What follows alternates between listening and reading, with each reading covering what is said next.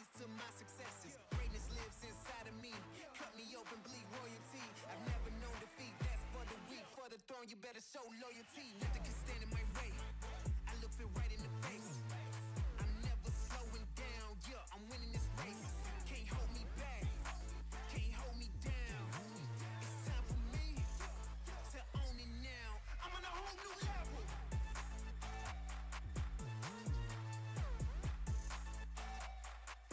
I'm on a whole new level.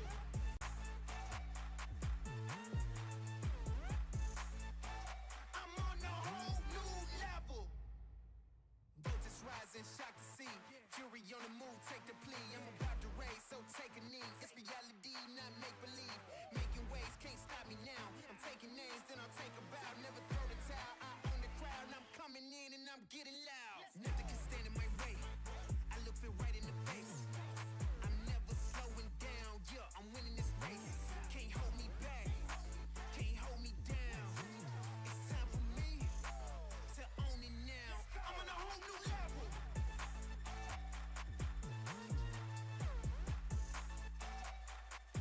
I'm on a whole new level.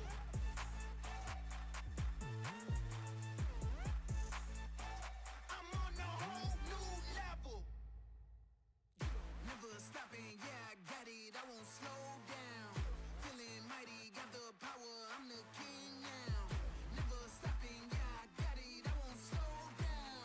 Got the power. I'm the king now. I'm on a whole new level.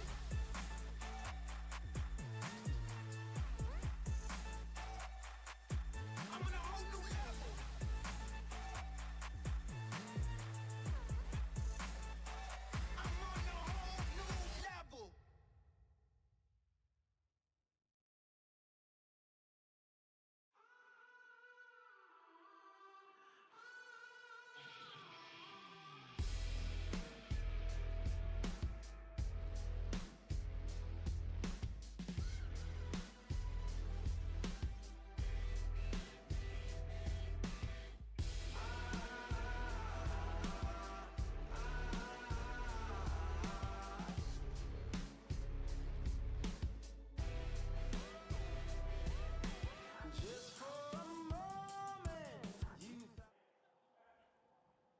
Hello and welcome back to Wine Country Sword Crush. Today is Longsword Day. Currently we're watching the URG Longsword Tournament.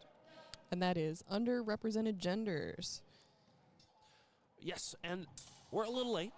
We're a little late due to some technical difficulties. We had to shut the whole thing down and reboot it. It was rough. That's right. Our machine did not want to cooperate, but now it does. So now we're here. We had to scare it. We did have to scare it. We're watching Emily Blade with Quash for now. Emily is representing the Sacramento Historical Fencing Academy. That's where we hail from, so we're cheering her on. Now we're not entirely sure. Oh wow, I cannot speak yet. Where Emily's opponent is from, but we don't care. We're rooting for our home team. We do care. We do care. We do care. We'll try to get that information for you soon, folks. But I don't care. You're not supposed to say that out loud. Wasn't out loud. I whispered it so nobody could hear it. Anyway, is anyone out? I guess we'll see. I certainly hope so. Looks like we've got 2 people watching. Ooh, yippee. So, this rule set's a little bit different than yesterday. Longsword is being run as a deductive scoring system. So both fencers start with a certain amount of points, and being hit takes away from your points. Whoever wins is based on how many points you have left, not how many points you have scored. Is it possible to go into the negative? I don't believe so. At that point, I believe that's just the end of the match. Interesting. How many points do you start with, Ronan? 7, I believe, if I'm correct, and 9 in finals. Gotcha. Okay, so we're swapping out here. Let's see, we are in ring 3 at the moment. Now, We've got a total of 3 rings going today, folks. Not as many women and underrepresented genders today. yes, that is correct. We don't have quite as many people for URG. We should have a whole host of people for open. But for now, Oh yeah, we're got doing the quite small the crowd. tournament first.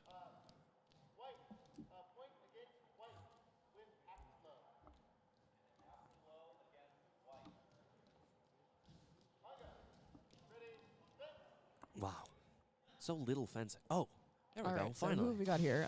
Kayla Moritz and Julia Quach again. That is right. Let's see, Julia, I believe, is red fencer. She's got the armband. Directors are currently debating only to come to a no exchange conclusion.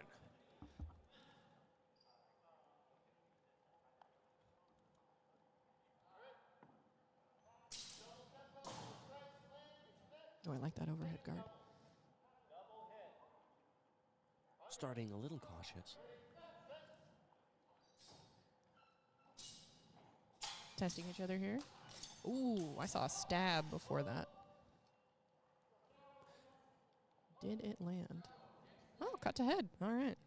Now, when people are hanging out in that iron gate position near their pelvis, instead of a nice long point forward position, it's a little tricky to get in there because you really don't know what they're going to do.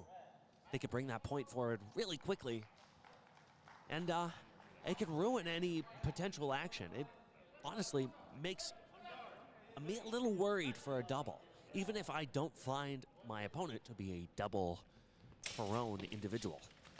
Ooh, swapping into that shoulder Vontag. Yep. Oh! That almost went into a grapple. Now, I do believe that running thrust did land. Let's see if the directors agree with our call.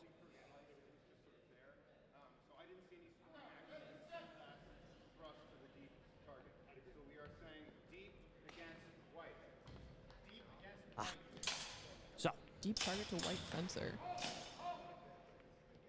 So that's a point, I think, for Kayla. or point against.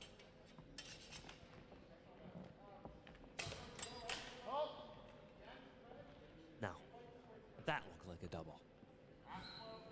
But one looked like No. a torso shot and one looked like a headshot. I'm totally wrong. That was an afterblow. I think that torso shot landed first, followed by an afterblow. My eyes are a little slow, a little sleepy. All right. It's a little early. Red fencer here is scoring a lot of points. Match red. Match red. Ooh, there's the scores. Sorry about that, folks. 7-0.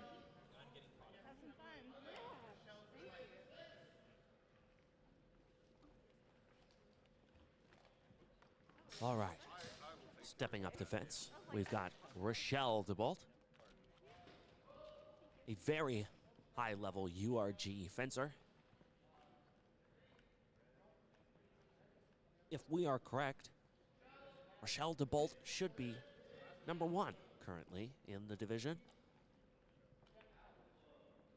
Up against her, Emily Blade in her first tournament. Emily's going to have a hard time of it. Can't believe she got put in the same pool. That's bad luck, folks. A very, very hard time.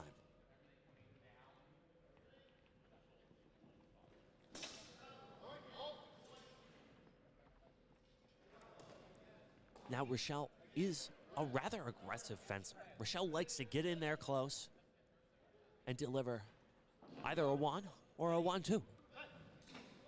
First and second intention. That's where Rochelle shines.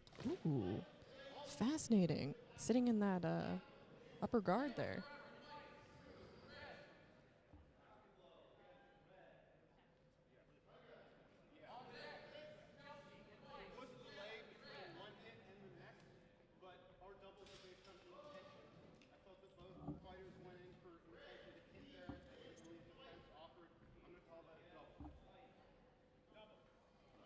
Seems like that was a washed exchange. I believe I heard double from the director. Ah, okay. Ooh, That was not a double. that was a direct hit to head.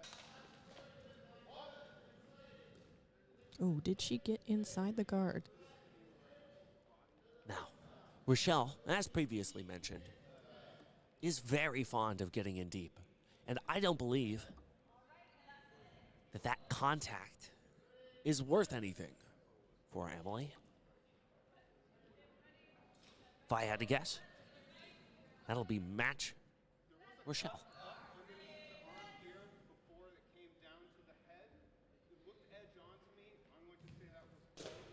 Oh, director has the opposite opinion. Opinion? Opinion. There's no G in there, Ronan. I realized that a little bit too late. But that's Anyway, a point for Emily. that is a point for Emily.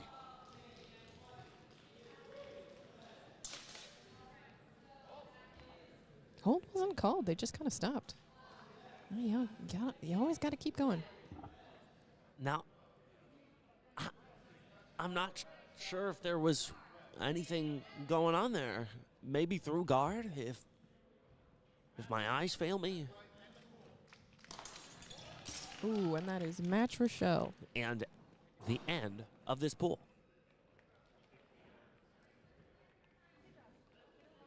All right, we'll see if we can swap to another active pool for you here. Now, we should be moving over to pool 2, where we've got Forever Peru. Ooh, she was And- fun to watch yesterday, folks. She was also in the Open Rapier tournament on Saturday. That is right. An excellent Myrist against Drew Lott. Oh, yeah, Drew's got the crab on her mask. Look at that. That is right. Oh, I loved that yesterday. Ooh, she is raring to go.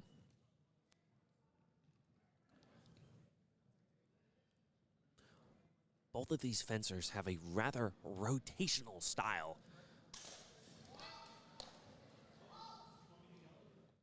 Ooh, okay. Hold was called before they could really get into that grapple.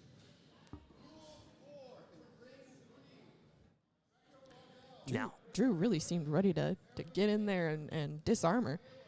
oh yeah, Drew seems to be the more aggressive of the two fencers. If I had to guess, this match will almost exclusively be a cut-centric exchange. It is quite a bit rarer to see longsword fighters use thrusts, but it's always nice to see. I wouldn't say the same thing. I think, honestly, it's a solid 50-50 from my perspective. I suppose, given that the rapier tournament yesterday was very cut heavy when it should have been thrust heavy, I suppose that makes sense. Yeah, well, maybe we'll see a little compensation today, a little over thrusting. I sure hope not. I want to see some cutting. I want to see a throw. I'm sure we'll get the opportunity to see one of those today. It is a longsword tournament after all. It would not be complete without at least one throw, whether it's legal or not.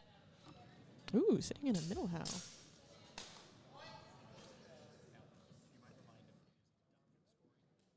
So, once again, this tournament is a deductive scoring tournament.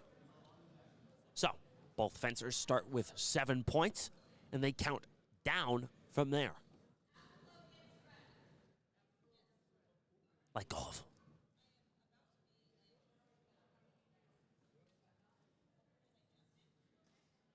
So we've got Forever with 5 currently. She's only lost 2 points. She's looking pretty good against Drew's 1. She's real close to that 0. She's got to pull it together here.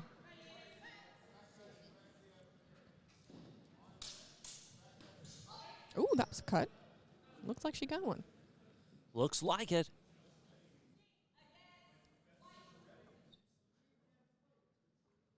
Now, that was called against white. Drew's getting a little closer to the potential of victory. It's going to be hard, though. She's going to have to get some deep, good targets to bring Forever down. It looks like that was cut to arm through blade contact. That'll bring Forever Peru down to 1 point left, evening out the scoreboard. Ooh, no. Oh. Brought her down to 0. That's match red. Wow, what a turnaround.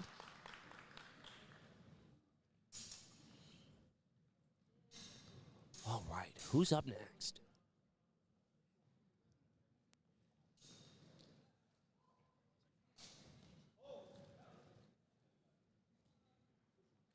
And we've got the AC already cranked up to high, folks. It's cold here, but we got the air going because it gets hot real fast under all that armor. Now, I wish I was wearing my gambeson right now because I am a little chilly. It's a little cold in here. You don't have a lot of extra padding. I really Ronan. don't. All right. We've got next fencers here. Looks like Jenna Johnson? The in red, and I'm not entirely certain that that blue card is correct, but Jenna Johnson should be correct. There we go. Kelsey Ward is Jenna's opponent. Jenna in red, of course. we'll get the scores up in a second. Yeah, sorry, I'm having trouble. Sometimes the table is a little delayed. No, this is 100%. Now, this is a technical issue on our side, but we will continue to blame the table. It's all the table's fault. Blame them. Yeah, we're doing everything perfectly, folks. In fact, we couldn't be better.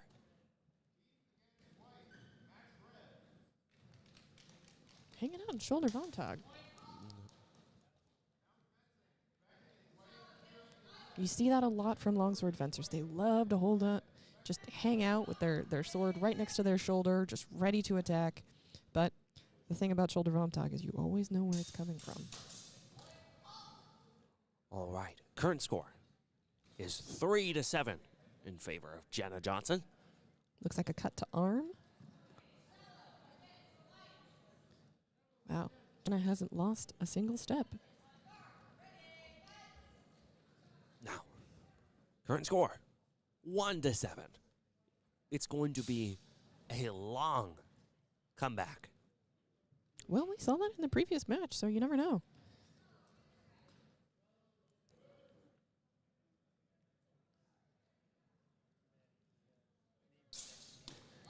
Ooh. Nice and clean cut to chest. That will be ending the match. Yep, that's match Jenna. I love the chicken patch on the back of her jacket. I love the chicken patch. Chicken patch forever. Oh, she's got she took off her helmet. I don't think anyone in the audience can see this, but she's got a little a hood basically under her mask that has a little what do you call it? Oh, yeah. Chicken waddle on it. Maybe we can get her to step into frame. Hold on. It's very funny. Excuse me. Oh no! Actually, we want to see it. we want to see that. Yeah, it's so great. No, step back into frame. Into frame in the center. We want. Yeah. No, a little bit farther. A little back up. Back up. Back. There we go. A little bit further. Oh, there we go. There it is. Now you can see it, folks. Show it off a little bit. There you go. We love it. Matches the chicken patch. Awesome.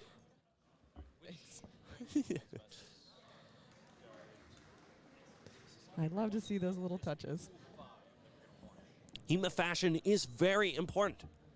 It's like 50% of the sport. It just means people are having fun. They're having a great time. Speaking of HEMA fashion, check this fit out. Oh, we saw her yesterday, folks. She was styling. Styling with the tail and ears. Getting that black and white. I mean, just even look at her socks too. You got one striped and the other argyle. Man, Styling head to foot. missed the turn towards the furry convention, but ended up here. And we'll take it. We'll take it. She was quite a pleasure to watch yesterday using a rapier, so I will be very excited to see her with a longsword. Yes, indeed. Oh, wow. Check out that helmet, Roman. Oh, so shiny. That's old school. Now, I believe that's one of the models that they don't make anymore, if I'm not mistaken. And she's got the brigandine around her collar, too. My favorite. So let's see if the names are accurate. We've got Becca in red and Stacy marked here in blue, but of course we have the red and white convention going. Oh, Courtney, we need your help. Oh, nope, changing views.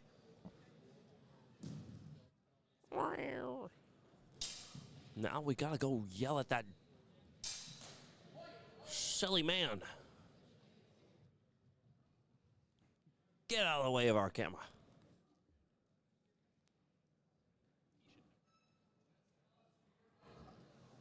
By the way, that's Chandler Brown standing there. Send him an Instagram DM telling him that he shouldn't have stood in front of the camera. Wearing a hat. Wearing a hat. Ooh, that was a fast delivery there. Cut to arm. Yeah, cuts to arm and to the leg, I believe, are scored as shallow targets. Yes, indeed. So they would be deductive of 1 point rather than 2. Yeah, it looks like Becca's still in the lead there. Now, the call being made is against the arm, so that brings us down Ooh, okay, she just got knocked down. 5-5.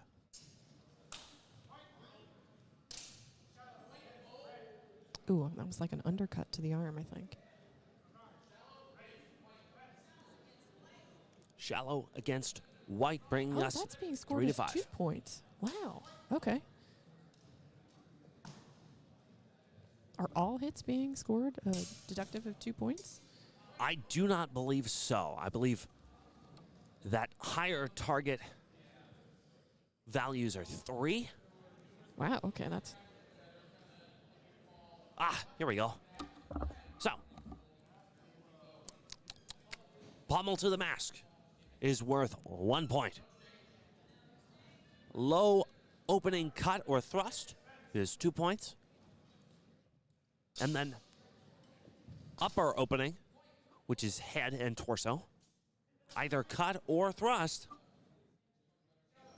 is 3 points. wow. All right. For clarity, that also includes the slice. It's got another cut to arm there. Current score, 1 to 5. Stacy's really got to bring it up. Really got to commit. Ooh. No, she cut around the guard.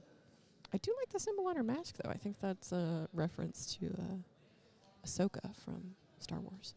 I didn't pick up on that. I never watched the Clone Wars as a kid. Oh, it was good. Good quality stuff, man. Heard it was peak.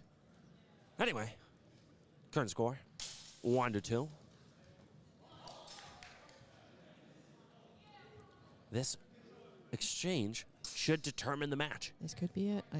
They can both feel it.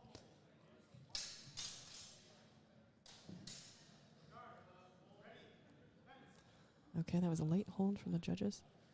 I did see that undercut. I think the judges are picking up on that.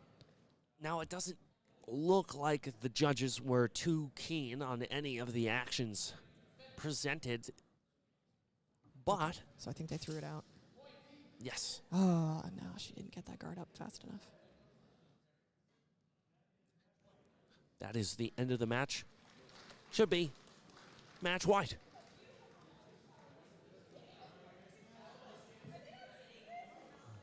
No.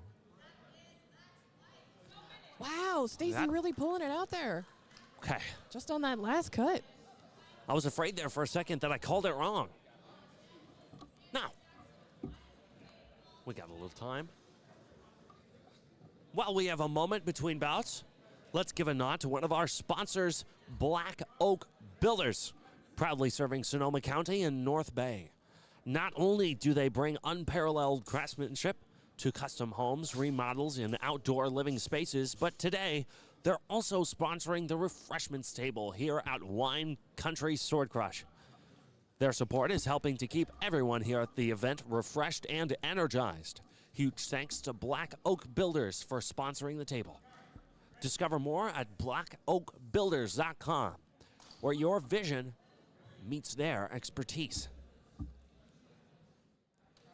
All right, next up we got Stacy Stocky versus Maeve Walls. Wow, Stacy's going right back in, but she's all right. She's still white fencer. Now we got new red fencer. That's Maeve. She's the fashionable one. Honestly, I'd say both of these fencers are rather fashionable. I like the rather heavy-looking armor style. Oh yeah, yeah. But I mean, look at those sleeves and those stockings. It's all Oh, so yeah. coordinated. Oh yeah. Oh, she's running right in for it. Oh, yep. I saw a cut to arm there, but I think they're ruling it as a double. First double. And do we still have the Double out rule? Yes, we do. 3 doubles is out. and that would look very bad in the pools. You might not make it to elims if you double out. That is true. It is not good for your card to double out at any point.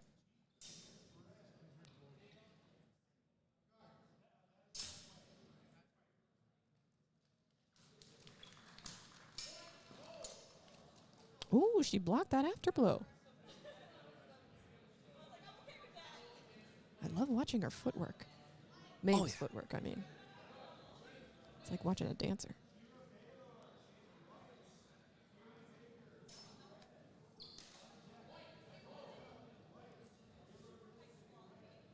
Now, I'm not sure exactly what happened there. We'll see what the judges have to say. Current score is 3-7. That's about to change with this next call. There might have been a small cut to arm.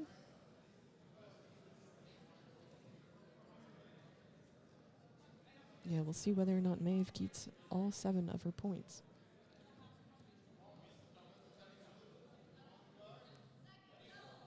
We'll see.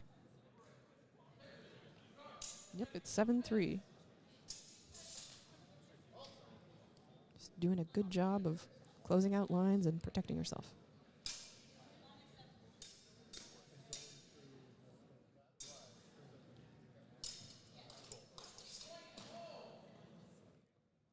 Now, I'm not entirely sure what was being called there.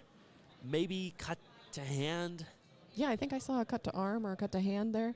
She blocked 2 attacks in a row and came around and hit her in the arm.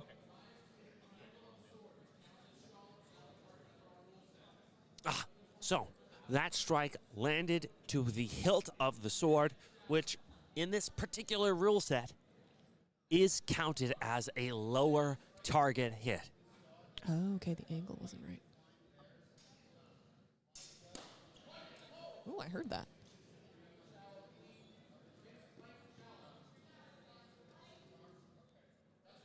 Okay, Stacy's gonna have to pull out another miracle like she did the last time. That's one more hand hit, ending the match for white. Stacy Stocky is our winner. Are you sure about that? Oh? What? I'm pretty sure it was Maeve the entire time. Oh, that's there. right. Sorry, I got mixed up on who was who. She is wearing all black and white. That's I do right. understand. Okay. Bravo. It's to hard to Maeve. see this outfit and think, oh, yeah, that's not white fencer, that's red fencer. My fault. Got a little mixed up. Oh, she's got one of those cool Anyway. magnetic sword sheaths. That she does. Oh, I love those things. You know what we also have? An ad read. Oh, This here we break, go. this break in the action is brought to you by Jesse Belsky Stage Swords, the name behind some of the finest stage and stunt weapons in the business. Jesse's blades are trusted by performers, fight choreographers, and historical fencers around the world. Hand-forged with precision, balanced for performance, and designed to withstand the rigors of real movement. These swords aren't just props, they're partners in storytelling. Check out the armory at jessebelsky.com/stage swords, where craftsmanship meets combat. Sounds pretty good. I might have to check them out. Oh yeah. I think I've seen them at a table on an event before. Oh, okay. All right, we've got a new contender here, the white fencer. Susanna? Yeah, Susanna.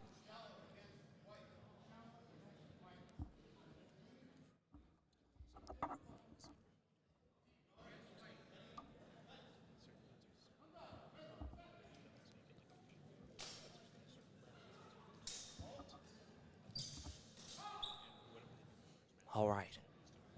It looks like Maeve has the early lead in this match. That was a deep cut against Maeve, though, so they're bringing their score to 4-4. Not anymore. That's 4-4. That looks like cut to hand. Breaking Susanna Jackson's score down 2 points.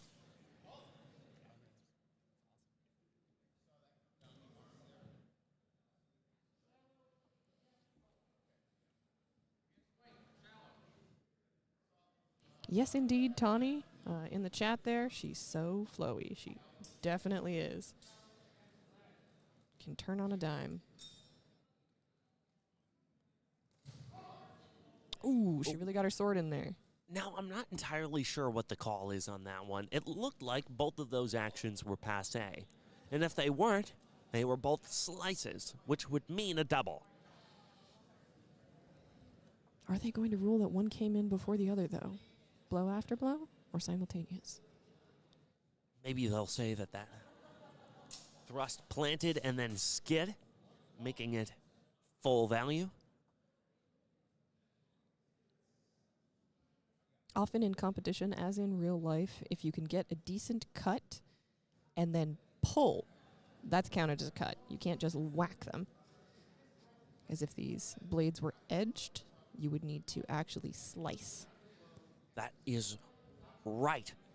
And I believe, if I'm not correct, the required draw distance for a draw cut is not that far. It's only Current, 4 inches? maybe? Less? No, more. More. Maybe a little more. Anyway, current score, 1-4. We'll see what it is. That's match red. And Maeve pulls out another one. Susanna was very fun to watch, though. Very energetic.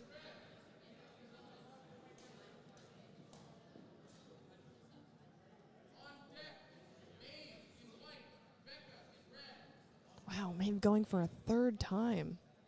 All right. That's a lot. 3 matches in a row can really tire Oh, you. no. No? No? Maeve's on deck. On deck. Okay, on deck. So she gets a break. That's good. The current match is Susanna Jackson, who just fenced, versus Becca Robinson. Are they both from On Guard Fencing? Wow, a showdown between classmates. Fellow students, excuse me. Classmates works, I guess. That's not a bad term. Classmates? It just sounds a little funny when, you know, most of the students are over 30. True, true.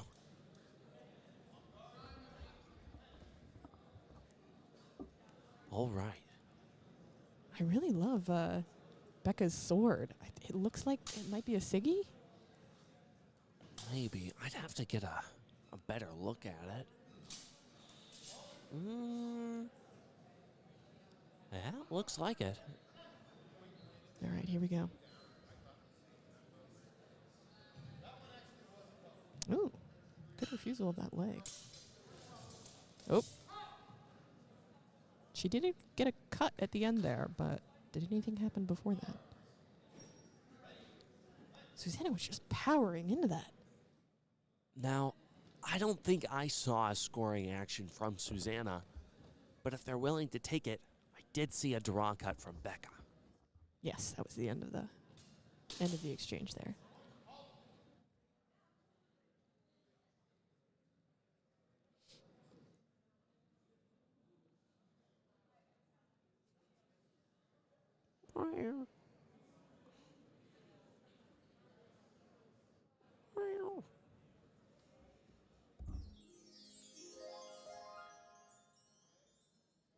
Anyway.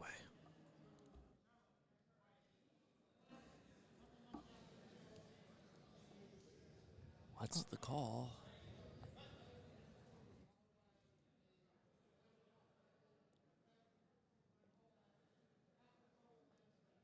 Afterblow against Red. Really? All right, so they took a point away from Becca. They must have seen something that we didn't, folks.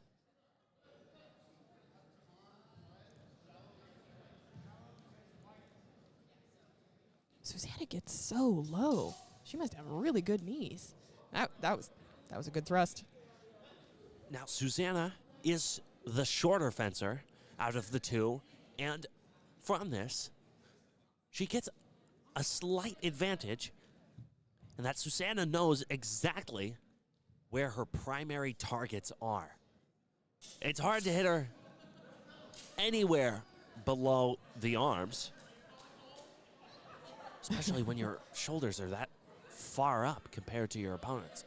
Looks like they just had a reset there because Becca wanted to self-call a cut to leg, but it was sort of passe. Susanna waved it. The judges waved it.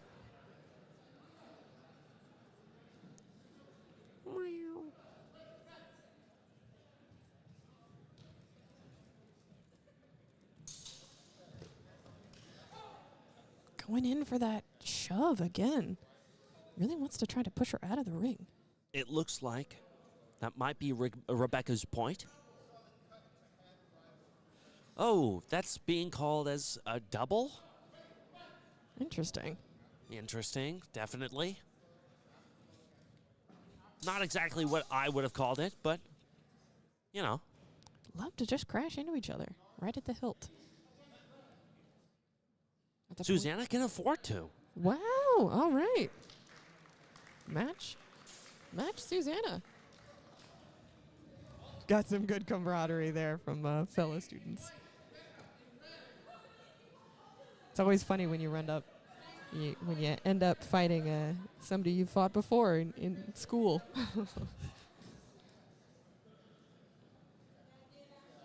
All right, now Maeve's back up against Becca.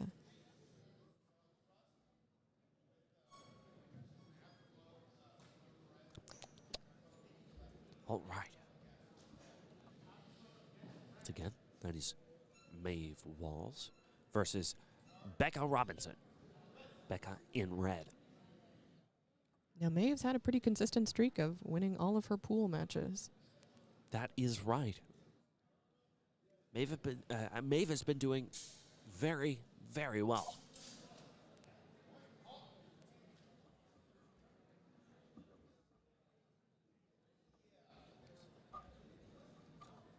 Now, Looks like we've got someone cornering for Becca here, trying to psych her up. Maybe giving her some essential advice, perhaps to counter some of Maeve's attacks. all right. It's very much like boxers. You've got a coach in the corner. Honestly, I would say the coach is very important to a lot of people's fencing performance. Oh, this is a very fast match. The footwork is incredible. Oh, okay. There was mutual contact there. Yeah, I did sort of see a cut on, sort of under to the arm. Both made contact, but I'm not sure the director and the judge really want to call it. Yeah, I'm hearing low quality.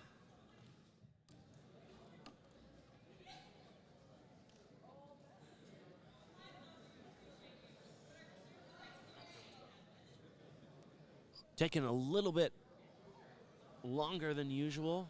Just kind of sitting around. Oh, okay. There we go. Last exchange was no exchange.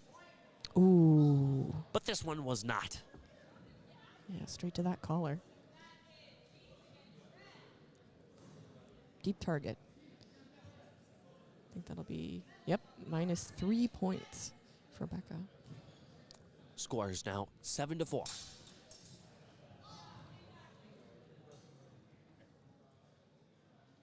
Cut to hand.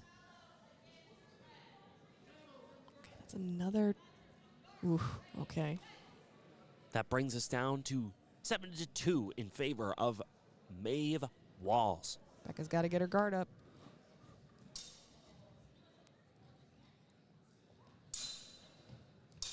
Both of these fencers are Oh, that was just barely within her guard. I think that was on her fingers, on her wrist. Yeah, I know. Okay. Ooh, and that is match white.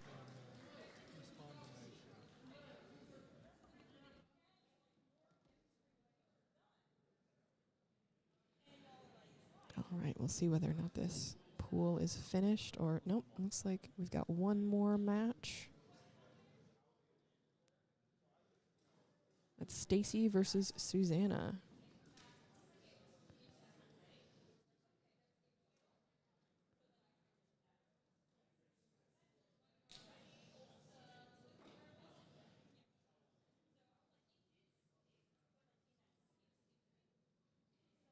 It looks like this might be the last match of all three pools.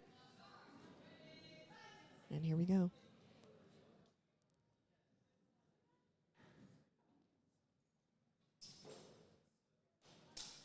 Some light touches, but ooh, Susanna got a good thrust to torso, I saw. I'm seeing a cut to arm, though. Was that an afterblow? Okay, I'm back.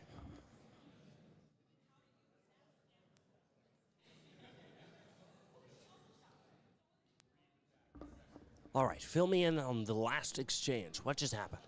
I saw a thrust to torso from Susanna. I did see a bend in the sword, but I think there was a cut to arm before that. So I think that's... Nope, okay. Susanna did score it. So that's -2 points from Stacy.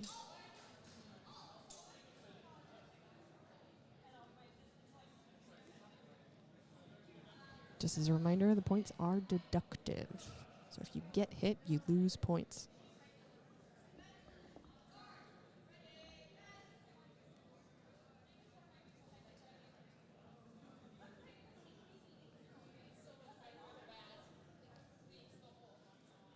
Oh, yes, that's a better angle. Thank you. Ooh, I think she managed to slip her sword in there again.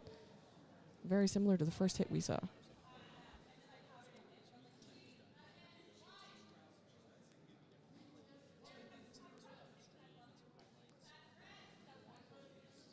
And that is match red. Good job, Susanna. She kept sneaking her blade in there. All right. So, that is the end of pools, yeah? So, Yep, looks like it. we missed a little bit of the first part of the tournament. We So now apologize for that.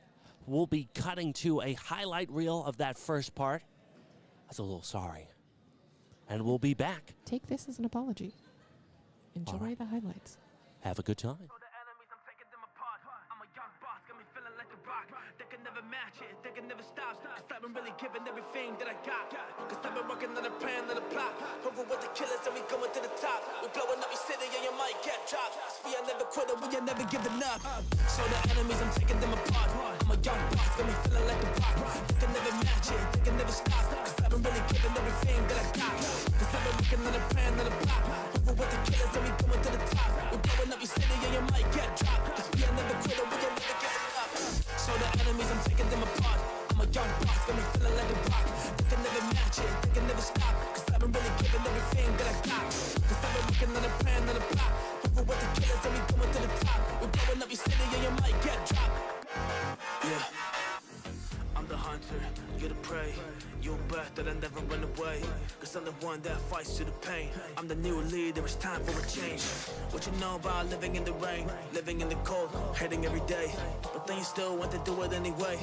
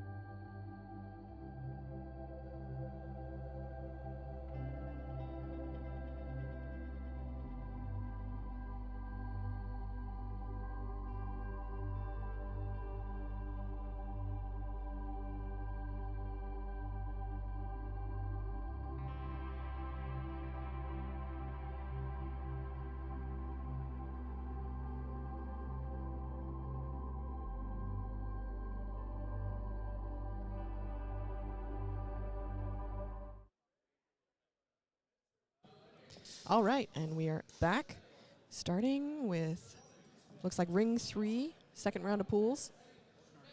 And we've got Ashton Warren versus Becca Robinson. We've seen Becca before. She's the red fencer. Oh, no, sorry. We're switching. No, this is the one that I meant to be on. Wait. Oh, they changed on me. Oh my God, hold on. Oh, no, hold on. Well, I know that's Maeve there. Yeah, I thought it was on. Did they update the pools? Oh, they. Hold on. I don't know. Something got updated. It's coming up. We're following me. Okay, I think we're updating Hema scorecard there to reflect who's in the ring. Okay, there we go. Maeve versus a different Becca, Becca Waddell.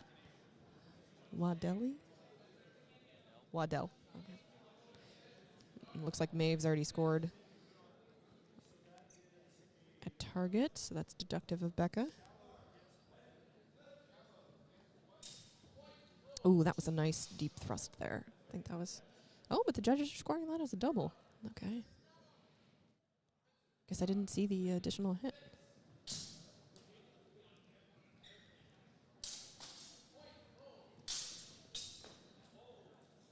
That was a fast cut. I almost couldn't see it.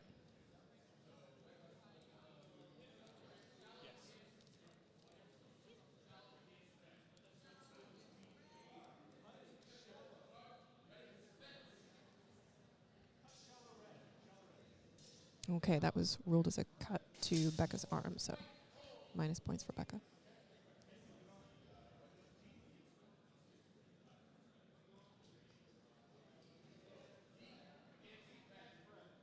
Deep cut against Becca. And that is match white. Maeve is doing excellently today. She has not lost a single match.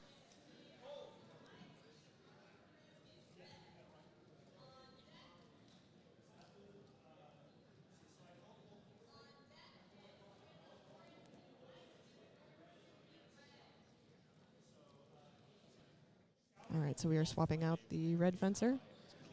It's now Forever in red, up against Maeve again. I think we already saw this. Ah, you're back, Ronan. I'm back. I didn't know there wasn't a... I thought there was a co-star there for a second. A co-star? Well, I thought there was somebody covering me just for a moment. But I was wrong. Excuse me? Well, Alec was here. I guess I'm chopped liver, folks. Well, I was not referring to you as the co-star. I was referring to Alec as the co-star.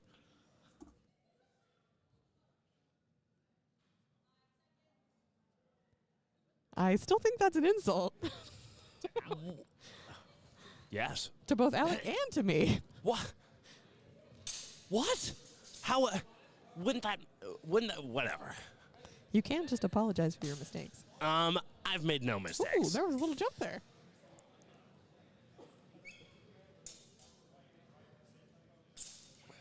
And they're smiling. Oh, they're having a good time. I think that was a cut to arm against Forever.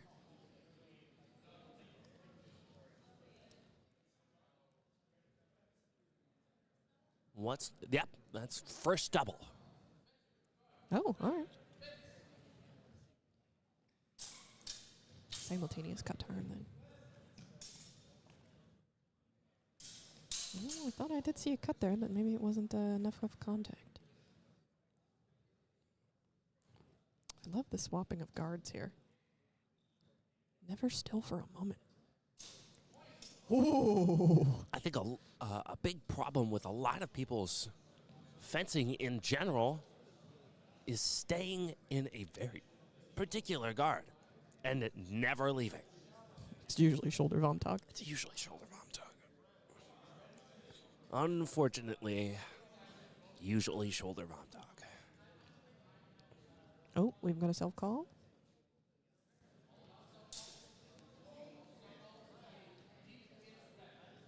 Oh, wow. Bravo, Forever, taking that self-call. Good on her. So, according to Ted, cut was waved off. Not a double. That was a solid hit to head. Good strike. Let's see what the call is. What, who got hit? Sorry, I blinked. I think Maeve got hit. Okay. Not seeing any points deducted, though. That was a very solid hit to head. Oh, that was a cut to arm. Now, current score Oh, there it goes. Okay. is 5-4 Very close here, folks. in favor of Maeve. I'm loving this match.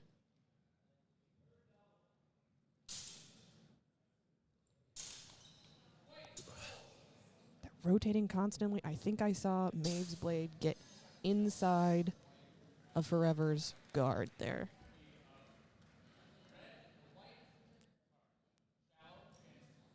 That's shallow hit to red. Score is currently 5-2 in favor of Maeve Walls.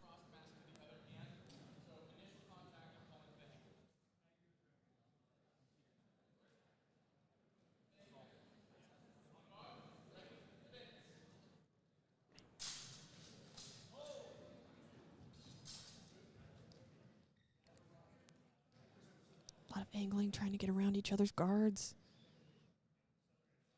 Shifting to the outside and to the inside. Ooh, that was a circular cut. Did it land?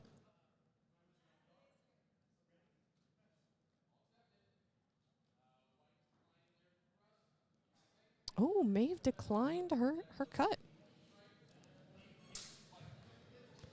We're seeing a lot of really good, honorable conduct in this match.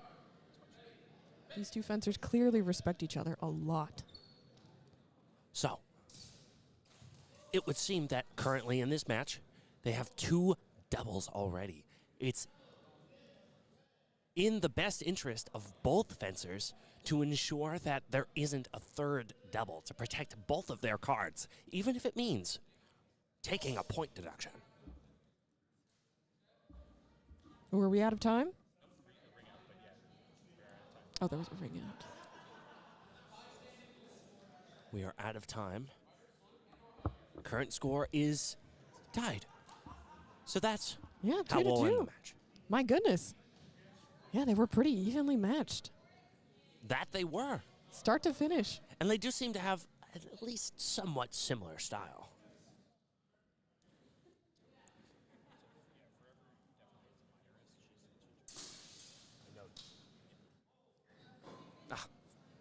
Forever is most definitely a Myrist, and I honestly would assume that Maeve is too.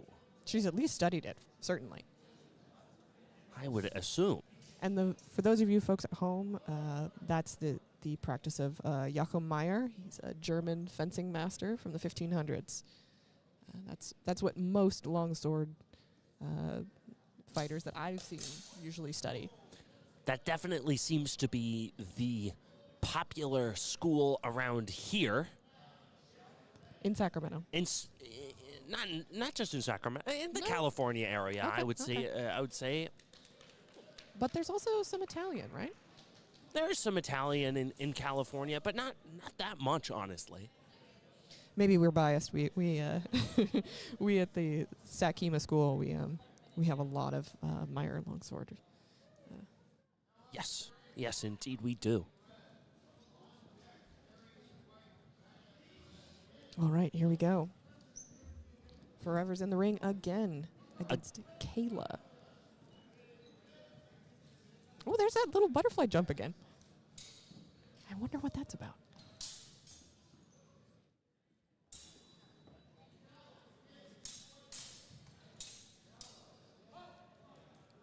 Oh, I think we got a self-call.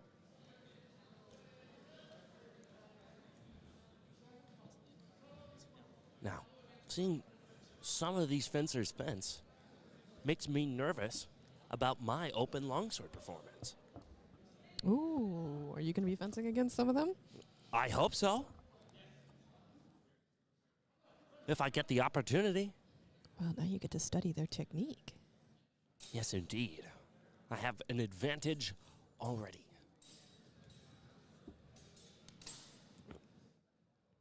That looked like a cut to hand, but hold was not called.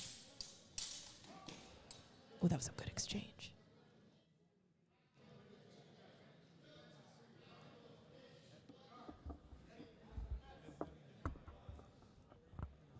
Looks like the judges are deliberating here.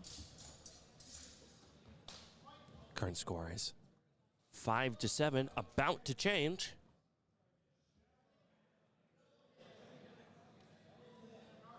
What is the call? It looks like they're going to wash. No exchange? Looks like it. No exchange.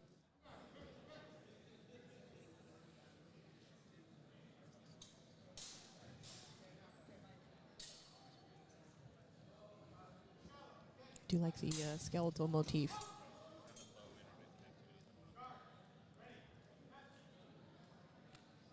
Looks like our internet might be a little impacted. We're trying to update the scores. Every 20 minutes, for whatever reason, my network drops.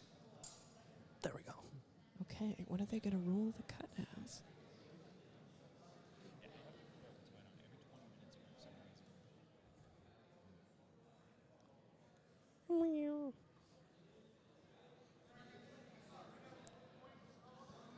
The judges are... What? Oh. I was terrified for a second. Oh, sorry. Yes. Somebody in chat said, yes, Jacob Meyer. Funny. Clearly, we have a very comedically talented audience. Yeah, you got to get the hach in there. Requires some hach. All right, here we go. Tua. Doesn't look like that last exchange. I don't think they got any points there. Current score is still 5-7.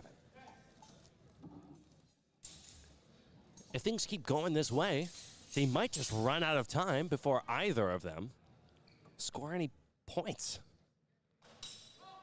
Ooh, I think that worked. It's that wind up. Forever likes that first initial, I guess it's almost a feint uppercut, and then following up with another full cut. 5-5. Yep. Score has been evened out. Somebody's got to make a move.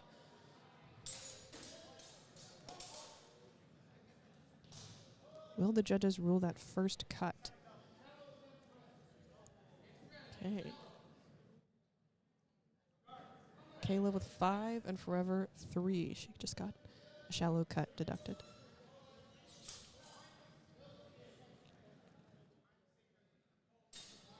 Now, we're out of time. This is their final exchange. Oh, that wasn't clear.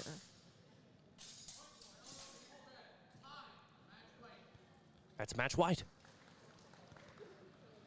Good job. Forever is a difficult opponent. She's very technical. Yes, indeed.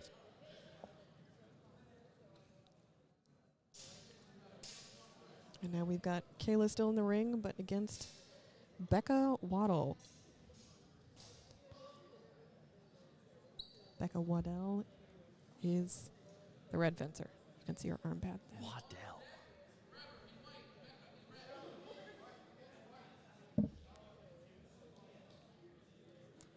Now,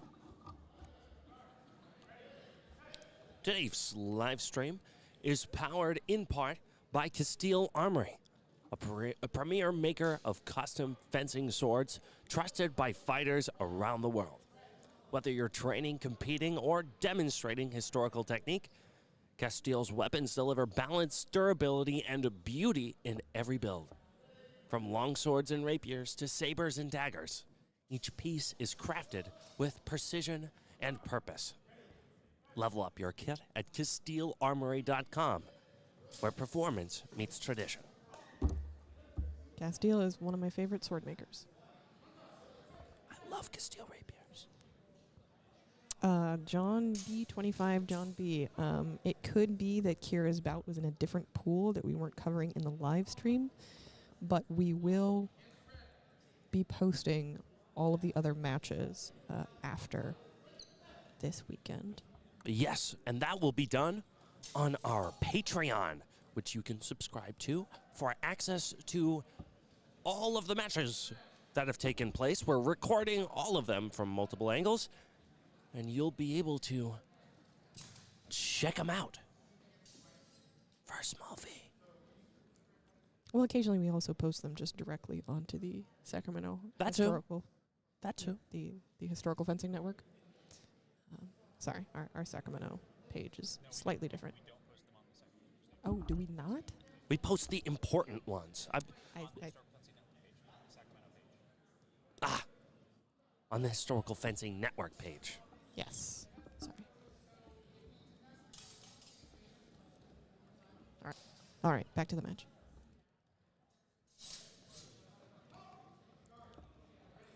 That looked like a double to me. It would seem that our fencer in white is the aggressor of the two. Opening the match with a pommel to head, which I don't think I've seen yet. Current score is 4-3 in favor of Kayla Maurice.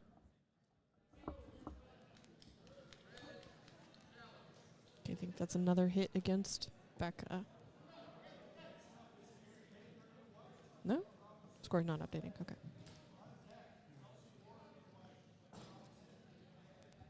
Was that a self-call? Looks like it.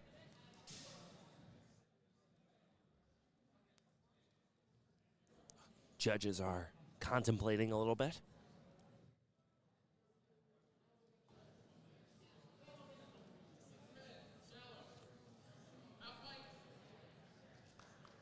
All right, that's match white. All right, Kayla taking it.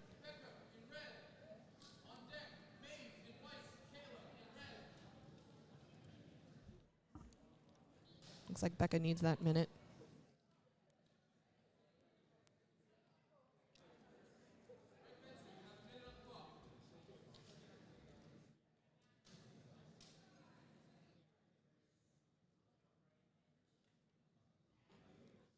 Meow.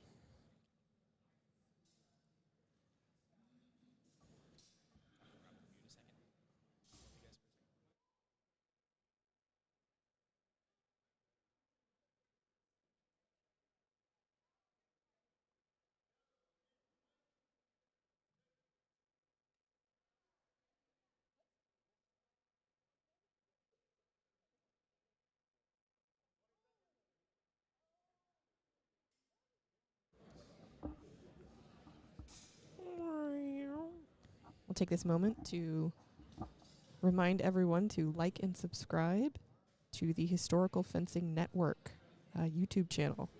And you know, folks in the chat, if you let us know ahead of time what match you want to watch, maybe if there's somebody in particular you're looking for, hoping to see, if you let us know ahead of time, we have no problem cutting to that match.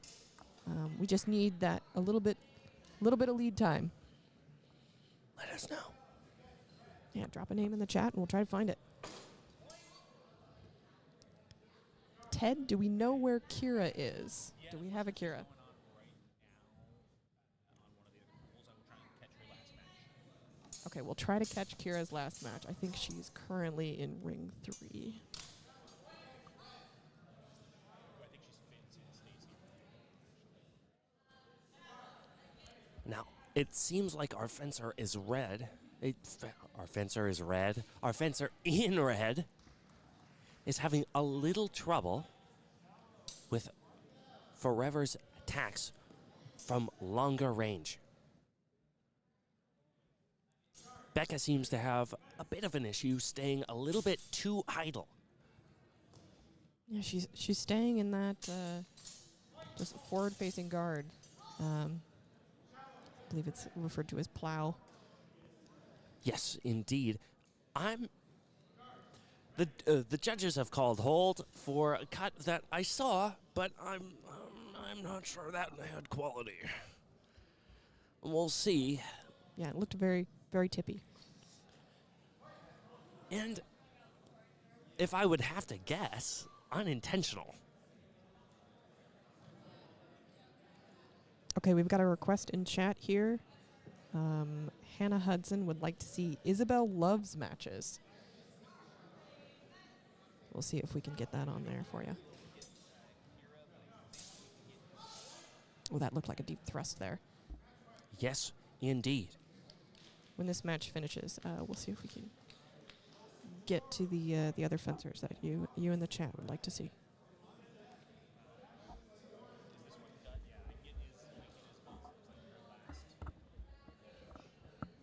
Okay, I think we can catch Isabel's last match. She might be in ring 1.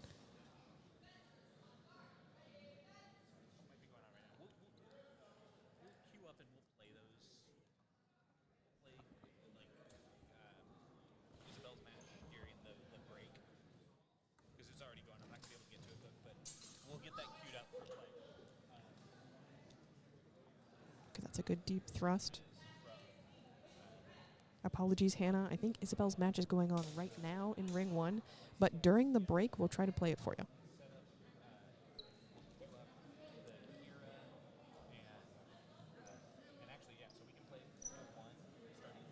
Okay, I think that match finished. All right. Ted, can you give us the scores? Oh, sorry. This should be Yep, accurate. looks like Forever took that one. That's a sweeping win for Forever Peru. I think the only match she lost was against Maeve, and they tied. That's right. An excellent performance thus far. So, Robin, what we're going to do is because Kira and Isabel are in the same pool together, we're going to queue up basically 4 matches in a row or 5 matches in a row because we'll be back-to-back all of both of those matches. So once we have a break, that'll be long enough to play that. Worst case, we'll play it at the end of the stream between stuff for people. All right, now we're getting going. You can let the chat know. So, folks in the chat, it sounds like both Isabella and Kira were in the same match, so we should be able to, during the next break, we should be able to queue up that match for you. Maybe actually quite a few in a row. So stick around during the break, don't leave. For right now, we're still in ring 2, and we've got, let's see, I think Maeve and White. Mm-hmm. And, remind me the name of the red fencer. I don't remember. I'm so awful with names. Sometimes I don't even remember my own.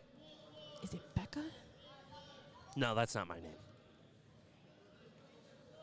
Oh, we've got another question in the chat.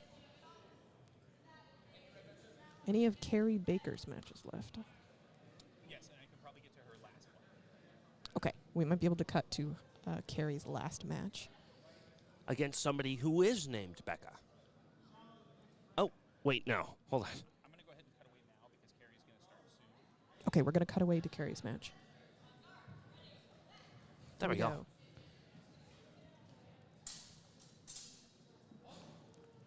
Give the names a second to update. Okay, we've got Carrie Baker in so red. This is not hers yet. It'll be up in a second. They're finishing up the previous match. Oh, okay, sorry. Still got some other folks finishing up their match in this pool, but we're queued up in ring 3.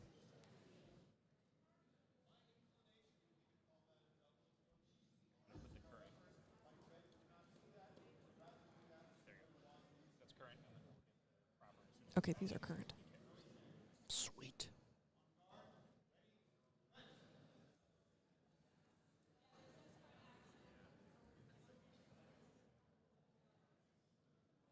Both fencers hanging out in that classic HEMA tournament guard.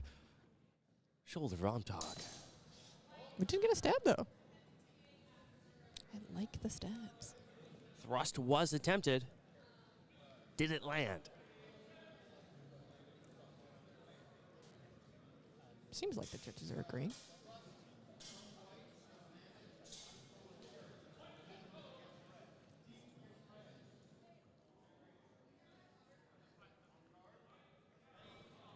Okay, so that's a thrust against red.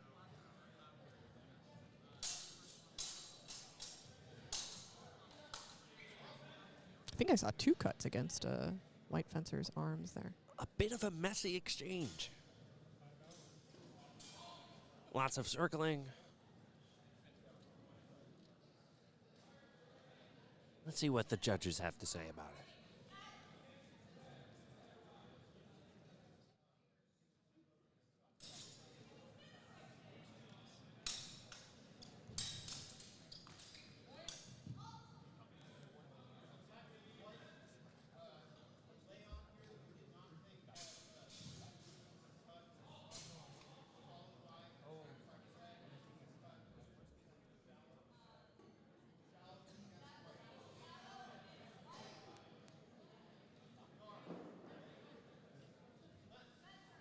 Ooh, Oh. sorry. There's a bit of a glitch there.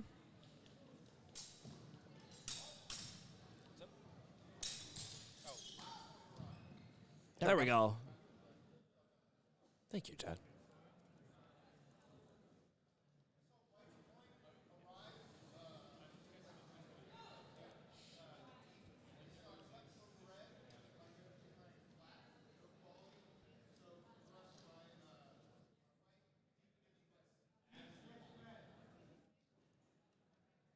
I think that.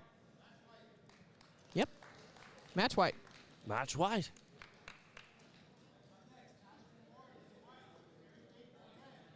All right, so we got Carrie Baker coming up. Hello, Monarch Historical Fencing. Are you local? Are you from a different state? Nope. Doesn't sound local to me. Finally get to tune in. Oh, busy. Well, you missed out on all the rapier tournaments. That's too bad. You did. Shame on you. Well, you can go back and you can actually watch the live stream. It's still there. It is still there. I think we had 2 different live streams yesterday. We did. All right. It looks like we've got 4 judges sitting around, slacking off. Not exactly sure what they're discussing. Probably talking about, I don't know, beard grooming, Oh, mustache wow. grooming. Monarch Historical Fencing. You're in Kansas. My goodness. Lamau. Rude. Me when Fencing Academy isn't in California. All right, here we go. God, I love elitism. Current match is between Ashton Warren and Carrie Baker. Carrie in red. Carrie in red, yes.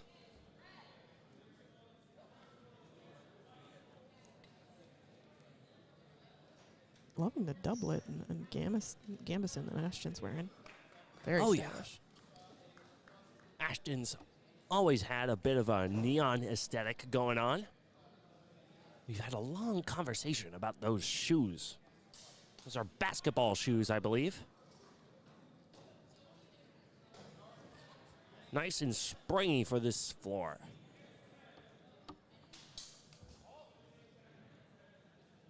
Oh, I didn't quite see that one. Cut to arm. Shallow cut to arm against Ashton. Ashton with 2 and Carrie with 7. Carrie's doing pretty good. That is true. It looks like Ashton's going to need to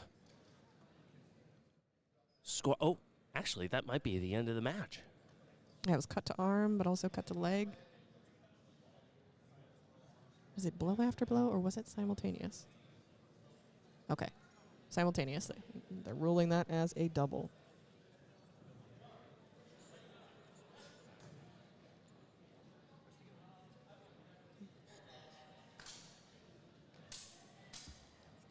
All right, minigun sniper, we'll see what we can do. That looks like it's going to be the end of the match. If I saw that correctly, What did you see exactly? I looked down at the chat. Carrie Baker delivered a cut to an upper opening through Ashton's guard. Potentially winning the match if the judges agree. While it wasn't deep target, it was shallow target and not a pommel. So that's 2 points, winning the match for Carrie Baker. All right. Yeah, she did. She did hold that center line. All right, so any remaining matches with Becca Waddell? Not sure. Hold on. We'll check. Ted, do we have any remaining matches for Becca Waddell? I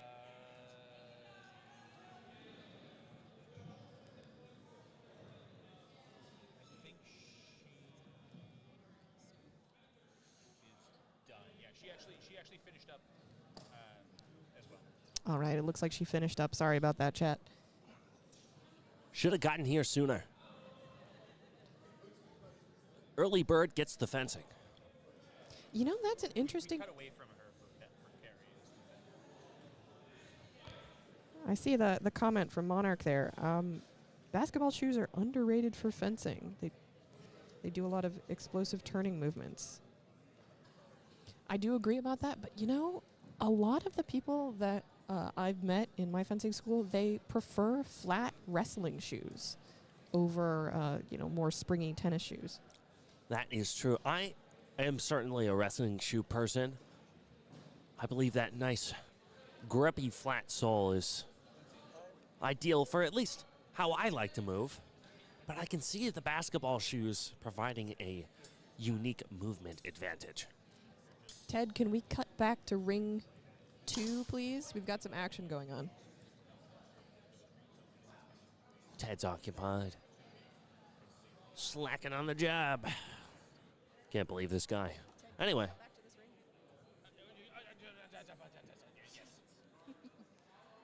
There we go. There we are. There we go. I'll get the Okay. All right, and we're seeing Emily again. Woohoo! Yippee. This is...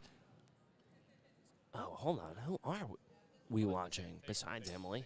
That's Emily Blade and Jenna Johnson. Emily Blade in red. Current score is 7-5 in favor of Jenna Johnson. If you remember, Jenna Johnson is our chicken-themed fencer.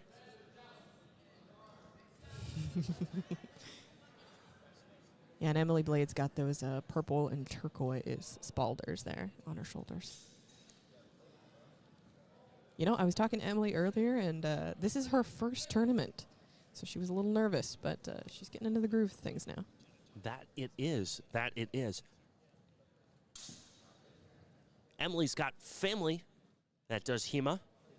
And if I'm remembering correctly, Emily's initial motivation for starting HEMA was to beat up her brothers.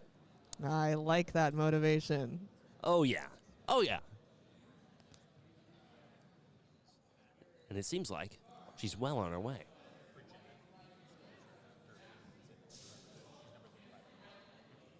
Now, Jenna Johnson is number 35 in the world.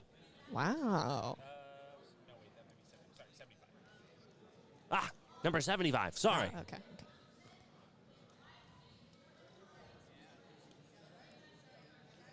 You know, no matter what happened in that last exchange, I saw a good swipe from Emily, and she just...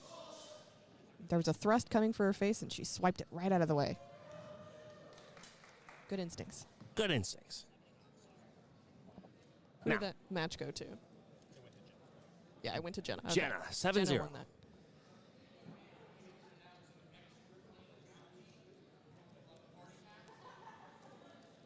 Ooh, there's a little party hat. Look at that. It's a rainbow. Somebody's got to hit it. Oh yeah, if you could do like a crown hit and just pop it right off, that'd be Oh, yeah. impressive.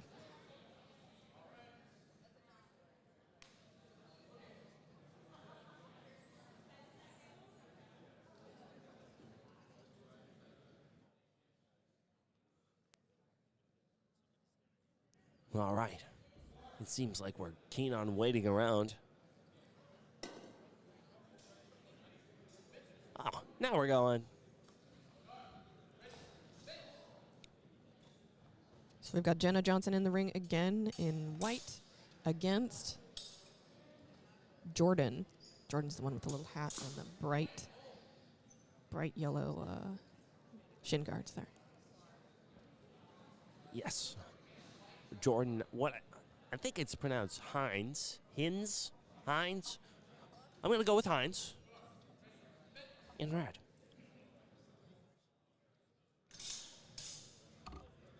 This is shaping up to be a fast match. That it is. I saw a mild cut to leg. I don't know if that really hit. Potentially some hand contact there. I'm not sure if I would really call either worthwhile. We'll see what the judges have to say.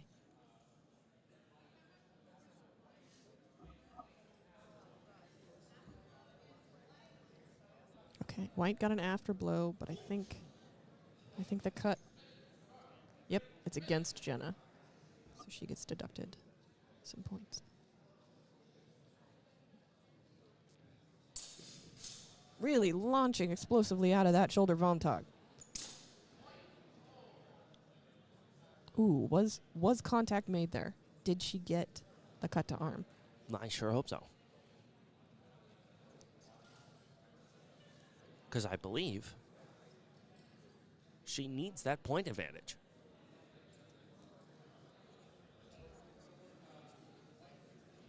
The score is currently 2-7. 4-7, sorry. In favor of Jordan Hines, but no longer. 4-4, evenly matched.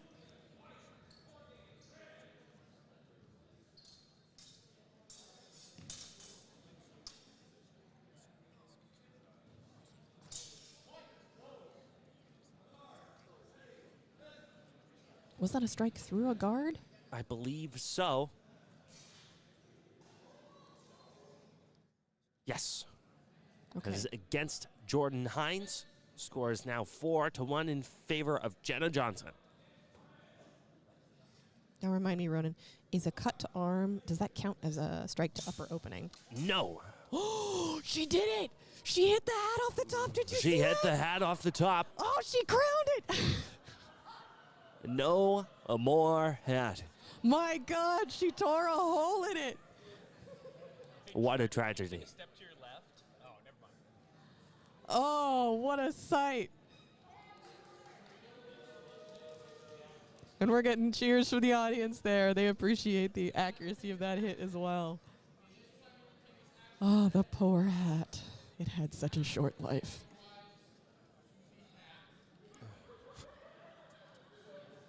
Director is saying that the afterblow was delivered to the hat, which is now a scoring target, apparently. So we're 3-1 here.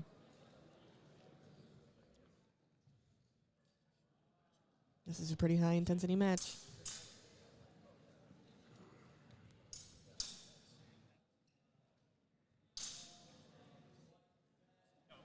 Both swapping between the...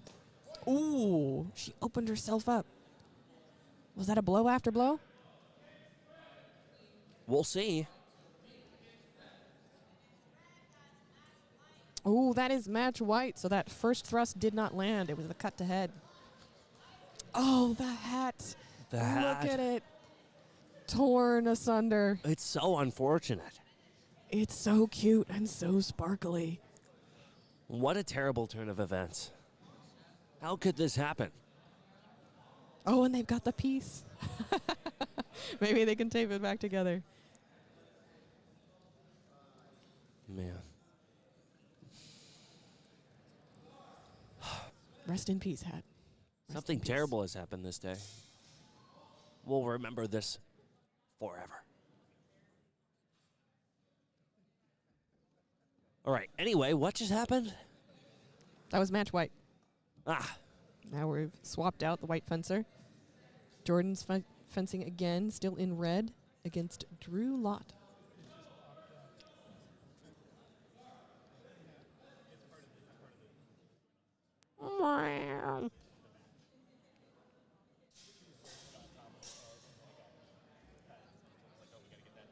All right. I appreciate your requiem you're singing there, Monarch, in the chat. In the arms of the angels, indeed. All right, here we go. Oh, That was a nice thrust. Deep target against red. So that's -3 points. For those of you joining us, this is the end of the second pools, and the points are deductive.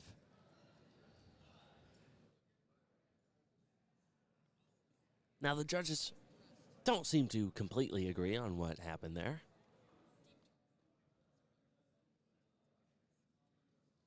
Current score is 7-4. Maybe about to change.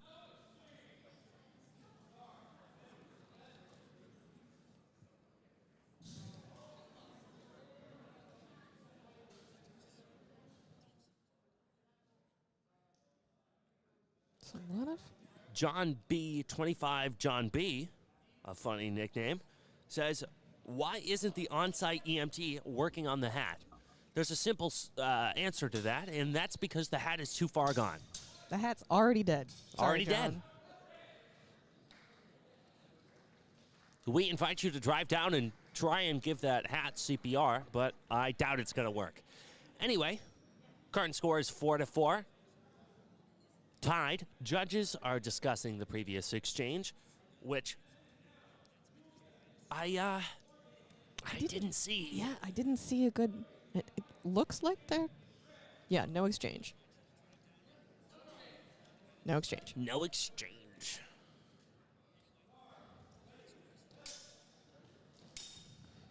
Drew really raring to go again there, but hold was called. Oh. Okay. Hold was called for safety measures, I think. No, that was shallow against red. Oh, there was a shallow cut in there. Okay. I don't think there was, but the judges called it anyway. Okay, that was a lockup. Win And into that's- that bind, and it's a point against red, so that's match white. Match white. Drew took it out of there.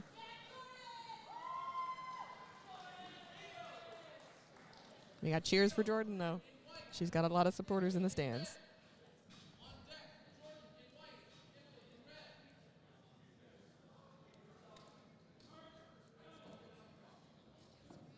All right. Now we've got Emily Blade against Drew Lott. Emily Blade in red. Yeah, you're right, Monarch. Trying for that upsets and win into that bind together. All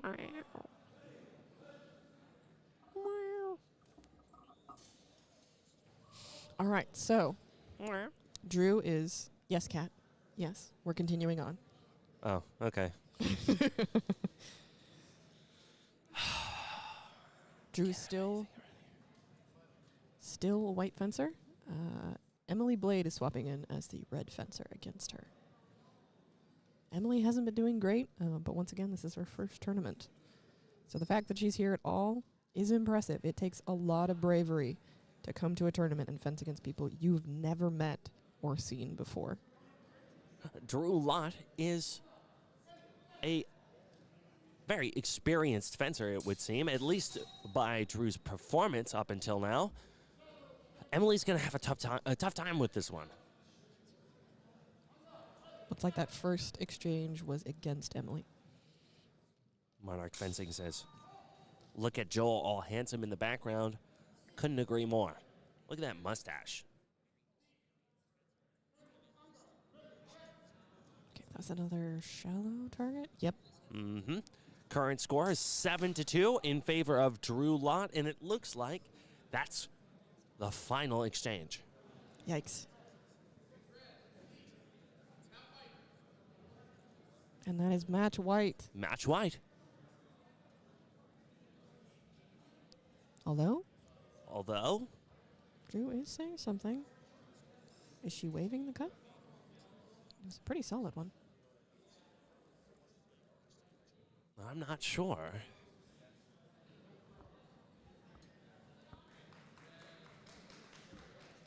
It looks like there was a wave there. But it shouldn't matter. Oh. Score is now 7-1. But there was an immediate hit. Doesn't matter. Good honor, though. Good honor, though. That's a win We'd for love White. to see that sportsmanship-like attitude. That willingness to be wrong, to take accountability, and to be fair.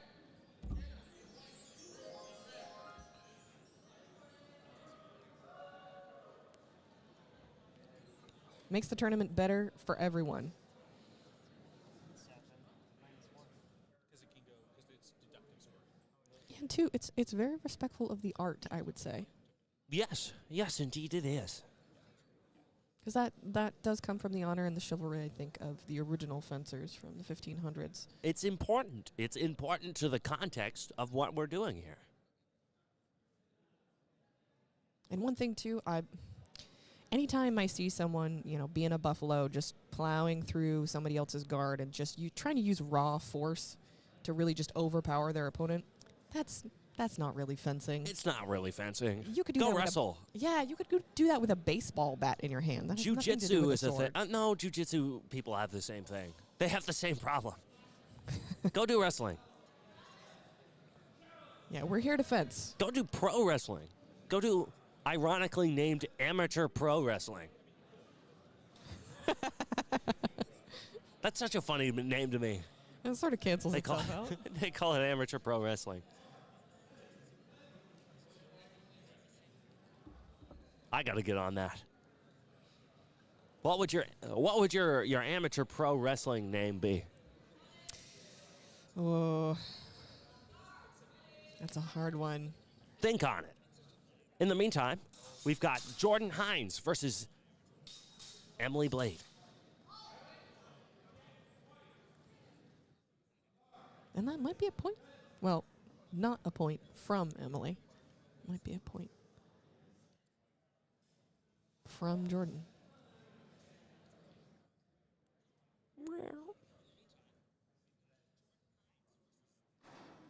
Melissa says wrestling shouldn't be pure strength either. While I agree, I feel like it has a little use of force has a little bit more. Yeah, as Ted just said, wrestling has weight classes to account for that. But, I would agree that leverage is very important. Yes. I don't want to boil down the fine art of wrestling into a muscle competition. It does have a history just as old as fencing does. In fact, probably older. Significantly. Oh, and that was just a little cut underneath the hands, underneath the guard. That's why hand protection is so important, folks.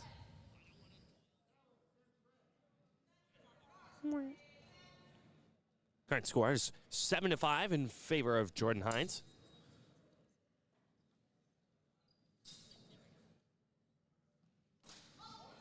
Oh, that was a good feint. Yes. Sorry, I'm impartial. Totally impartial. 100%. I'm lying. I'm partial.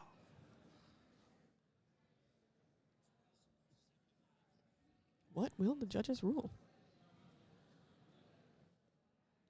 I think my WWE wrestling name, Ronan, might be Fairy's Fart. Please elaborate. Well, whenever I was fencing an old friend of mine when he was first teaching me, if he would hit me and he'd be like, did I hit? And then I'd be like, less than a fairy's fart. Okay. The gentlest of touches. He was Scottish, of course, so... Peter Morrow from the Sacramento Historical Fencing Academy says Ronan is about as impartial as a new mother. That's true. That's me. Anyway. Oh, that's another cut underneath. Jordan Hines is taking the lead, unfortunately. 7 to Emily Blades 3.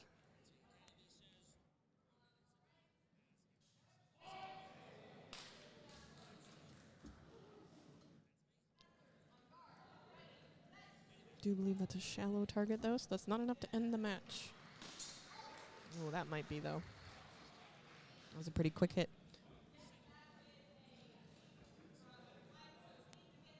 That's deep against red. That should be ending the match. Yep, match white. Match white. Match for Jordan. Come back next time, Emily. We want to see you here again.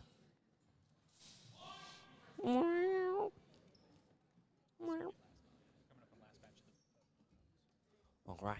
We're approaching the last match of the first round of pools. We're in the second round of pools? Yeah, did you miss that, Ronan? Yes. I did say that. Yes, I did multiple miss that. times. Or maybe I just forgot. The memory of a goldfish, this one. Oh, yeah. What are we talking about? Anyway. I did see, yep, double both to hands, simultaneous. A double to hands simultaneous between Jenna Johnson and Drew Lott. Oh, I feel like the judge moved right in front of them right as they were exchanging blows. Now they're calling that as a double. I'm not sure that was a double. It looked like an afterblow, but the judges are the arbiter of all things. Going into that bind, Even if they are blind. swinging around.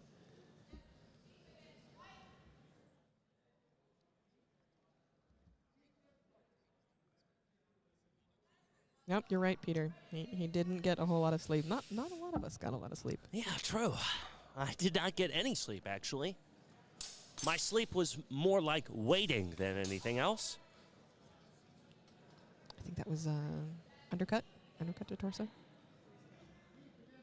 Still count as a deep cut against red, I believe.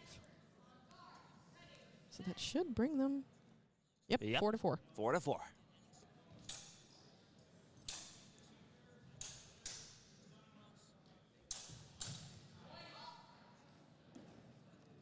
Was that another? No, okay.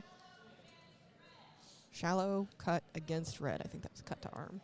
That was the call, leaving us at 4-2 in favor of Jenna Johnson.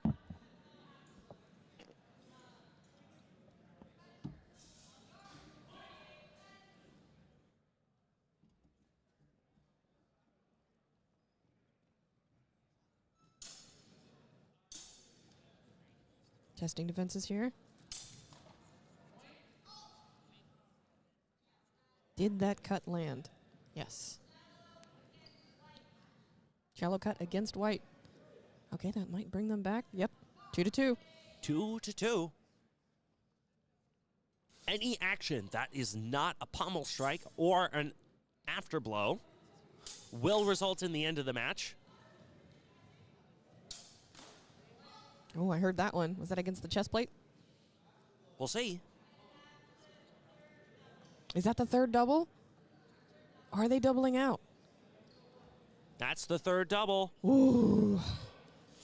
Double out. That's a shame to see right at the end there. They were both fencing very, very well in pools. Truly too bad. All right, let's go ahead and let's skew up the long. I think we're probably with a little bit of time, so let's do a long play. Yeah, I don't want to, because that's the last match. Also, it's already in progress. So let's go to the long play timeline. All right. And then let me know when you're ready, and we'll. That is the end of the second round of pools. We will soon be moving into eliminations. All right, 3, 2, 1, go ahead. For the enemies, I'm taking them apart. I'm a young boss, got me feeling like the rock. They can never match it, they can never stop. Cause I've been really giving everything that I got. Cause I've been working on a plan and a plot. Over with the killers and we going to the top. We blowing up your city and you might get dropped. Cause we are never quitting, we are never giving up. So the enemies, I'm taking them apart. I'm a young boss, got me feeling like the rock. They can never match it, they can never stop. Cause I've been really giving everything that I got. Cause I've been working on a plan and a plot. Over with the killers and we going to the top. We blowing up your city and you might get dropped. Cause we are never quitting, we are never giving up. So the enemies, I'm taking them apart. I'm a young boss,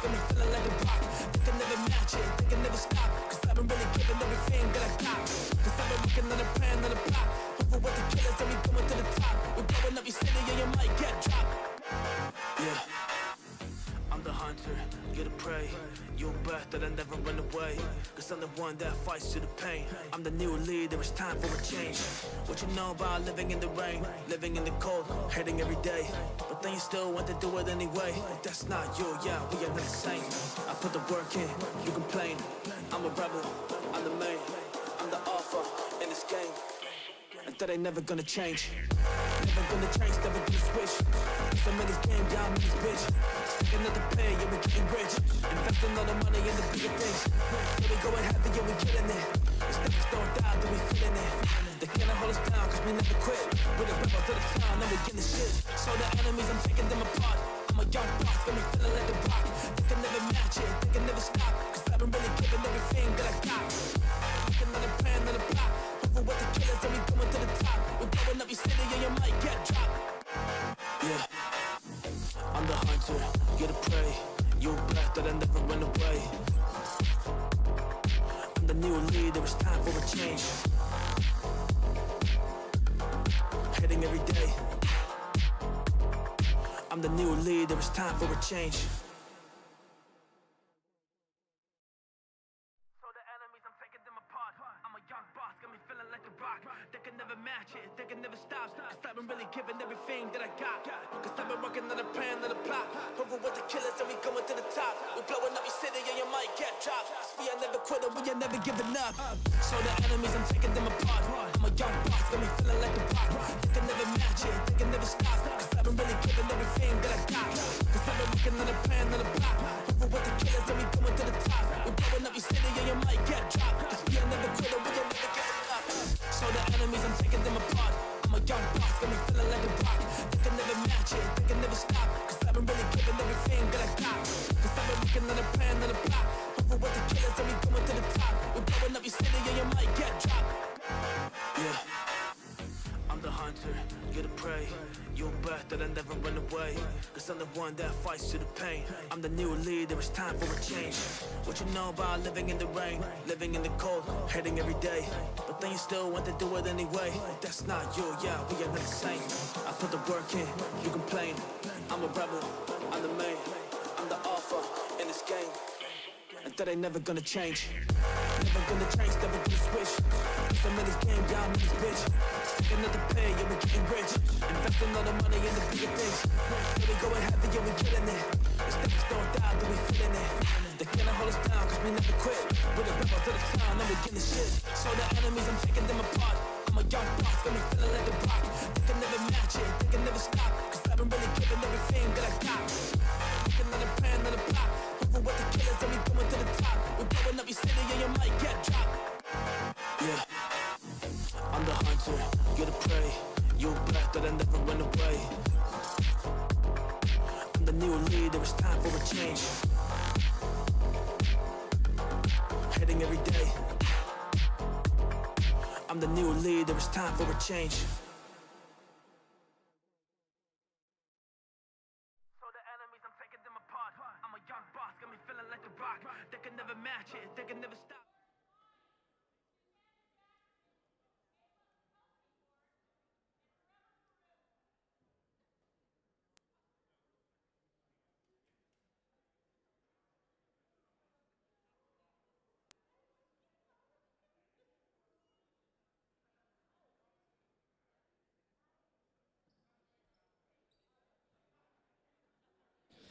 Okay, sorry about that, folks. It looks like we're preparing for eliminations. So after that second round of pools, we had to cut away from the highlight reel.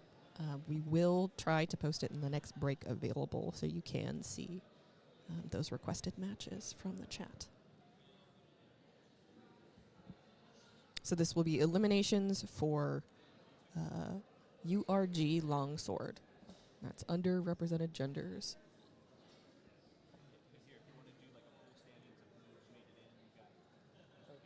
Looks like we have the pool standings of who made elimination.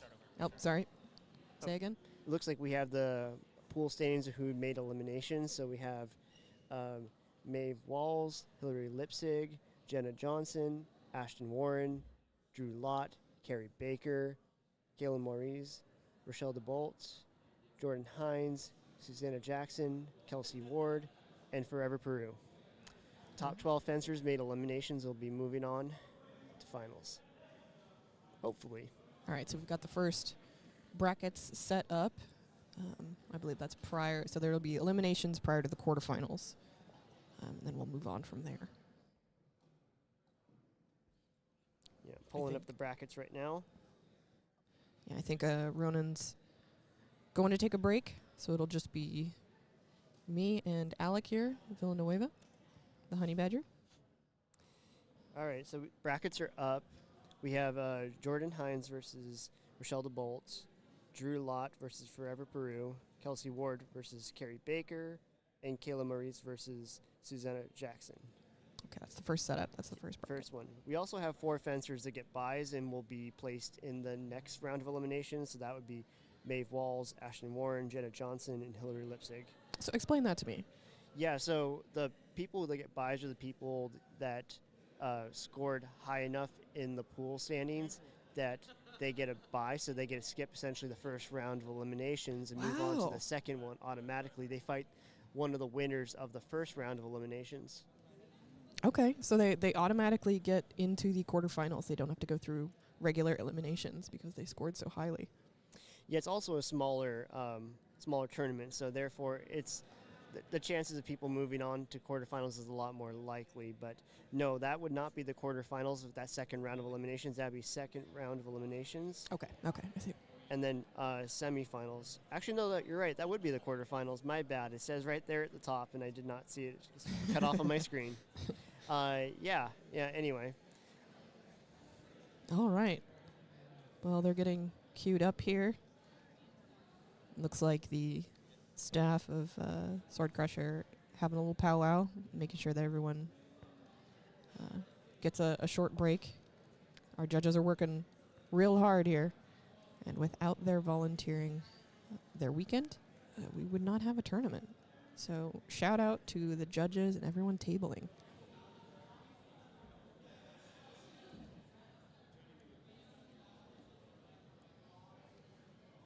How long is the break supposed to last, About a half hour? No, that's far too long. They've been moving pretty fast. Yeah. Yesterday we got about a 30-minute lunch break, but I don't think that's going to happen today because we're already running a bit behind schedule. Gotcha. Yeah, Longsword is going to be starting at 1, so we only have about 45 minutes to get through the eliminations and finals here, so I imagine they're going to be moving at a pretty brisk pace. All right, so that's open Longsword at 1, and hopefully we'll have the finals wrapped up before that. Sometimes they run long, though. That's normal for HEMA tournaments. I mean, if they finish on time, that's usually a minor miracle. Yeah. I mean, we managed to wrap it around 6:30 last night, and that's pretty good. Yeah, we finished just in time to head over to the after party at EFG, which was nice. We weren't stuck here all night. Oh, how did that go? That was nice. It was just a casual little get-together at their facility just down the road. And, yeah, there was food and fencing and, just, General revelry. Yeah, just general revelry,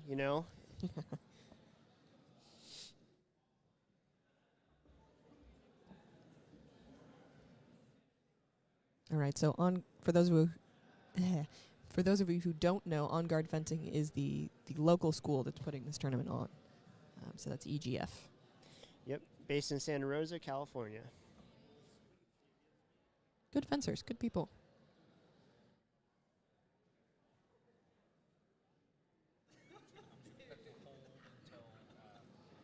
Okay, we're just gonna cut to hold until they're all queued up and ready. It looks like might be taking another 5, maybe 10 minutes. Yeah. We'll be back, folks.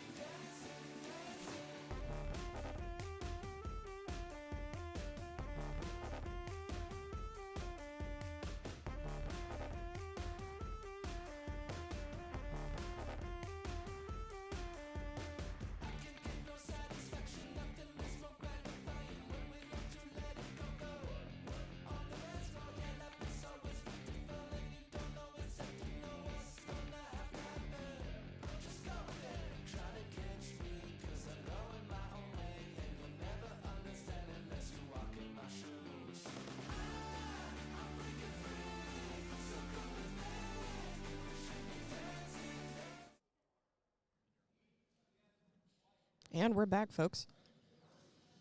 So this should be, we're in ring 2 now. It's the first round of eliminations. And we've got Carrie Baker in red against Kelsey Ward.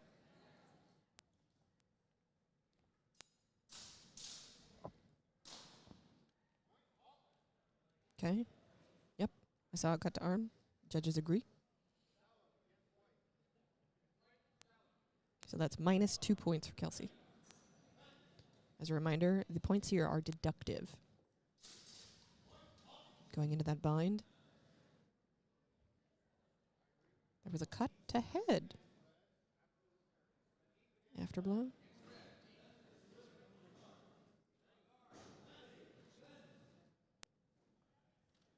Okay, that was a deep target against Carrie Baker.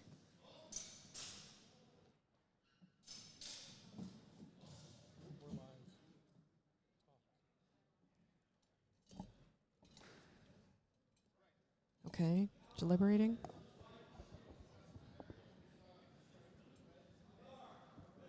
I'm having a hard time seeing what the call is here. You should be on, Peter. I am. What up?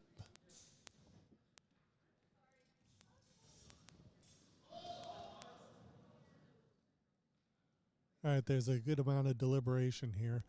You know, at this time, I usually, when I'm directing, if there's this much deliberation, that's dead air for the fencers. And it's really time to just call it and watch the exchange. All right, and here we are. The action's back up. Nice exchange. Hold was called, and the fencer did not stop. Yep. Adrenaline is a hell of a drug. Certainly. And, you know, sometimes you don't hear, and that's really my biggest complaint with the masks we use. Hearing is secondary or tertiary at best, as far as the priorities of the designers go, I think. Yeah, you got a little tiny holes in the padding in your helmet there. If you're lucky. Which makes it very difficult to hear through. The Wakuzis, you know, I love their design, but there are no holes in that plastic, which is a good thing because you don't want it fragile. Are the fencers calibrating? Are they speaking? You know, I think they're just having a powwow. They're just checking in with each other. All right.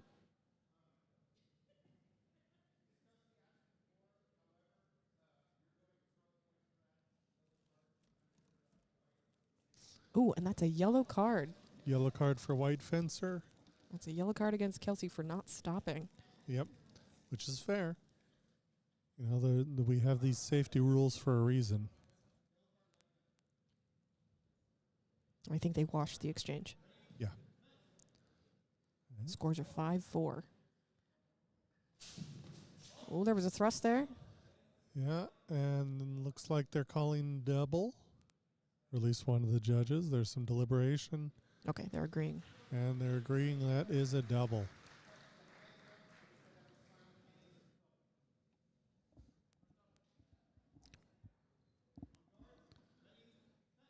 Oops.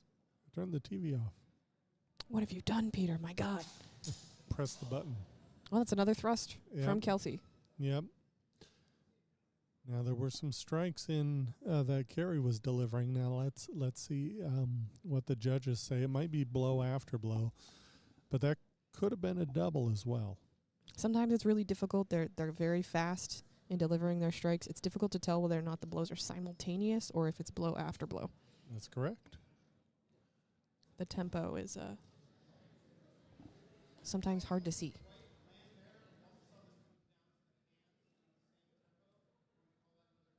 Okay, they're calling it another double. Looks like it was the thrust and Cut to hand in the same tempo.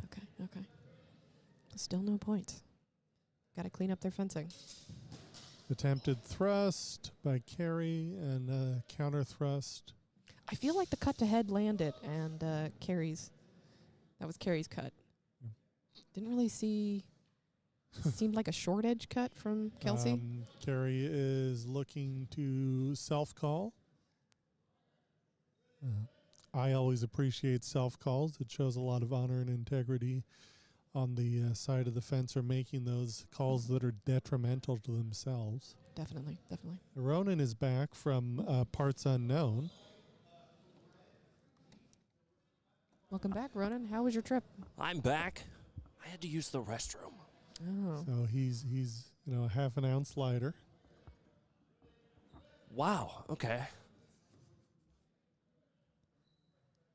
What a strange thing to say to another human being. Oh, I'm sure you've heard worse from me. No, I have. Trust me. Anyway, Not sure what's what going that- on? Fill me in. All right, it looks like that ruling was a deep target against Kelsey. Yeah, and Against I agree. Kelsey?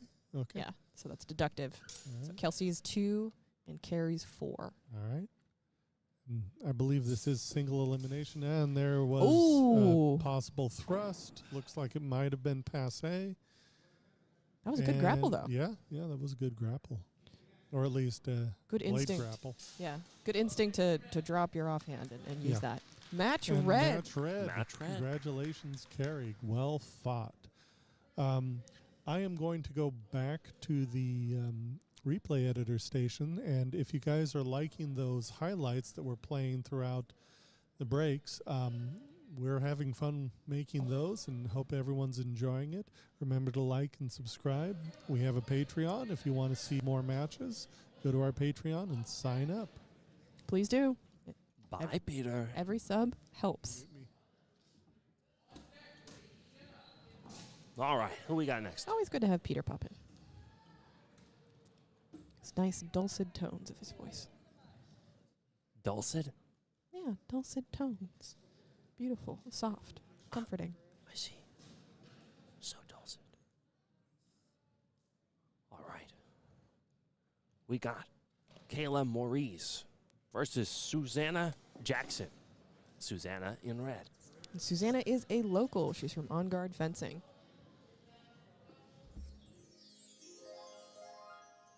Sparkles for locals.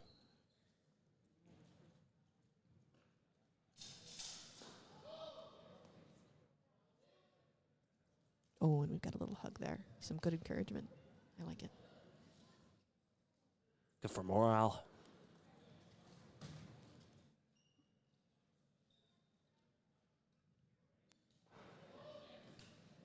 All right, and here we go.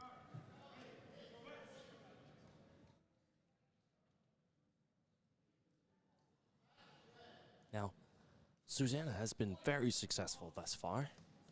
Was that a cut to hand? Very slight. I didn't even see it. Where was it? It's a little feather touch. From who? Oh, I see. Yep, so it's Kayla's currently in the lead with maintaining her 7 points, and Susanna's got 5, so that was a shallow target, minus 2 points. Oh, that was a lovely stab right into Susanna's mask. Beautiful. All right. That's being called as deep against red. So, that'll bring Susanna's score down. I could have sworn that Susanna got a short edge cut in there somewhere. Oh, she let go of her offhand to increase her reach.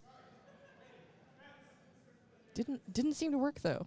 Going for the leg shot there wasn't worth it. Oh, I think that was a thrust to arm. What are the judges calling? Potentially. It's up to the judges. No exchange. No exchange. Okay, it was insufficient. When a blow has insufficient quality, or the judges can't see what exactly occurred, then it's called no exchange. Ooh, I saw a pommel strike there. Mm-hmm. That is worth 1 point. Nice. That's the end of the match. Oh, what? No, Ronan, there's still a point left. Well, That's the end of the match. there we go. Okay. Sorry, I jumped the gun. Unless What? Oh, it was a point. Okay, we're both wrong. I jumped the gun again. Match is still going. So Score eager is 3-1 I was too in eager favor to of correct Kayla. you. I'm sorry. Oh, there's a grapple That's and a another pommel. pommel strike.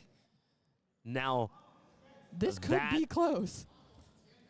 that's the end of the match. There we go. All right. Match Finally. Kayla.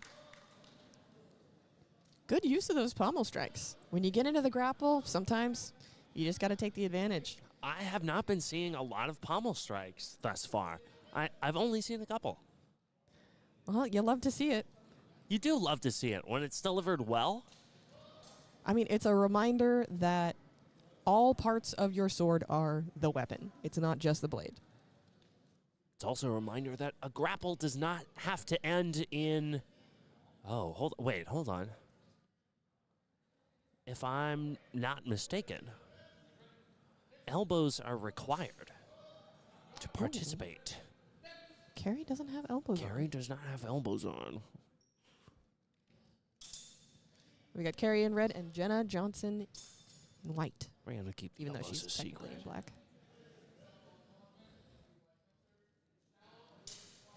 Shallow against white. Okay, so that's 2 points off of Jenna's score, I believe.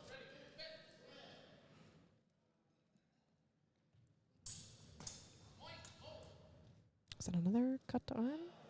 Sorry, the scores are currently updating.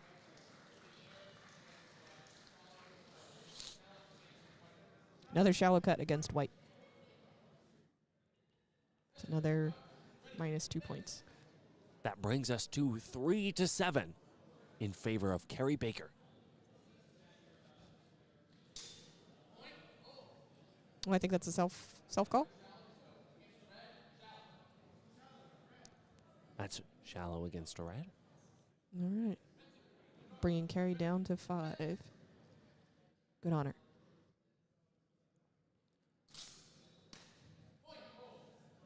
A lot of arm shots here.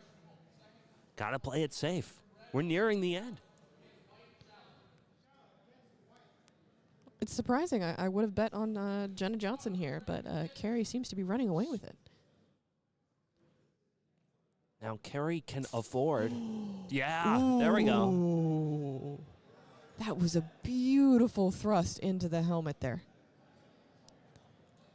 As I was going to say, Carrie can afford to be a little bit more aggressive, and it seems like that's exactly what she's doing. Certainly paid off. Or not. Oh, there we go. Sorry, I thought there was going to be no exchange. I can't Match call red. anything. Yeah, you're a little sleepy today, man. I'm a little sleepy. A little bit behind. All right, who we got next? That means Carrie is going to move on to the quarterfinals. Yippee! Are we already in the quarterfinals? No. Ah, We okay. are Sorry. in the quarterfinals. Apologies. We are currently in the quarterfinals.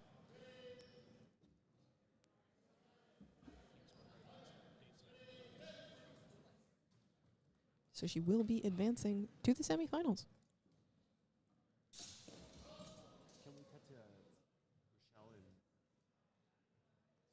Okay, let's see if we can cut.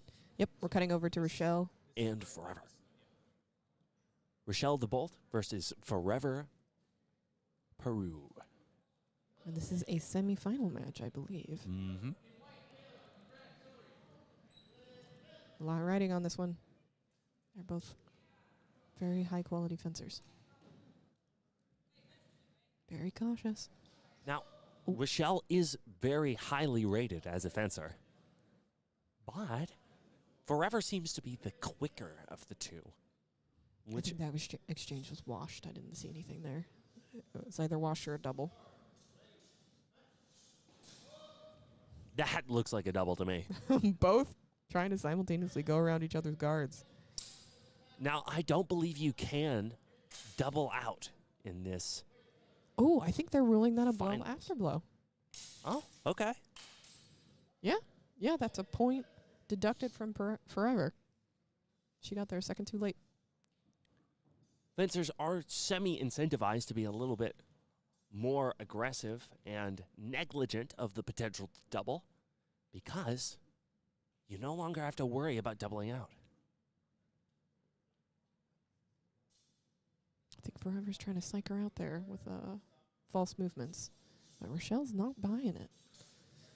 Oh, that's a crash. I didn't see anything there. Okay, I think I heard cut to head. That's a double. That's true.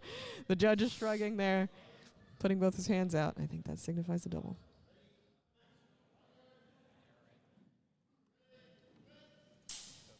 There is always a moment right when you go in for the attack where you have to sort of lower your guard, and I think both of them are moving simultaneously to strike at that opening.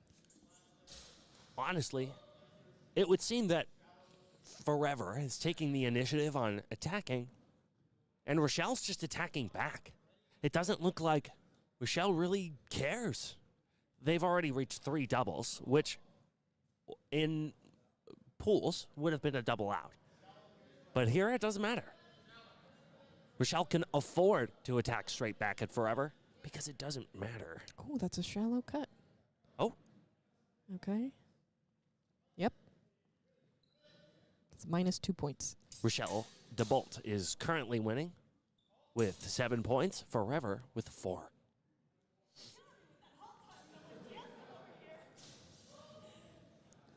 Now, that may have been...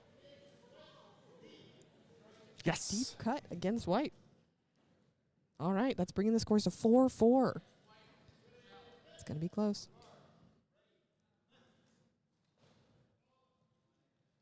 Ooh, that was a sly cut.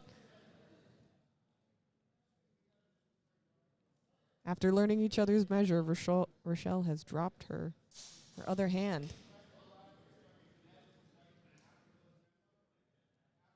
What did you see there, Ronan? It was very fast. I'm not sure.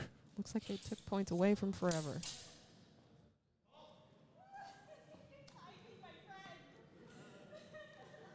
All right, that's match for Rochelle DeBolt.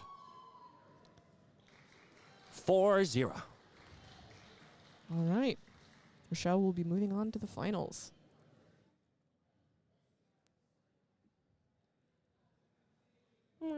Well fought, Forever. She had a really solid run all the way up till this point. That Oh, is she still in? She'll be fighting for third. Ah, so Forever will be fighting for 3rd place. lovely. Anyway, All right, we're swapping over to ring 2. We've got Kayla Maurice in white and Hillary Lipsig in red. She's got the highlighter yellow shoes there. that is a funky color. It's fun. I like all the neon colors here.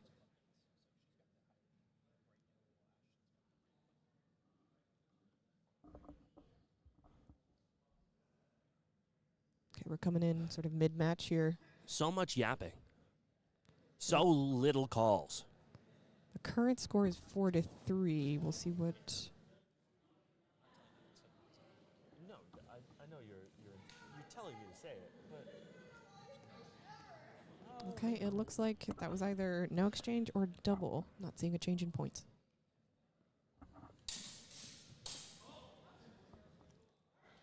Was that a cut? Step out of bounds? Is that what I heard? I believe so. Okay.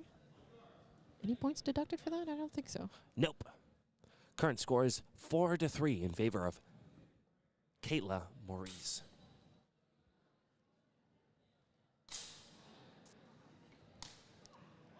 I think that was... I saw a cut under the arm. That hold was not called, but then another successive cut to the arm.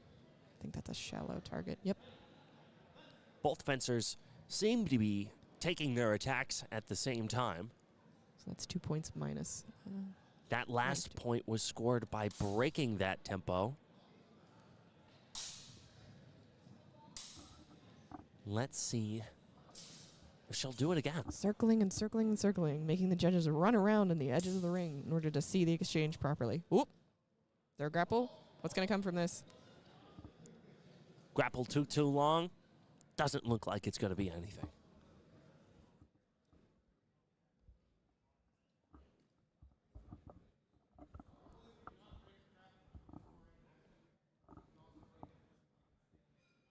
Yes.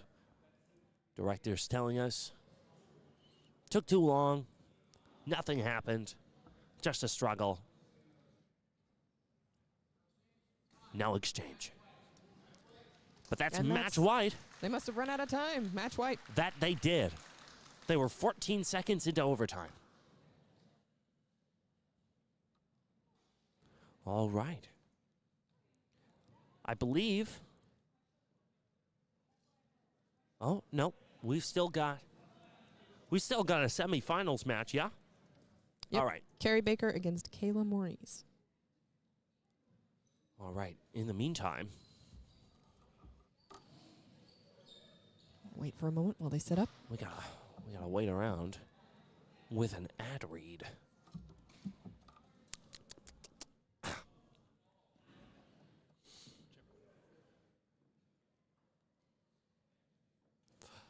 We'd also like to thank Relic Lanterns for adding a little magic to Wine Country Sword Crush 4, known for their beautiful, handcrafted pieces that bring fantasy and history to life. Relic Lanterns is here at the event, so be sure to visit their booth and see the quality and creativity up close. From glowing ambience to enchanted vibes, Relic Lanterns helps keep the wonder alive. Yeah, can you imagine having that on like your bookshelf or something? Little glowing crystals, sword in a pool or in a stone. Oh, It's very cool. It's like a little mossy hill with a little Oh, tree there growing they out of it. are. Oh yeah, no. See? They're so cute, aren't they? They're adorable. I need that on my bookshelf. Inspiring if you're a writer or an artist. All right, here we go. It's Carrie versus Kayla.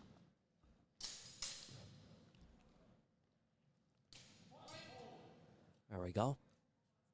Oh, I saw a thrust, but also a cut to arm. Looks like the cut is what's being called. Cut Shallow came against first, right. all right. So that's minus 2 points from Kayla, I believe. I think that was simultaneous. Yeah, that was. Oh. No? Nope, that's shallow against red. Oh, wow. Bringing us to 7-3 already.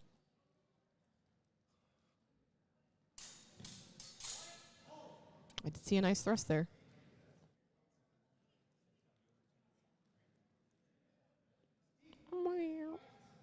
Kayla, by the way, is the one with the skeletal motifs on her fencing jacket. She's in black there with the red band. I know it's a little confusing because Carrie's got that bright red fencing jacket. Oh. Oddly, I feel like hold was not called on that first cut.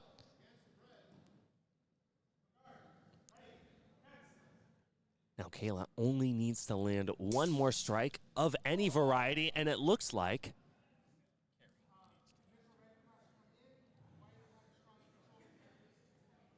Is that a pommel strike? Carrie needs it. Sorry. Carrie needs to land one more. That's match And right. they're counting that as a pommel strike. Match white. Match for Carrie.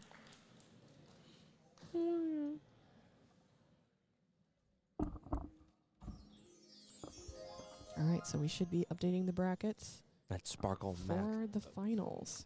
marks our transition into finals. I'm going to do it again. Hold on. Finals. That was an epic harmony. One for the books. Truly. Looks like we're wrapping up pretty well on time here. It's 12:46. Oh, that is good time. Yeah, we're hopefully we'll finish just on time right before open longsword at Open 1 o'clock. longsword. Yeah, not rapier. That was Not yesterday. rapier. It's as much as I would like to watch another full rapier tournament. Let's just Next time, redo next it. time. Yeah, redo the whole thing. It didn't count. I want to watch Sawyer win again. Oh, that was some good fighting. Is Sawyer here today? Does he only do rapier? That he is. For the first time in a while, I believe, Sawyer is competing in longsword. Ah.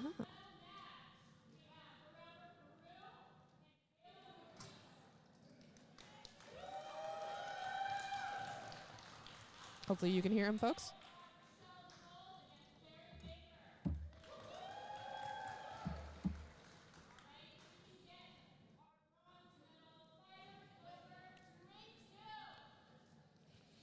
All right, here we go. Ring 2. This is for the bronze medal. Now I'm debating if Kayla has elbow protection under her jacket It's instead possible. of over. I feel like if not, we should get someone to go over to her and just loan her Yeah, some elbow protection. I feel like we should do something about that, right? No?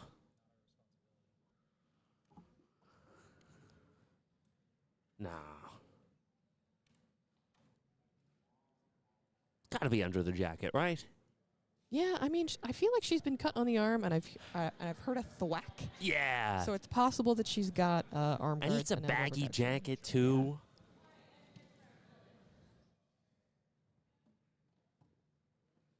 It's gotta be under there. Feel like somebody would have stopped her by now, right?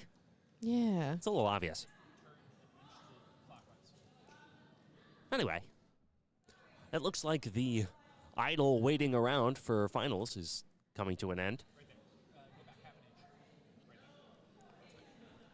All right, Word. they're lining up.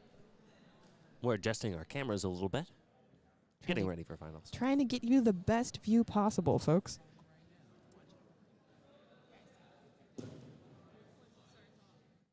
Looks like the bronze medal match will be between Forever Peru and Kayla Moritz.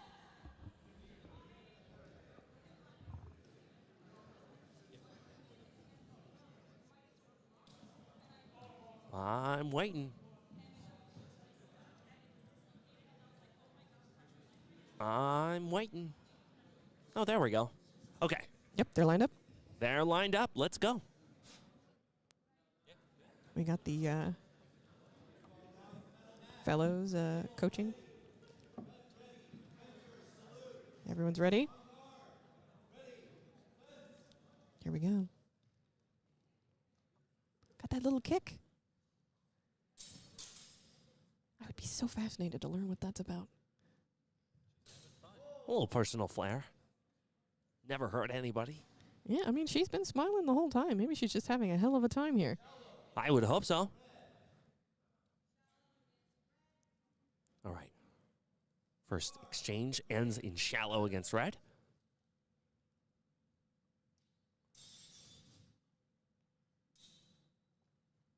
And it is almost dead quiet here. Everyone is watching. Both fencers playing in the bind a little bit, getting a little aggressive, but still cautious. I think that was a cut to arm, I heard. Yes, that is a cut to hand, if I saw it correctly. That should bring Kayla down to 3 points. No, I think it's 5 points. 5 points? It's Okay. 5-5. Oh.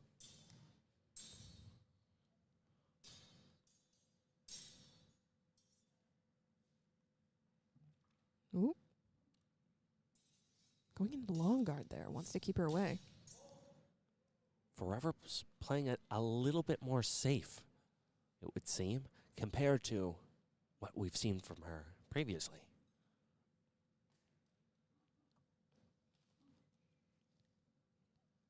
What is the judge's ruling there?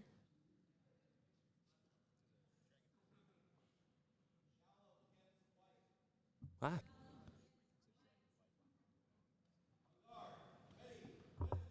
Right, so that's a shallow cut. It's -2 points. Ooh, going really aggressively into the bind there. now it looks like Kayla just landed a cut to arm. That's deep against white, winning the match for Kayla Moritz. Wow. Congratulations, Kayla. Taking home the bronze medal. That was a nice, clean match. No doubles. Love to see it. Wait, does that mean Forever is going to compete for silver? No. Forever lost. Okay, she's being called back on there, but... What? No, Kayla's being... Kayla Murray's. Kayla's the one who's competing for silver. Okay. When? No, Kayla just won bronze. Okay. Sorry, folks. I got confused there. It's okay. We're both confused, apparently. Oh, there's a little stray dragonfly flying around there. Oh, yeah. Poor little guy. I wouldn't call the dragonfly poor. Well, he's stuck inside. He gets to witness the bronze and gold medal match. Feel like if I was a dragonfly, that's what I would want. All right, so this is the gold and silver medal match right here. Rochelle DeBolt versus Carrie Baker.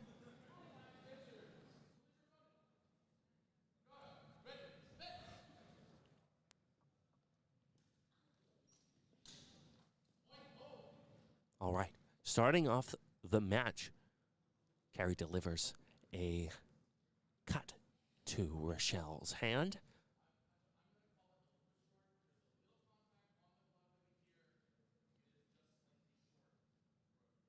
Judges don't like the quality, throwing it out. That's no exchange.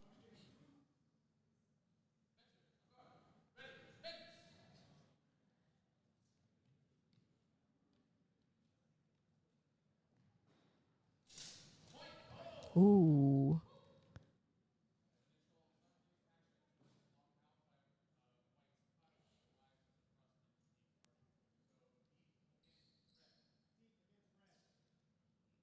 There's a deep cut into a thrust.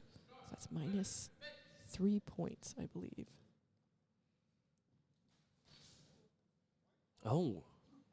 See, I was watching the fight in front of me, and I didn't quite see that exchange. They were lined up.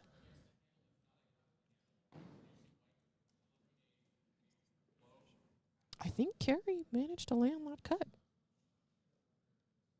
Hold on, updating the scores. There we go. Yes, that first exchange was minus 3. This next one, no exchange.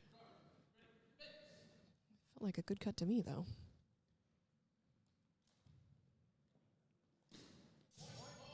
Ooh, yep. All right. I think that was thrust to face.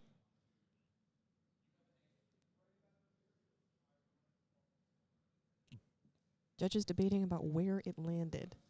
There was definitely a cut from Carrie to Rochelle on the shoulder. All right, that's shallow against Rochelle.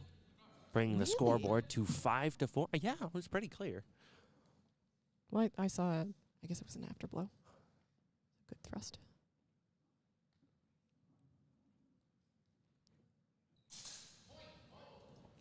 See, there it was again.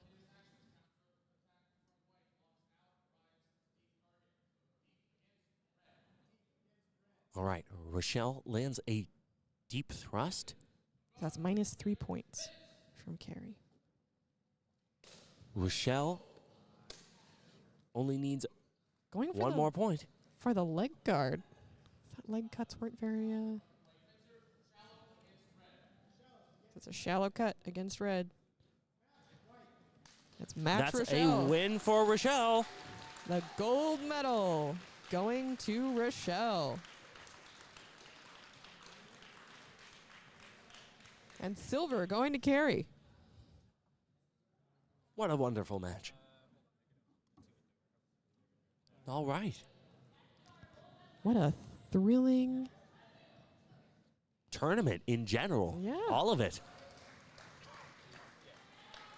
Lots of clean fencing. Not a lot of ridiculousness. a lot of good camaraderie too. That too. That too. And now I think we may be cutting to the awards. Everyone's assembling. Wonder what the prizes will be today. I'm so sleepy. Hold it together, man. You can do it. We're so close. So close. Just gotta keep my eyes open. All right, there's the awards table. We've got Rochelle and Carrie, and I believe Kayla took the bronze. Is that correct? Sounds correct to me. Forever lost that match. So it was Kayla Maurice. Yep. And we've got laurels. Just love those. They're like crowns, but with a little bit more style. I love the laurels as a trophy. I also love that they're not olive branches. They're not olive leaves. They're wine. Oh, wine leaves. Oh, I didn't notice that. For wine country.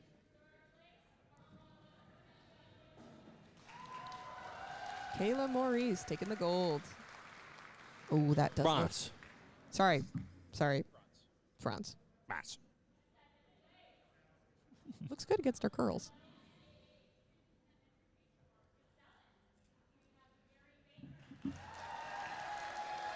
Carrie Baker. Silver. Sorry, cutting you off. Sorry. No, I cut you off. Excited.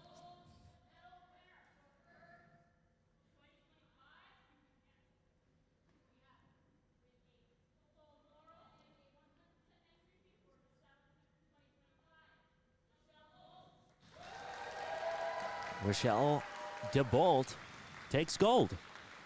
And it looks like she's got a free pass for next year.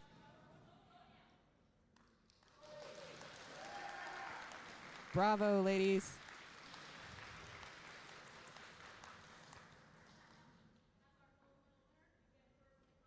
All right. So now they're going to choose their prizes. choose their prizes. I think I'm seeing some more gift certificates and maybe a set of gloves and back of the head protection. There was some good stuff over there. Yeah. Any kind of armor in this sport is quite expensive. It's a high contact sport, and so having good quality protection is very important.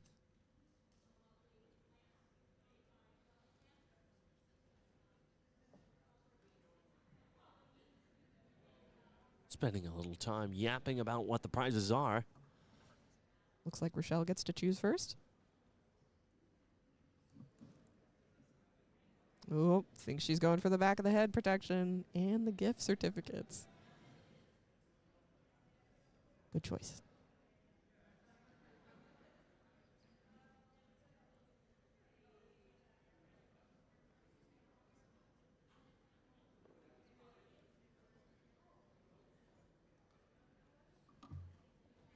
Yeah, I think Carrie. What's she taking? Yeah, it's kind of hard to see. What's she going for? See what she comes away with.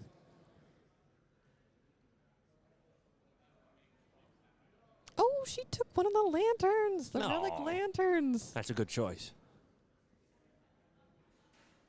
Oh, and they're packing it in a nice box for her, so nothing happens to it. I like that. I didn't know that was one of the prizes.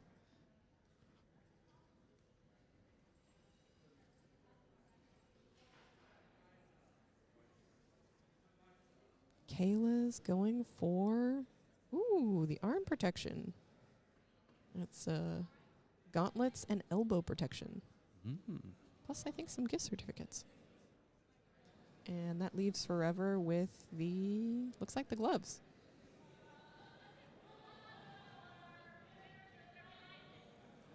And a gift certificate. That's great. Fourth place still gets a prize.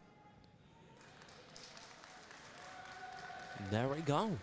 That is the URG tournament all wrapped up. Looks like they're going to pose for a picture here. Perfectly on time.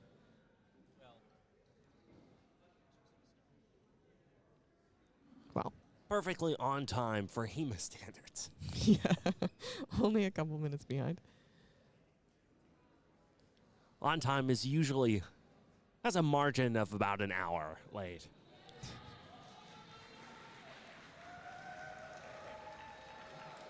And cheers and clapping all around. All right, I think we're going to be cutting to highlights during the break here while everyone gets ready for open longsword. Alrighty. I'm signing off.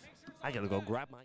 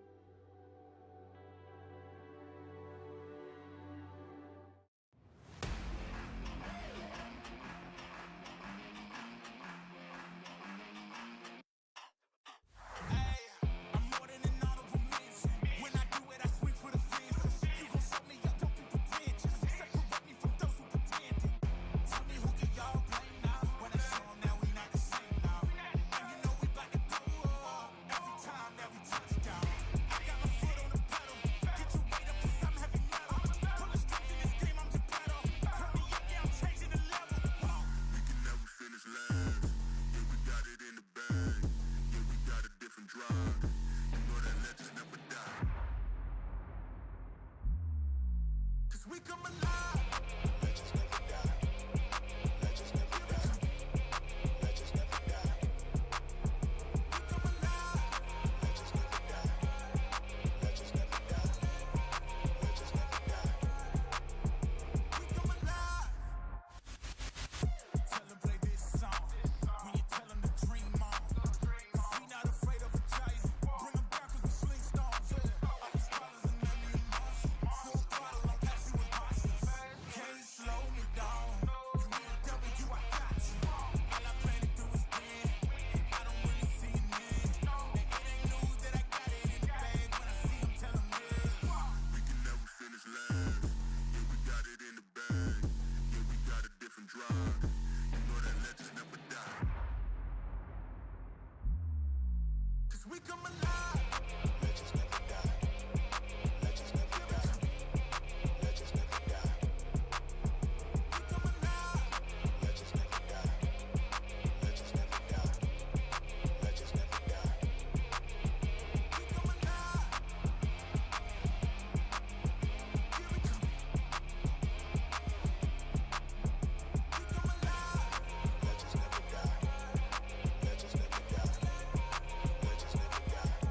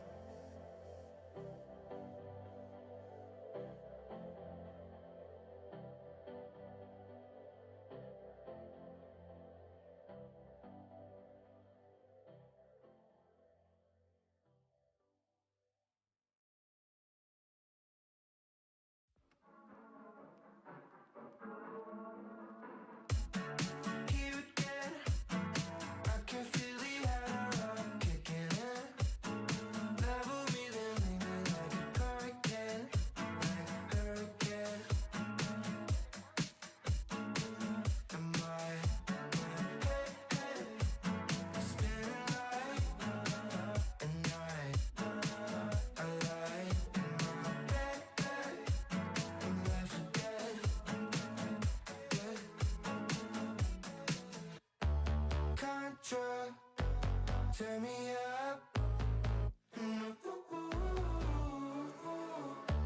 Have no trouble leaving, but you're all that I know. Contra, giving up. Think you tell me enough, you tell me enough. Here to stay, I can feel it pulling me in the grip. Tie me up and wrap me like a tidal wave. No matter what I say, it's too late to fight. There's a fire in my head. Wonder what I did for all of this time.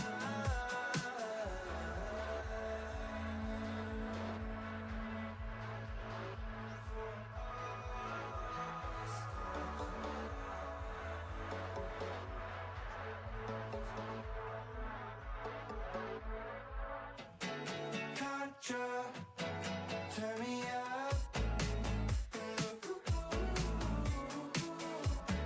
Love the thought of leaving, but you're all that I know. Contra, give me up. Think you tell me enough, you tell me enough. You think you tell me enough, you tell me enough.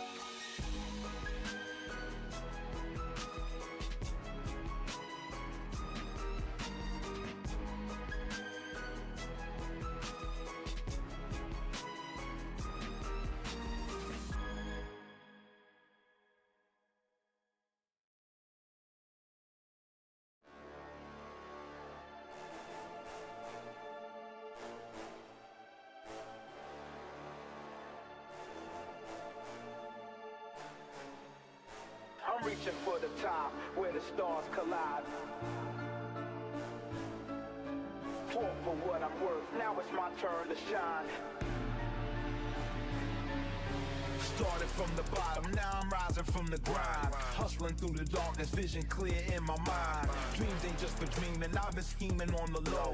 Turning every setback into fuel, let it grow. They doubted my ambition, said I'd never touch the sky. But my wheels are rocking and I'm ready to defy.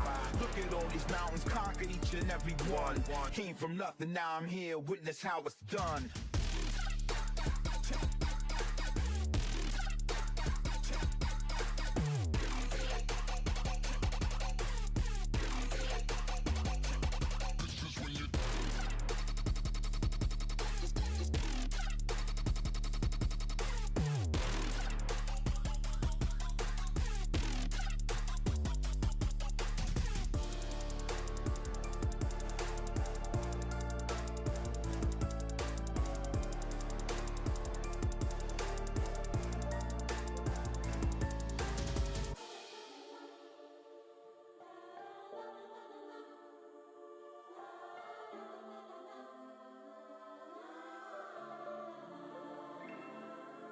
I'm reaching for the top, where the stars collide.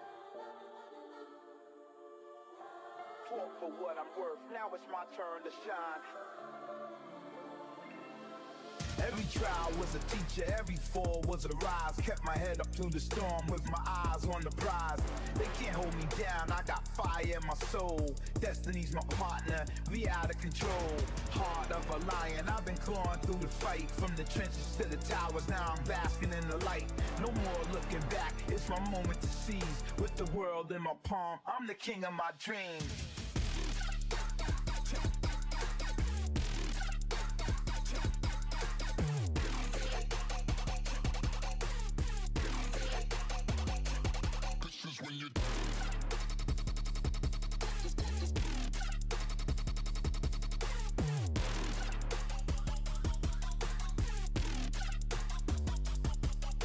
I'm reaching for the top, where the stars collide. Earn my place in the spotlight, won't be denied. Fought for what I'm worth, now it's my turn to shine. Getting what I deserve, it's my time to climb. Reaching for the top, where the stars collide. Earn my place in the spotlight, won't be denied. Fought for what I'm worth, now it's my turn to shine. Getting what I deserve, it's my time to climb.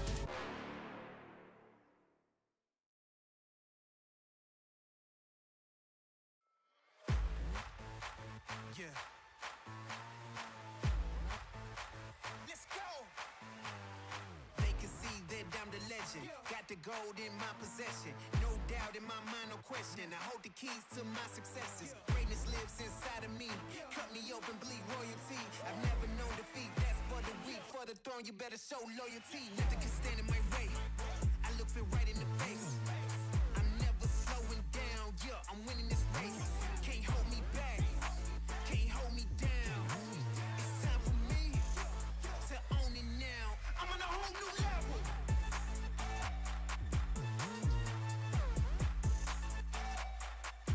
I'm on a whole new level.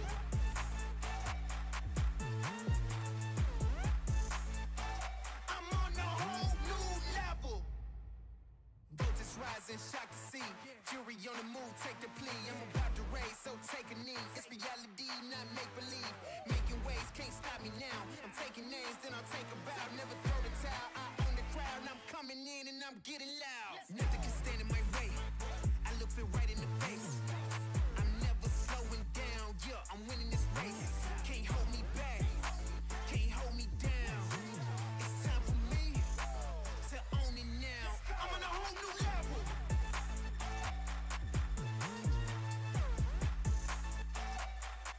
I'm on a whole new level.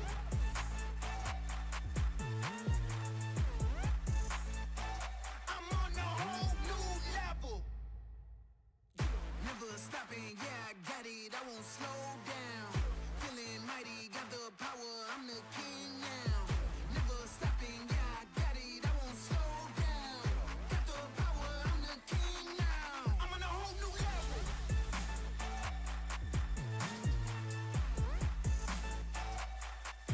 I'm on a whole new level.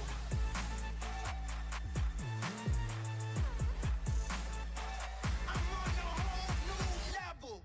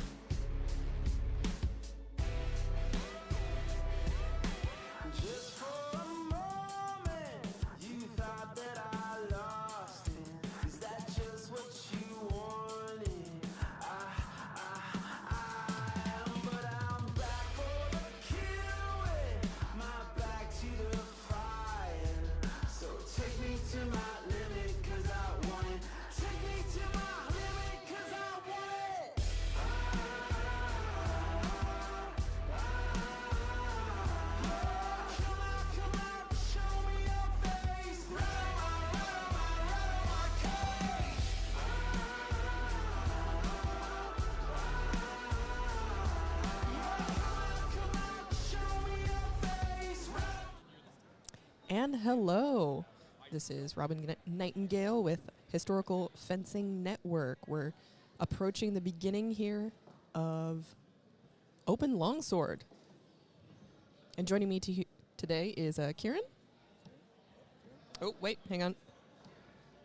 Let me take you off. There you go. Yes, this is Kieran Flanagan. I'm really excited for this event. It's a very promising roster, some familiar faces from our region. All right, and we are setting up all 4 pools. We've got a packed roster today. So earlier today we had underrepresented genders longsword. That's division entirely for women and transgender folks and non-binary, just so they have a chance to compete entirely against themselves and for a prize. In case you missed it, we had a delightfully technical finals match between Rochelle DeBolt and Carrie Baker. It's worth a watch if you haven't seen it. Yes, it is. It should still be up on the Historical Fencing Network on our YouTube channel. You can click into it, and you can even see the rapier tournaments from yesterday.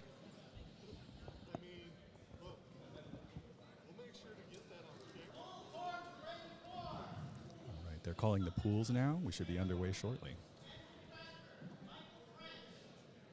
And just for reference, for all of you at home, we are recording all pools, all matches. We'll only be displaying one of them here in the live stream. So if there is a particular match that you would like to see, please do let us know in the chat, and we will do our best to switch over to them to give you the view you'd like to see.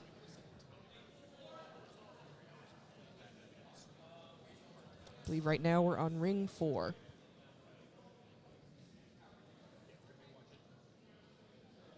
And we've got a lot of fencers to go through.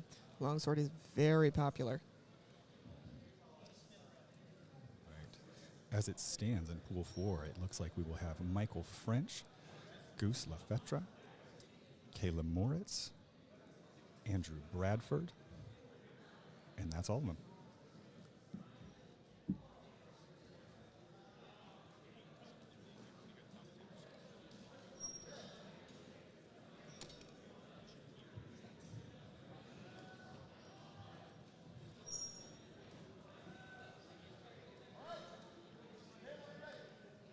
Tawny Spenced in the chat says, Andrew's buddies are watching.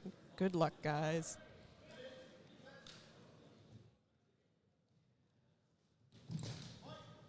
And already we've got 2 of 4 pools going. But we're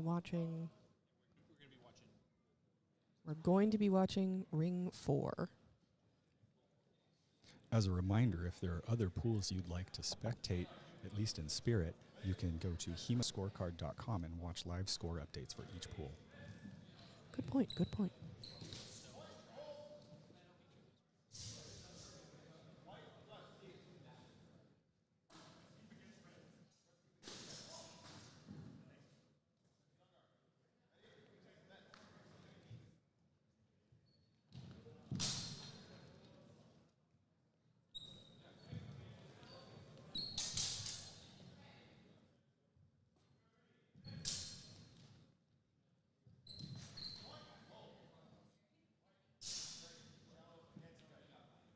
Got some clashes going on in the background.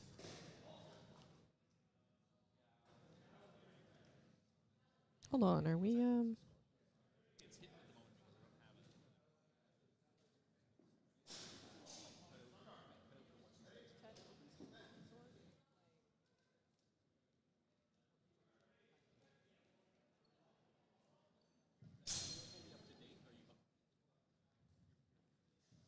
Right. Currently viewing Pool 3. This match is Ivor Leventhal and Dimitri Sanborn.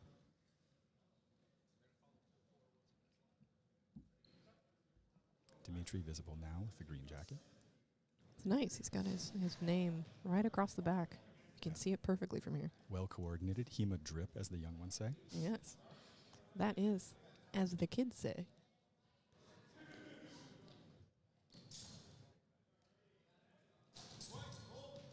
Oh, a saw a cut under to the arm. A complicated call. The judges are on top of it.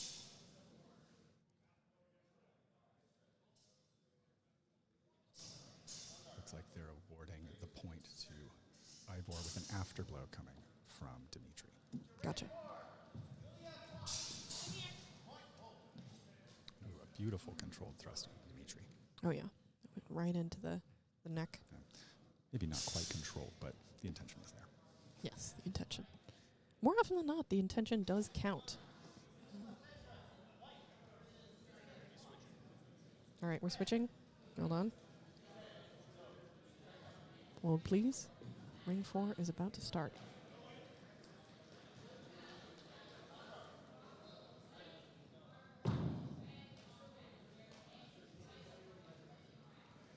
We've been asked to follow Andrew here in ring 4, so trying to keep a close eye on it.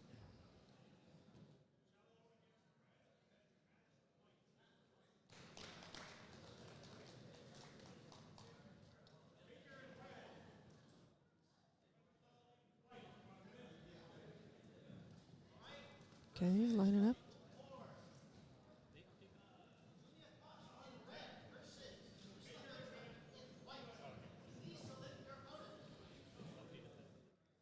Hold on, we're updating the names and the scores.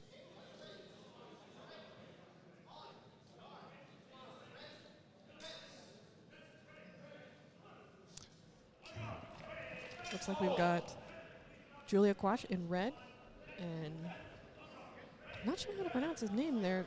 Gusla Fetra? Let's go with that until we're corrected. And of course, if you're joining us just now, the color scheme here at Sword Crush is red and white, but we didn't get notified in time, so white will display as blue on the screen there under the name.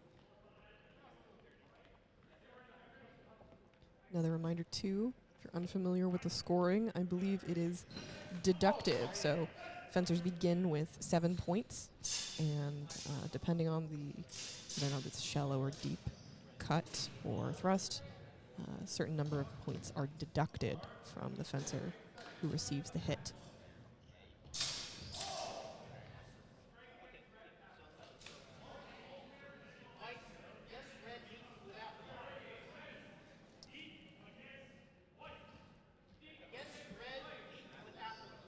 All right. The judges have awarded a deep cut for red with an afterblow. Okay, so then that would come out to only That subtracts 1 point. just from one. red. Okay, gotcha.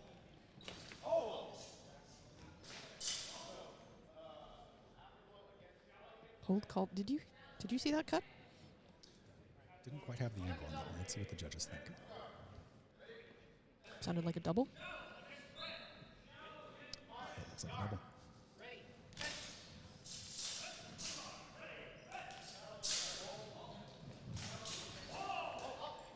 Ooh, I did see a good cut to torso there. It'll be up to the judges whether that beginning action will count as well.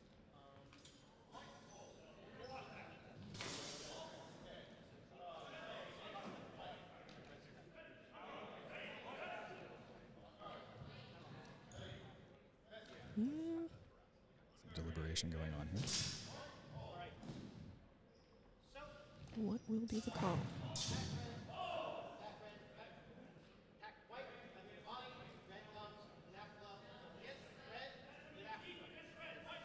Okay, so that's a cut against red with afterblow.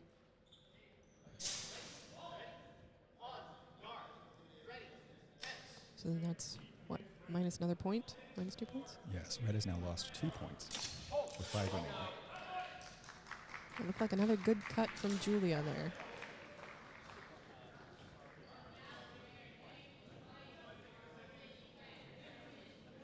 We'll see whether or not the judge rules.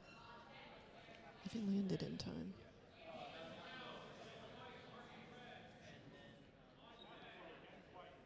White fencer does have a considerable height and reach advantage here. Often that can make a difference, though. There are known strategies to compensate for it. Let's see if red will find those and make use of them.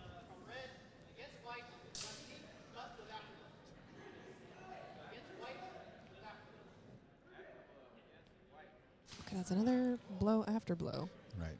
In that exchange, white has lost their first point of the match. Ooh, Score now okay. stands at 6 points remaining for white, 5 for red.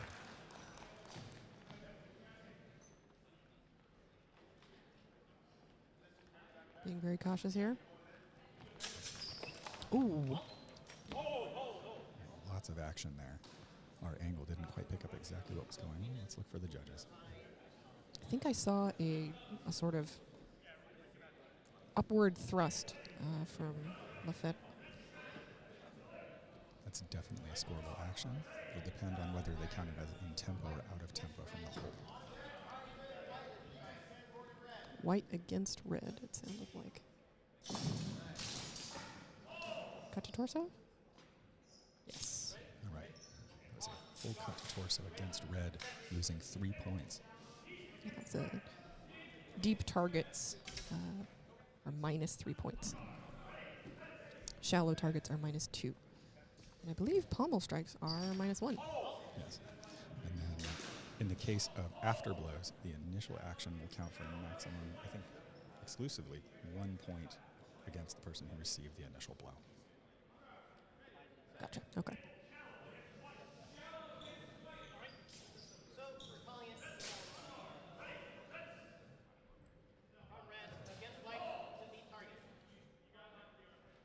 From white against red? Is that what you rolled? I didn't quite catch it. It looks like -2 points. It was -3 points from white. according to this one.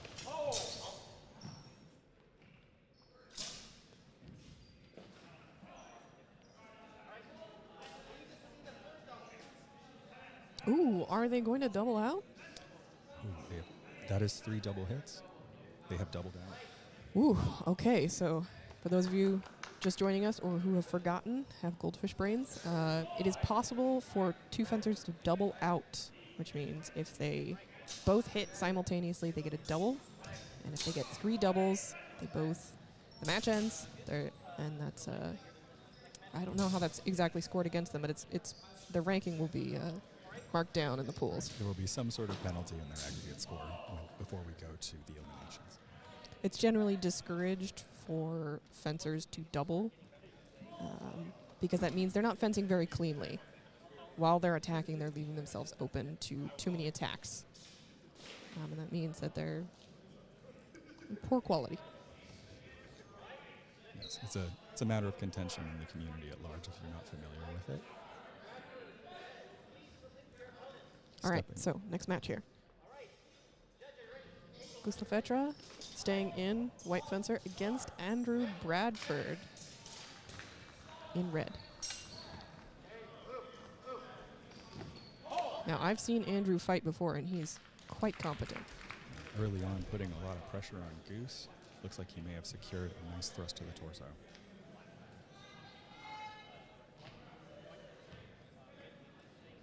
Scores updated. Hold. Hold.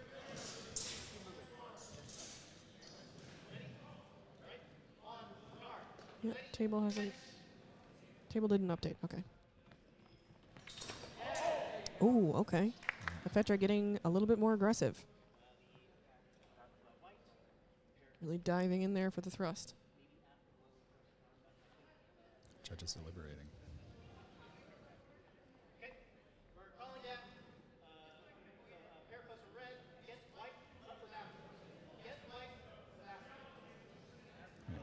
The judges have declared that red has landed a touch against white with an afterblow. Okay. The scores are not quite updated yet. There we go. Ooh, I blinked and missed it.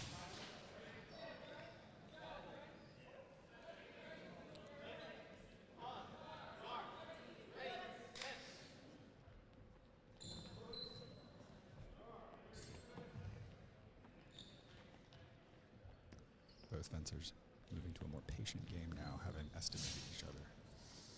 Yeah, moving into a lower guard. Ooh. Ooh, there's Andrew trying to lure him in there. I think I saw cut to leg. I think that's a safe bet.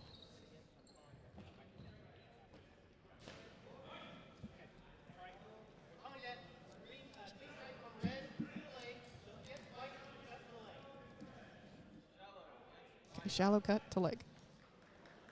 There we go. All right. Current score. Goose has 4 points remaining. Andrew has full 7 he started with. Andrew doing quite well.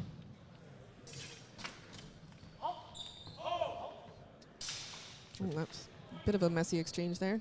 Yeah, judges calling hold as they go to a clinch and near the edge of the ring.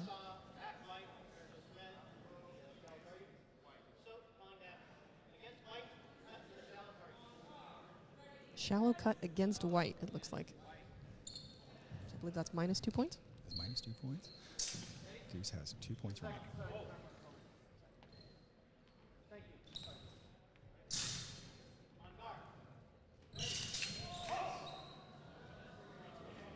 Okay, here we go again. Oh, I got a judge in the way there. No, no.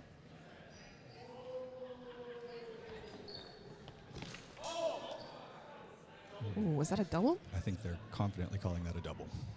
That is their second double of the round. Careful, gentlemen. Careful, Icarus. These early matches are often a little more tense and nervous as people settle into the tournament.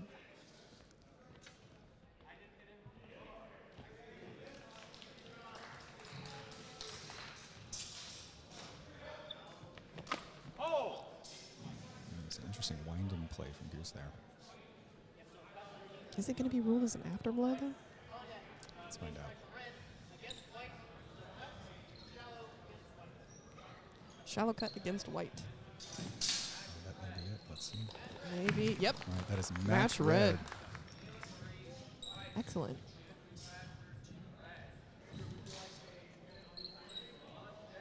Oh, and for folks who have been tuning in and hearing Ronan the Rat King commentating alongside me, you can see him right now in frame with the pink Pluterhosen. He's a tall guy, folks. Though it may not be obvious, standing next to Andrew, who's also rather tall, the Rat King is colossally tall. He's over 6 feet. Right? A looming presence. He really looks down at you. I think it's a little bit more to do with his attitude. Very much so.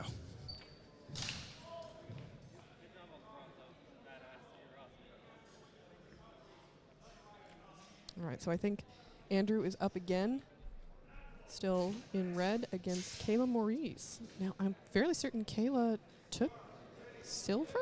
No, she took bronze in the Erg Longsword earlier today. That's correct. It was a great match to watch. She favors strong binding work and fast turns of the blade to get around to the opposite side. It's a really great watch. I hope to see more here. Remind me what that particular cut is called. Is work? Yeah, she employs this work. There are also analogs in Italian fencing, which are a little less horizontal. Oftentimes the line is blurry, but in any case, she is making great use of it. All right. Considering that Andrew did not lose any points in the last match, I will be interested to see this. Yes, hopefully Kayla has gained some information watching him to this point and can find some of his weaknesses.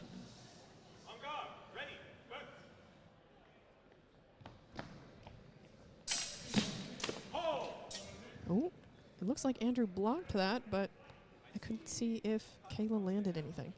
Let's see what the judges think.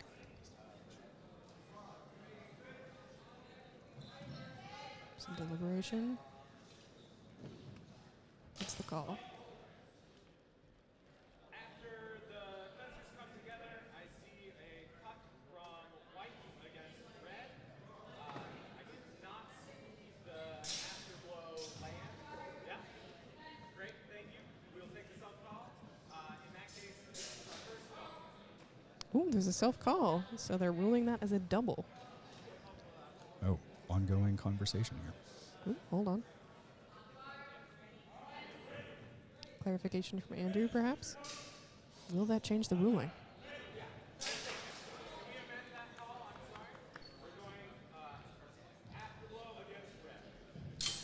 They're calling that an afterblow against red.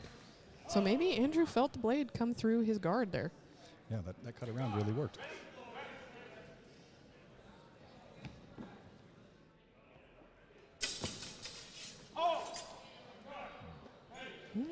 Not sure. There's Definitely some obstruction of that cut. Let's see if the judges liked it.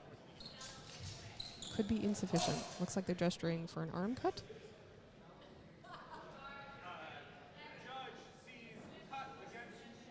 They're going to take it. That's a cut against white to the shallow.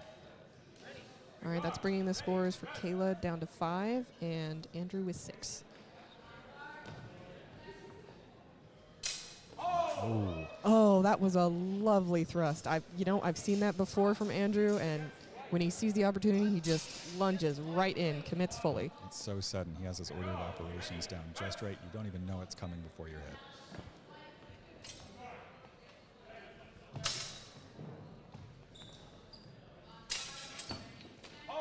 Looks like he attempted it again. I'm not sure if I saw that Zork land. Looks like the judges liked it.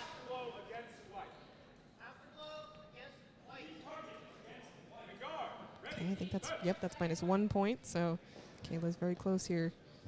Kayla can't afford to make any more mistakes. Andrew threatening it with a long guard. Doing a great job of slipping the leg against those leg cuts.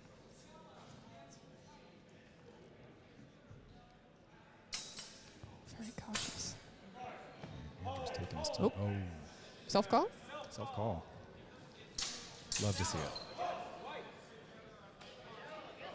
Shallow cut against the white. No, shallow cut. Yeah, there it is. Yep. Match red. That was a great match. Yeah, that was lovely to watch. I'm expecting great things from Andrew, having beaten the bronze medalist. Yeah, I'd like to see more from Kayla. I love that. Certainly, yes. We're seeing clear techniques that have obviously been practiced. There's a lot of composure and a lot of intention behind what's happening here. Yeah. Well, I'm not exactly sure what the math is. We've got a lot of fencers, but each fencer should get to be in a pool 3 times. In a pool of 4, which I think we have. That is, yes, that's what we're doing here. Okay. Kayla will be up again in white after a break, and will face Julia Quach. Okay, we've got requests for Kelsey Ward and Joe Heppelman from the chat. And Sawyer himself saying that he would like to see his own matches. Not sure how you'd be able to do that unless you're watching yourself on your phone while you're in the tournament. For those who weren't watching yesterday, Sawyer is an up-and-comer in the rapier scene, now dipping his toes into longsword. As a side note, having worked with him personally yesterday, I can attest that he oftentimes, he's coming to terms with his ego, let's put it that way. Yeah. I mean, he's the Wonder Boy. He's still under 21. All right, our match is underway. Okay, let's see. Kayla Maurice in the ring again in white against Julia Quach. I think they fought earlier this morning. Let's see if great winding. Let's see what the judges think. Oh, yeah.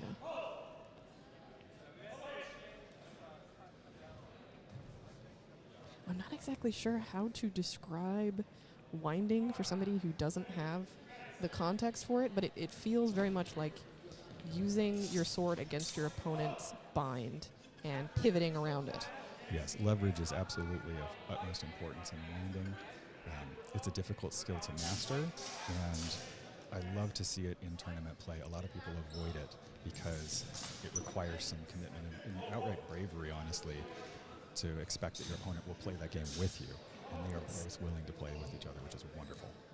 Because as soon as your opponent disengages from that bind, then you have nothing to press against, and your winding will suddenly, if you're not careful, it'll backfire. All right, here we go.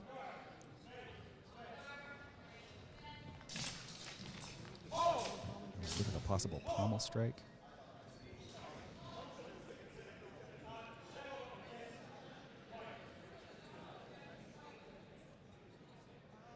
Okay, that's Kayla with 7 and Julia with 5 currently. We'll see if that updates.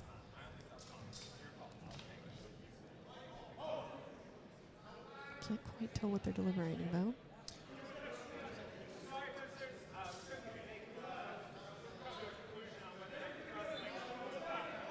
Judges are watching the exchange. They were unsure of the outcome. No exchange.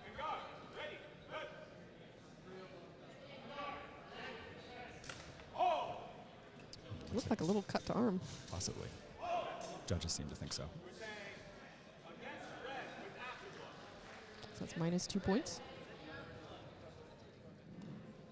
Oh, only minus 1? Yeah, With judges it. with an afterblow. Ah, yes. okay, gotcha.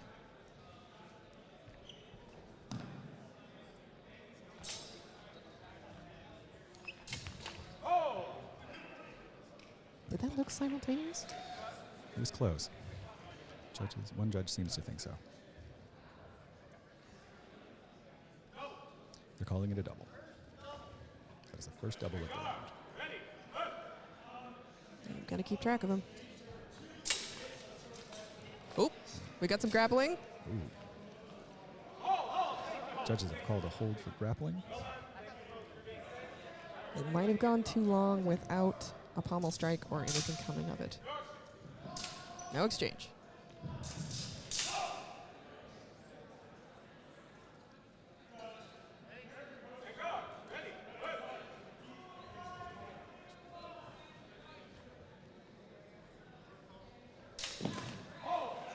Ooh.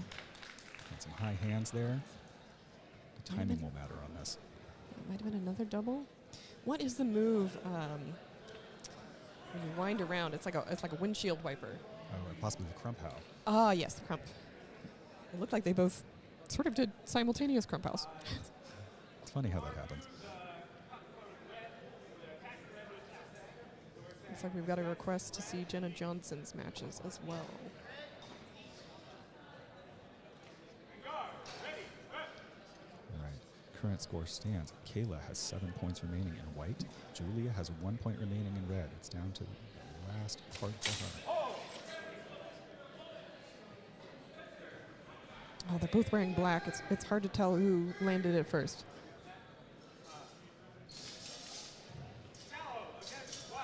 Judges are calling shallow cut against white.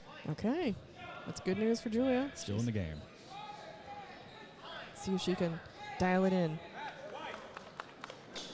Oh, nope, I think we're calling it for time. Time.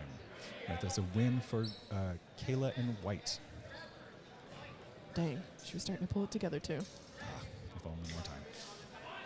Yeah, for reference, each match is 90 seconds. So it's pretty fast. Right, up next, we have Andrew Bradford against Julia Quach, who will be taking a break and resuming in red.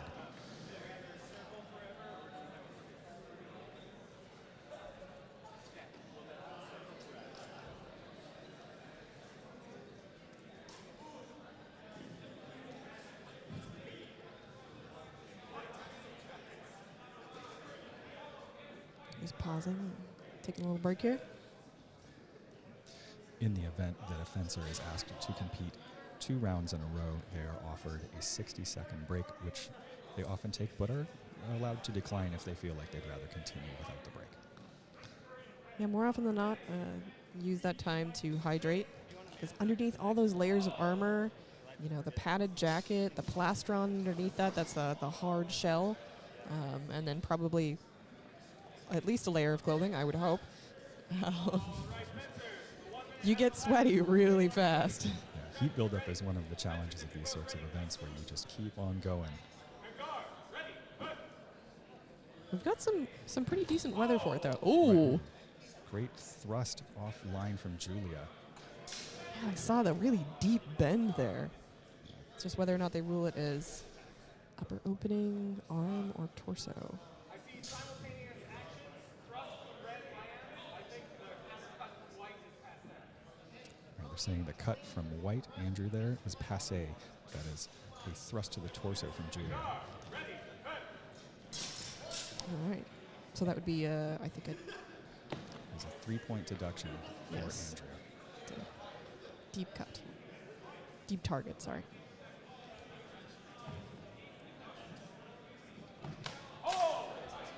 Ooh, I think I saw a smack there. All right, a couple things happening. It's like the judges think? This angle a little bit in shadow.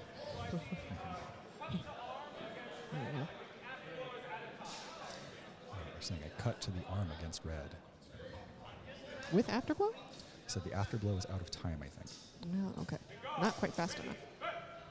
So that's minus 2 points from Julia. They're still going. Hold has been called. Not sure any of those cuts were sufficient. Sometimes when you get into the close measure like that, and you're winding around and facing each other back to back, it gets a little sketchy, and the judges will just call it right off. I do actually like it when the judges just decide there's too much going on and they couldn't see it. It wasn't a good exchange, and you just say, no points. Yeah, there's really no point if it's getting too messy and the judges can't actually follow what's happening. It's important that they reset to the point where they can accurately judge. Yep, and they're saying no exchange.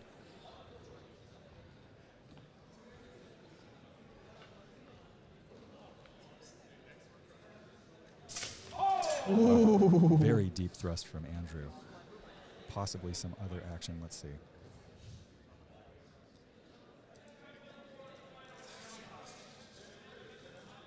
Was the other cut passé?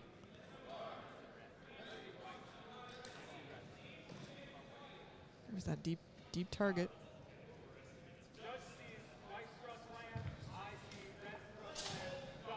They're calling it a double. Double, Each okay. judge saw something different, and by their combined vision, they're calling it a double. It's important that we have at least 2 judges in every ring for exactly this purpose, folks. Those answers taken. Ooh. I think Andrew took a risk there. Looked like they were going to take it patiently, and then there was a sudden movement.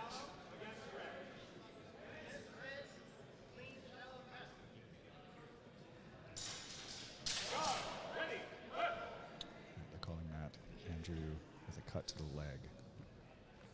Score now stands. Andrew with 4 points remaining. Julia with 3 points remaining.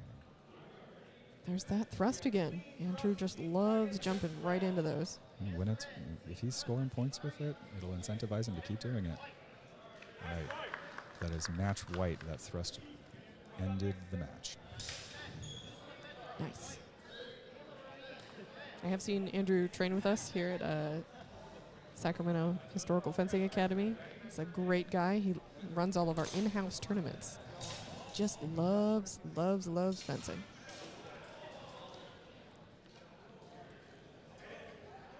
All right, next up, this will be our final match of this pool. We have Goose in white and Kayla in red. All right, this will be an interesting match. 90 seconds on the clock.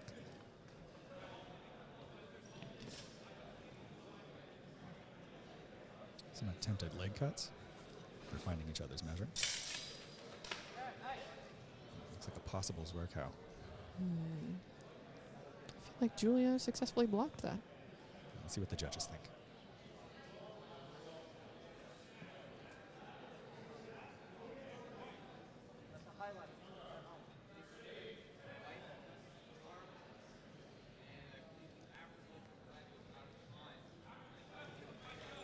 I'm seeing a cut to arm from white, and the afterblow from red was not in time, I think. That's what he said. So 2 points from red. Ooh, Very close measured thrust. using some intimidation there. It's a gamble, but if you can get the other fencer to flinch, you can create openings with that. We've currently got Goose with 7, and now Kayla only with 2.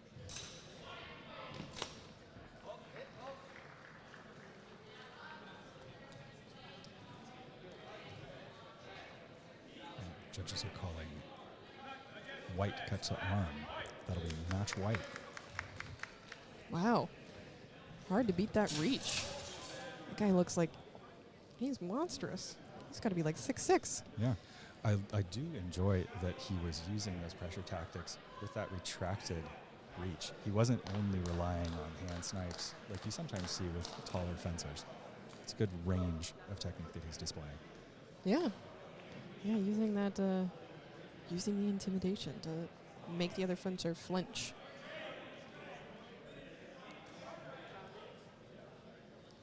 Oh, let's see. If we're done with this pool, we might swap to a different one.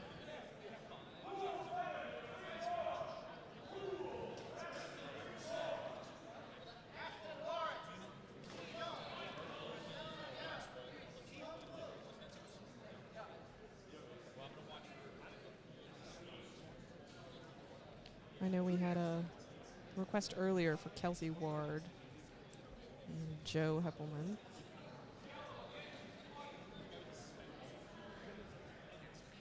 Please stand by as we find our next match to spectate. Please do remember that we are recording all matches, all pools, and they will be available if you go to our Patreon, Historical Fencing Network. You can look through them at your leisure.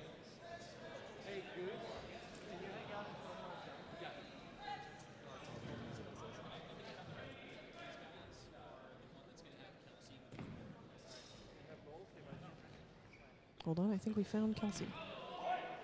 Looks like we're picking up in Pool 5 here. The current match underway is Cody Shepard in white, Ross Walton in red. This is Pool 5, ring number 3.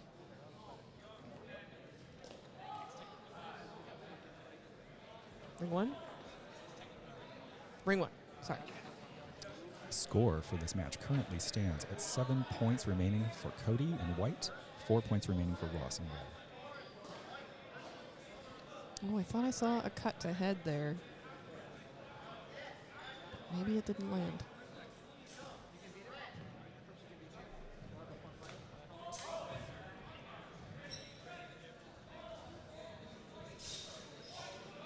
And waiting for our score to update here. Looks like a deep target. Yep, that was minus 3 points to Cody.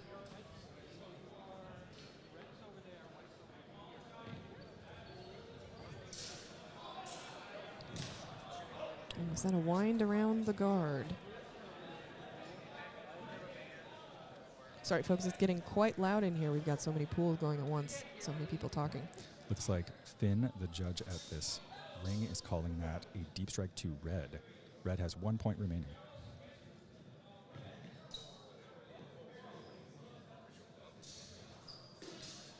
Ooh, I think that wind around might have landed. That Unterhau may have gotten it. Attempted afterblow. I think it was out of time. Unterhau is a cut from below, by the way, So deep against white. as opposed to an Oberhau, which is overhead. Ready, fence. And the outcome of that match was a deep strike to white. Both fencers have 1 point remaining. Oh, it's going to be close. So there's a call. Shallow against Judges white. called it. Looks like red may have sealed it. Cut to arm. I'm mistaken. Match red. All right. That is Sorry. match red. We don't want a minute. All right, so that's a win Fence for to Ross. a minute.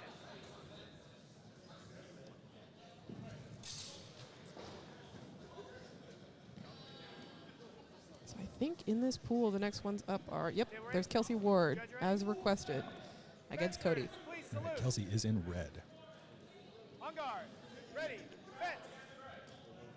Well, thank you for letting us know, Monarch. It's good to know that the background noise is being cut down enough. Halt. Get a shallow against red. Okay, I think that's cut to arm. On guard. Yes, judges ruled Ready. cut to arm. Fence. Minus 2 points from red. Ooh, Quick thrust there. Deep against red. they're ruling it as a thrust to head. Thrust ahead. Score stands at white with 7 points remaining. Oh, and Kelsey's having a rough time. Kelsey has 2 points remaining. Oh, I didn't see what that was. Looks like the judges. Oh, they're confirming.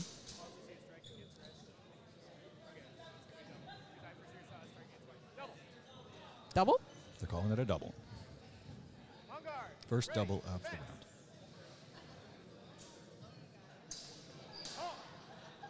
Good blocking there. Did he manage to break through the block, though? Yes, it's looking like. Right. They're calling it a deep strike from white. That is match white. We'll try to follow Kelsey. Is she might be remaining in this ring for her next match. We'll see. Next, it will be Kelsey in red and Ross in white.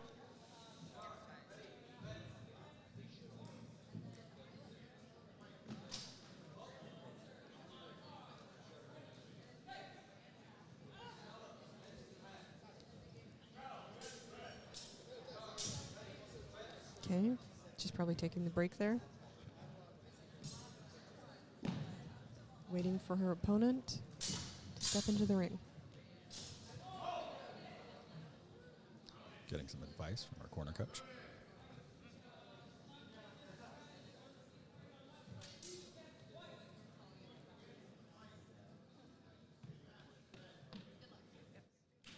Ready? Judge, are you ready?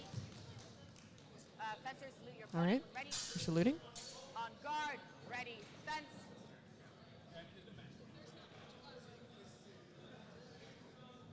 Halt. Oh, I think Kelsey just straight up landed that. No opposition. Shallow against white. All right, yes, that was 2 points from white for that limb shot.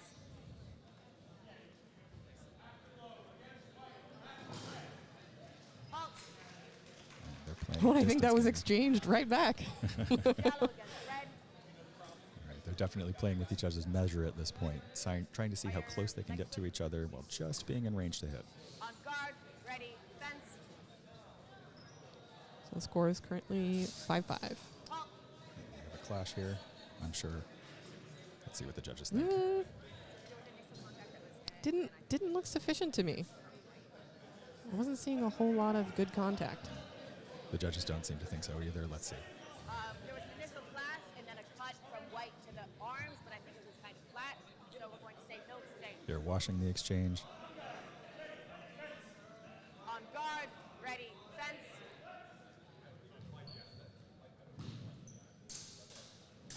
Ooh, Halt. was that sufficient? Back up to this kind of Neither fencer seemed to think so. Judge wasn't sure about that, though. Yeah, I sorry, called no it a little exchange. late. Can you back up like his witches? On guard. Ready. Fence. Looks like they have watched the exchange.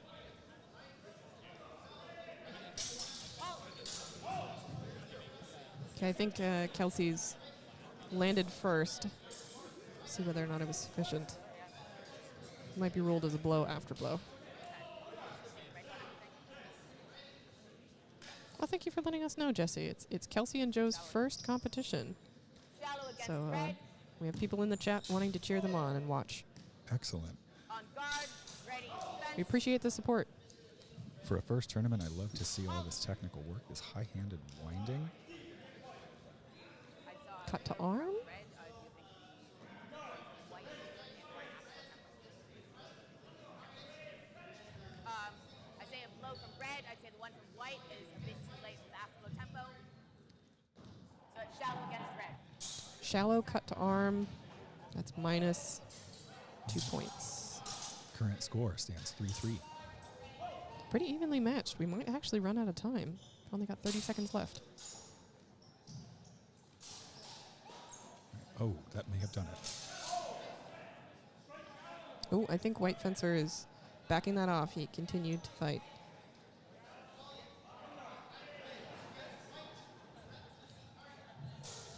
Judges are calling that 2 points against red. Probably an extremity hit in the process. Yeah, it looks like we've got an untied shoelace.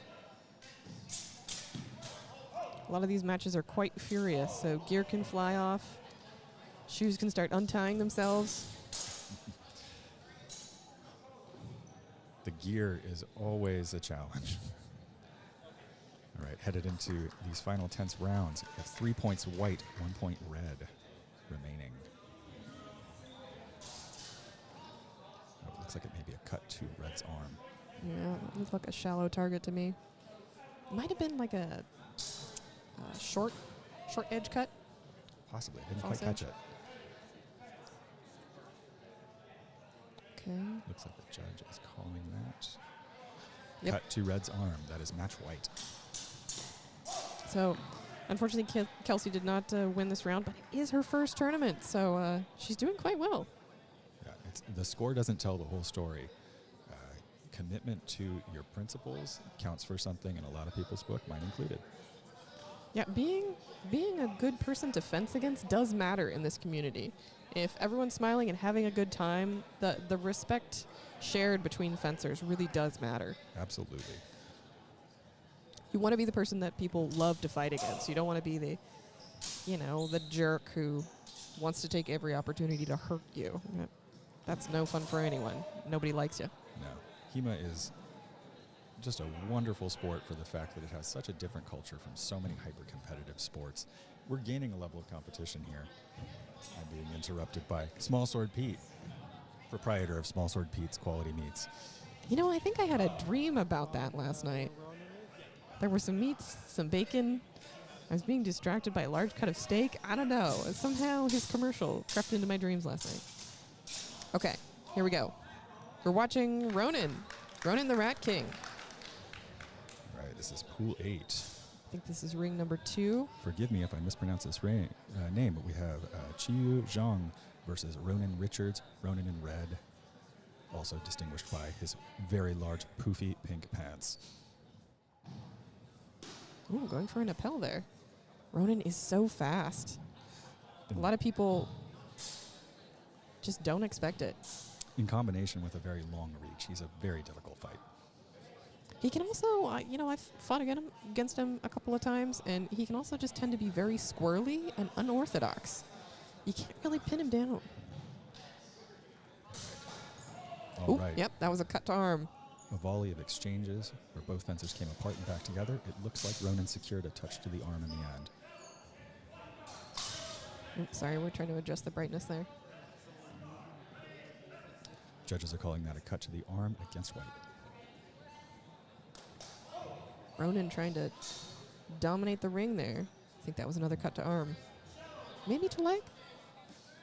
Let's see what the judges think. We're calling it shallow. It's the same score either way. Yeah. Score stands at 3 points remaining for white. Fencers, on guard. 7 for red. Ready, fence.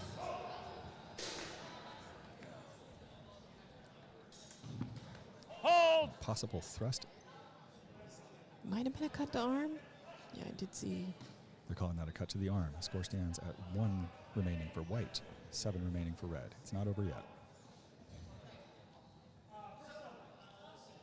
Ronan being very casual about this now.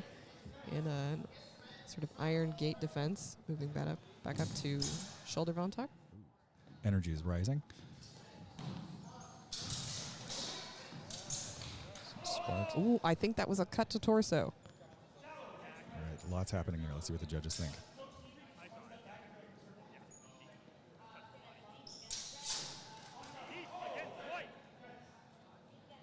Okay, they're calling that. Is that a double? My score is not. My score is a little cryptic. It looks like they're calling it match red. Oh, yep. Go Ronan. And folks, this is why he wanted to stop commentating and compete. He's an incredible competitor. He's one of the new generation of late teen Hemaists, our future, for better or worse. Correct me if I'm wrong. Is Ronan only 18? 19 now. Really young. All right, Ronan will be up in the next round. Looks like he's taking a rest. He will be against Joe Hempelman in white.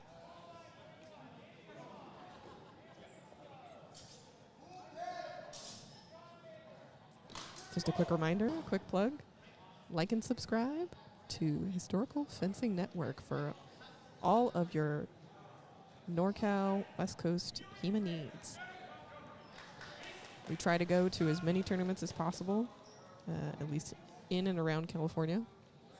So if you've got an event and you'd like to someone to commentate, Accompanied by We high are quality looking video for footage. more events later this year, so if you'd like to come to your event, please shoot us a message. Also visit us on our Patreon, sign up, get access to all the matches that we're going to have today happening. Yes, thank you, Ted. All right, our next match is underway. Early start, some aggression from Joe. Okay. Ooh, that looked like a thrust. Going right through Ronan's guard. Ronan appears a little nonplussed at the outcome. Shrugging there. Hard to tell what they're gesturing. Scorecard hasn't quite updated. Looks like some discussion may still be happening.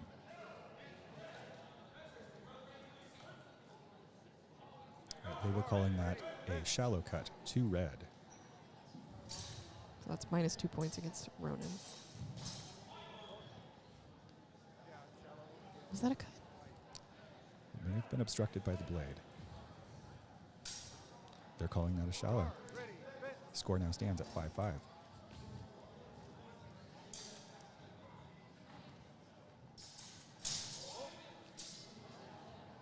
Unsure what happened there. Shallow cut, maybe? They're making these big actions, which are posing a big threat, eliciting responses from each other, although some of these touches might land a little lighter.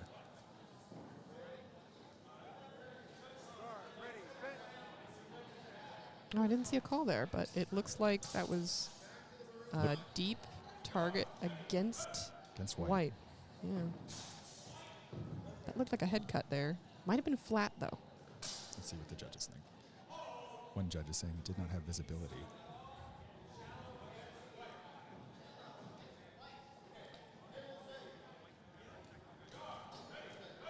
Got Joe Hempelman in white with 2 points, and Ronan Richards, the Rat King himself, with 5. And as a reminder to those who have recently joined, this longsword tournament is using a deductive point scoring system. Fencers start with 7 points and lose them progressively as they receive touches. I think it probably encourages being defensive. It changes the mindset a little bit. It feels different to be gaining something rather than losing something. Oh, and I think they're ruling that match red. All I right. think they ran out on time. Or no, that last shot, I think, was deductive. They called that a deep shot.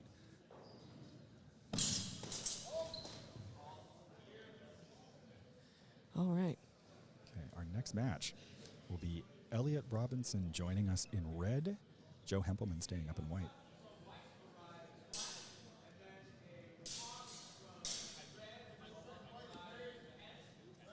Not familiar with either of these fighters. Are you? I'm not either. Looks like Joe Hempelman is from Academy of Arms. Elliot Robinson is from Indes Ferox Gladio. Some new names. Not from around these parts.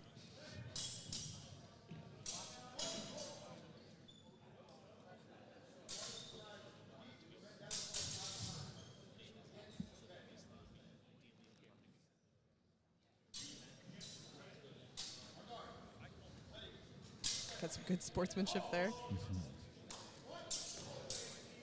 Some good faith acknowledgement between the fencers before they set out. I haven't seen any calibration so far. That is something that fencers are allowed to do, I believe, to It is. calibrate against each other. But It seems uncommon in tournament, but I would love to see it catch on. yeah, I think you'd probably see cleaner fencing if there was some expectation between each fencer as to what level of intensity they're going to play at. yeah.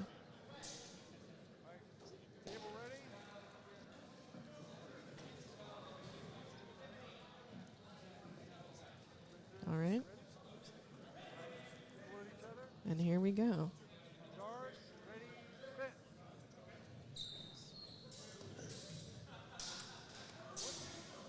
Looks like a possible cut to the arm.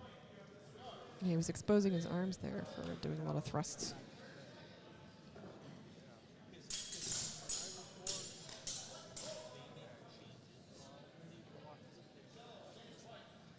Judges are deliberating, though.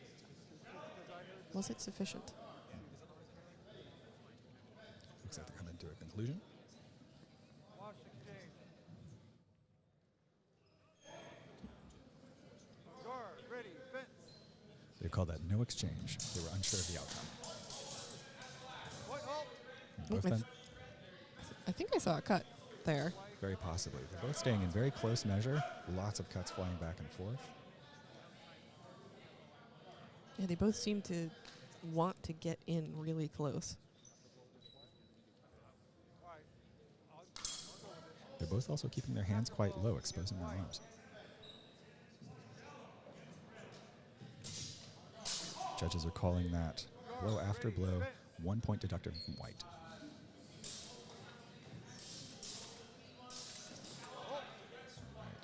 I did see a cut against the arm there. Against white. Joe was trying to crowd out Elliot. Elliot was giving up some ground, but continuing to fire shots off. Guard, ready, They're calling that a shallow target against white. Score stands at 4 white, 7 red. Looks like we may have a shot to the head from red. Is that against red? Let's find out what they think.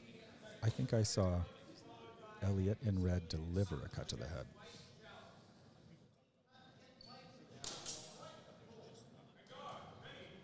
against white. Deep against white. By the way, fencers, it's And here's the call. like go down a little bit. Yeah. Judges are unclear, calling no exchange.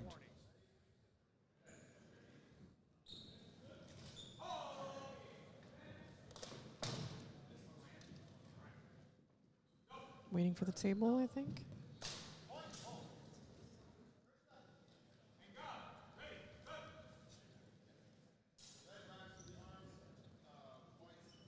These moments when the table's working can kind of pull you out of your game.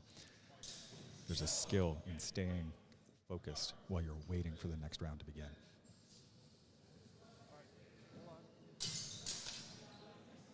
You know, the folks working the tables, they try their hardest. So it looks like there's been some deliberation, and 3 points have been deducted from white. They may have counted that headshot after all. Oh, wow, okay. Score stands at 1 remaining for white, 7 red. And that's another hold. Possibly a shallow cut Shallow against white. from red to white. Doing a lot of those shallow cuts. Yep, and it is. Yep, and It it's is worth it. Match red. Elliot Robinson taking the victory. Oh, thank you for the clarification. Joe uses they, them pronouns. Apologies. We will take note of it and use those from now on. I wish we could get that to show on HEMA scorecard or something like that so we would know ahead of time. That would be helpful. Possibly an addition in the future. And we try to be as inclusive and respectful as possible. And we do appreciate those tips from the chat. Thank you so much. Yeah, this is why we really appreciate the participation of those watching in the audience. Right. Next up in red, we have Elliot Robinson again. Looks like he's taking a breather. Ronan Richards in white. Hi, guys.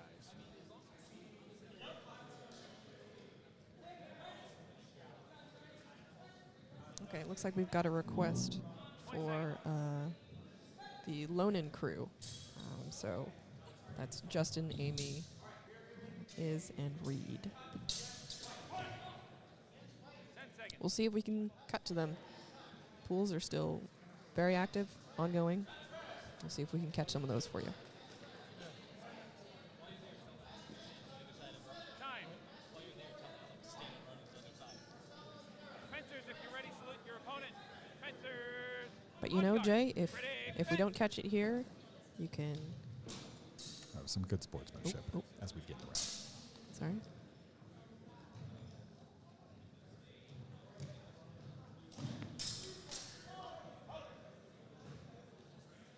Ronan just taking that in stride. Point. A big action. I agree. Oh, that cut was successful, it looks like.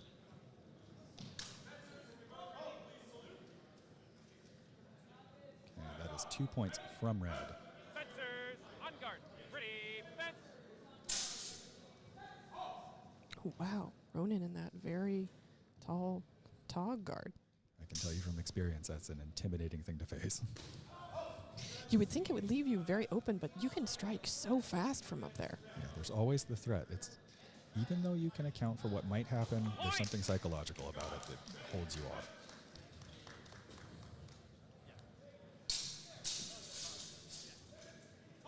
Rona has cut to body in an afterglow. And we've got to note that Iz Afterglow and against Amelia red. are fighting right now. Yeah, let's see if we can cut over to them. Sorry, we're a little biased. We wanted to follow Ronan while he was fighting.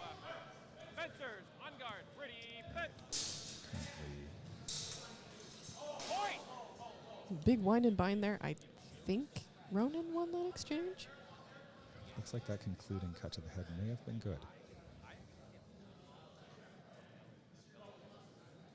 First strike comes in, pommels here, and then right after that.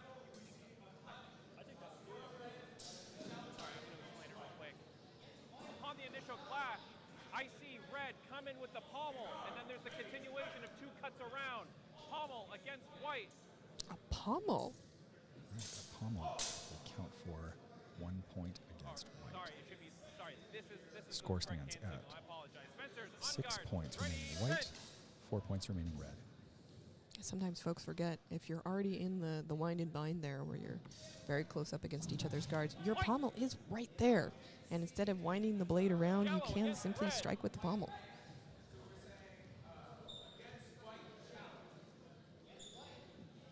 Fencers, on Looks like a guard, decisive ready, cut fence. to red in the shallow. Point! Oh!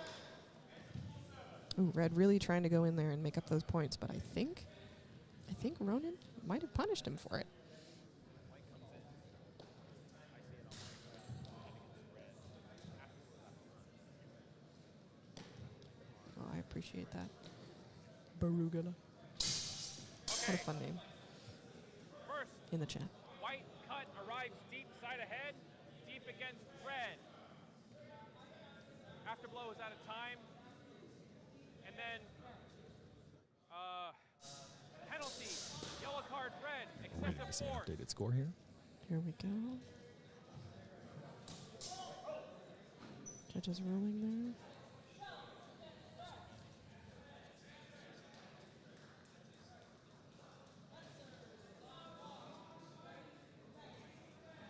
The table seems to be inputting something.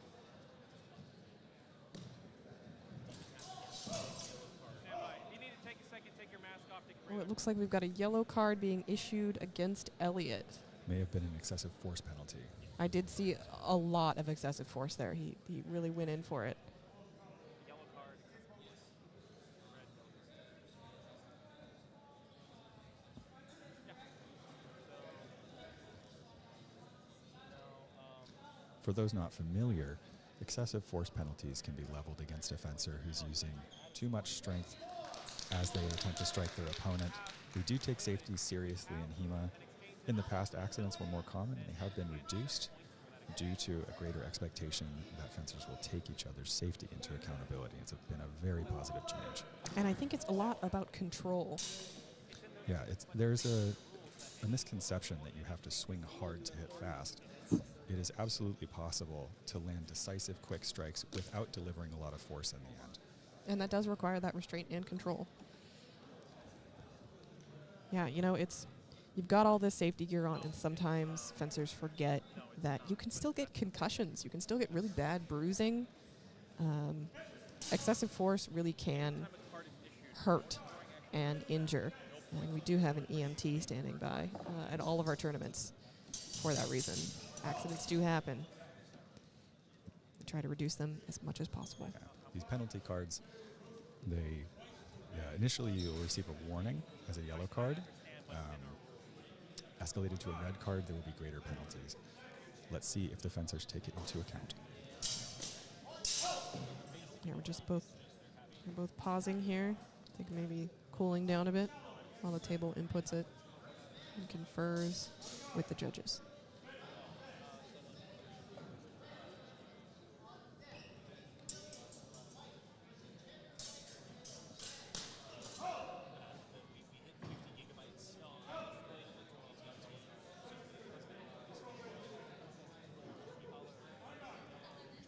Just for reference, I think to answer Jay's question in the chat from earlier, if we miss a match, we are recording as much as possible, and we're trying to, we're recording everything, and it will be available for sure on our Patreon. You can be a free member as well as a paying member.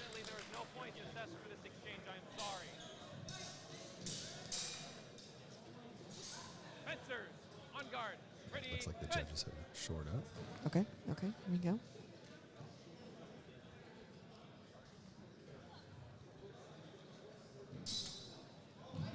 Some big blade work from Ronan. Trying to build up momentum, I think. There's definitely an intimidation factor at play. Doing a petals back and forth against each other. Elliot trying to reciprocate some of that force.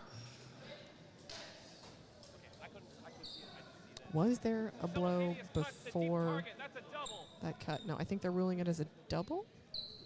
Let's wait for our updated score. They're calling that a double, and we're at time. That is going to be a win for White Ronan. Bravo. The boy's doing well.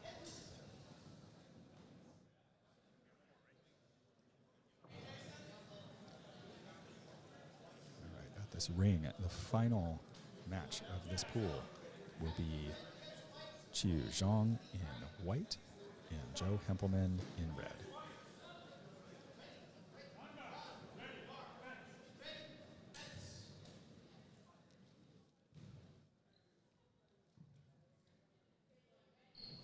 I think the fencers are sort of just out of view of our ring. It looks like nothing's happening, but they are there, folks. All right, we're getting a new angle. Ooh, clean up your gear, Ronan. What are you doing? Couple of wins, he thinks he owns the place.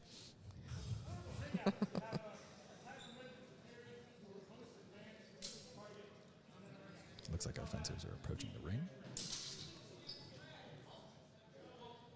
I do understand the tendency to want to strip all the armor off, though. Get that cool breeze. All right, here we go. All right, we're off.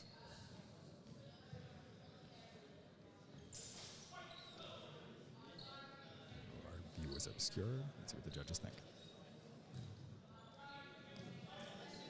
Deep cut to white with an afterblow? Table is updating. They're calling that a deep cut to red, minus 3 points. Okay, gotcha.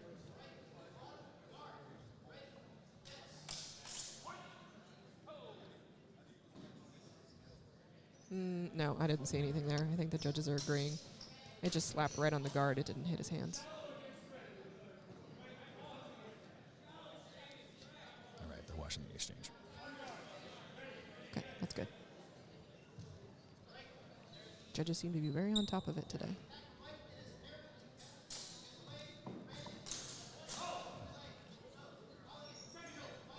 Come on, commit to it. Both fencers mind and measure. They seem to be cutting very close to their own bodies. They're not extending very far. They are. Sometimes you'll see the arms held closer to the body in an attempt to generate a more significant structure. Reaching your arms out increases the amount of leverage your opponent can gain over your blade. Maybe that's what they're at. Okay. They're trying to prevent giving their opponent anything. Looks like they watched the exchange. Nothing conclusive.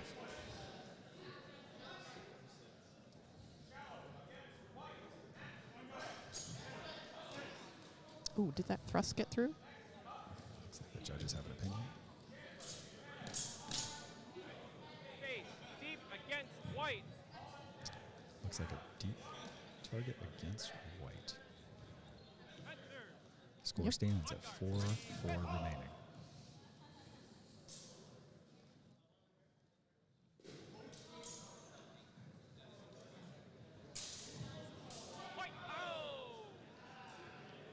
Hold has been called. I saw that large motion, that large cut from red to white, but I don't know if it connected. Sometimes it's difficult to tell when they're holding that strong structure like that. The blade doesn't bounce as much. It doesn't give you as much visual. Okay. They're ruling that a cut to arm. All right, score stands at 4 points remaining. White, 2 red. Joe has got to pull it in there. Looks like a cut to Joe's arm. Ooh, that might be enough to end the match.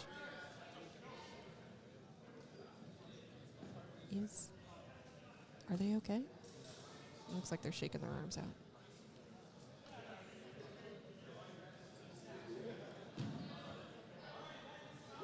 Sometimes you can hit a nerve and your arm just kind of goes limp, or your fingers. Though heavy HEMA gear has improved over the years, it is still not perfect. Very important to have thumb protection in these fights. Okay, I think they're ruling that. Shallow against red? Shallow against red. And that is match white. Yep.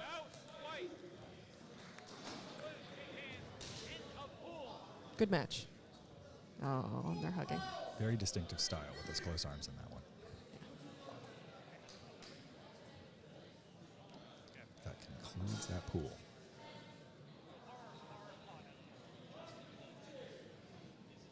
Oh my goodness, we're distracting someone so much that they almost missed teaching class.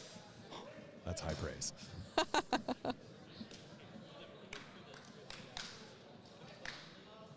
Please stand by as we find another match to spectate. Okay, I think we'll catch Jenna, I think, and at least one fencer from the Lonan League.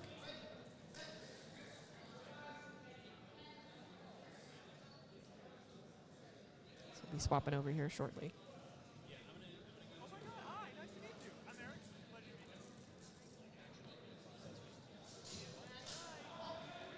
And we're swapping over to another pool here already in progress while we wait for that next pool to come up.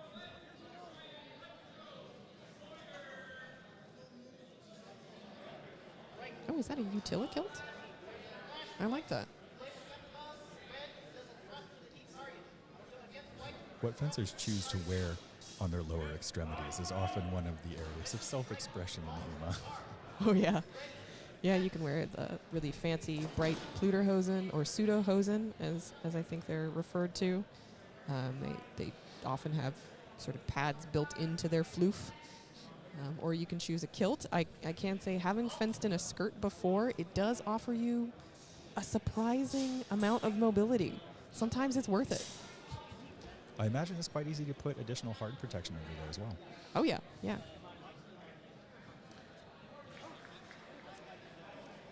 It seems like almost everyone's got some kind of shin guards. 'Cause getting hit right there in the leg is... It's a tempting option. Yeah. Especially sometimes when you get close or you get really focused on what's happening up on the hands. A quick shot to the legs goes completely unnoticed before it's too late.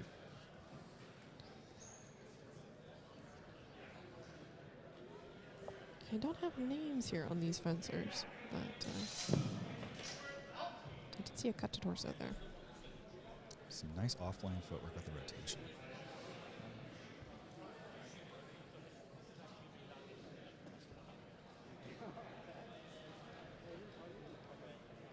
Keeping our eyes peeled for Jenna.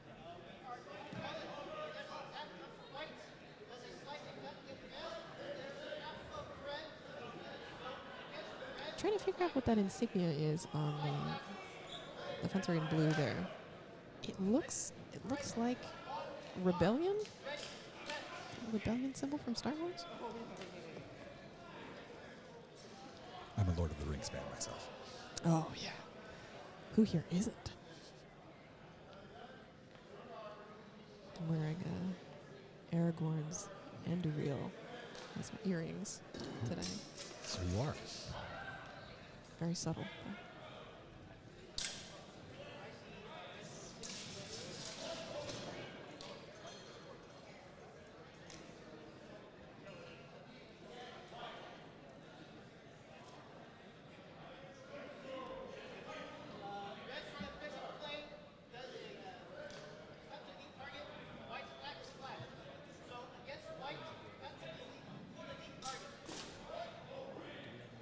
I think I just heard a cut to deep target there against white, so that might be match red. Sorry, we don't have the scores up. We're trying to swap around a lot, so we have to swap the scores and the names. I think this is pool 11, queuing up. Yes, this is pool 11. Looks like we have Alec Villanueva in white and Chandler Ryder in red. Of course, it's a little confusing because Alec is wearing red, but oh, and he doesn't have his honey badger mask on today. Looks like he opted for a little more durable backplating for Longsword. For those of you who don't know, he typically has a paint job on his other fencing mask that makes him look like a badger. It's got nice stripes on him. Right, the fencers have begun with a careful game, testing each other's measure.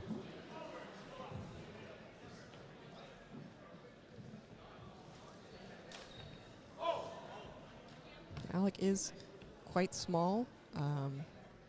He's pretty tough. Well versed in strategies for closing measure when he wants to. Yes. And if you're not prepared for it, it can surprise you. Looks like the judges have watched that last exchange. Oh, I stand corrected. Minus 2 points from red.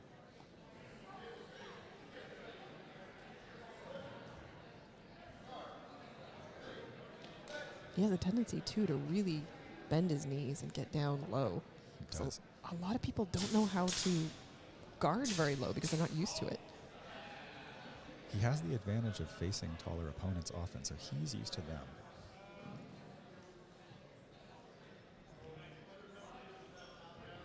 Just inching into measure there, it seems.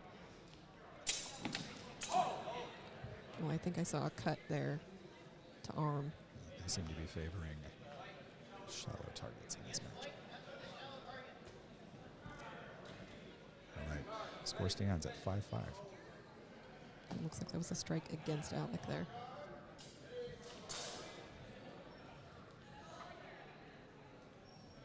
Seeing a lot of, what is that, the Fool? That guard there that's very low. Yeah, it looks like he's trying to suggest interfering with the blade at least to get the opponent to move. That was a pretty furious exchange there. Not sure if I saw which cut landed first. Judges are trying to make sense of it.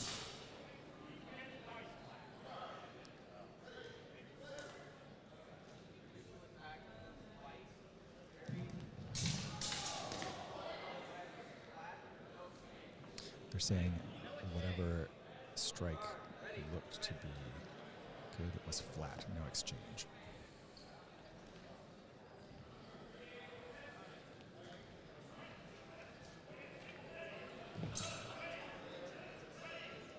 For those not familiar, when striking in longsword, or just about any weapon for that matter, edge alignment matters for scoring. If you strike with the flat of the blade rather than the edge, judges will often call it off.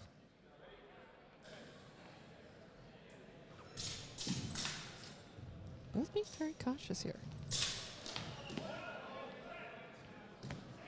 Might be a little bit hard to see here with the judge in the way. Oh, there we go. Can change in an instant when somebody decides to act. Seems like they're going to run the clock out. I mean, this is their last exchange. They've got to do something. They're tied at the moment. Got to commit. Someone has to commit. Come on, guys. Oh, there we go. That looked like maybe an Unterhau cut to the arm, but then that big thrust in there from Alec.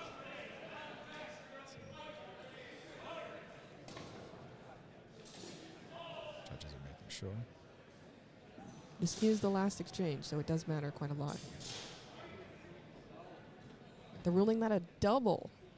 All right. And this match is a tie. Yeah, match tie. It took a little bit too long, folks. There is something to be said for patient fencing, but in the tournament setting, you have a schedule to keep, and so time limits are in place. Yeah. We already often run long. as you've heard us say before. So, okay, it sounds like Alec is going to be up again. No.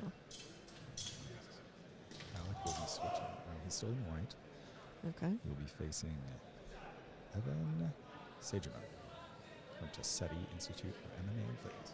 Oh, I'm not familiar. I believe they're down in San Jose. Oh, okay, okay.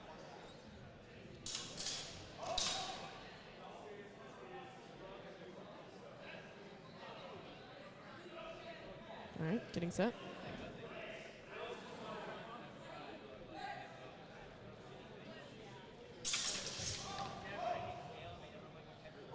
So, Evan looks like he's the fencer with the blue shin guards and shoes there in all black.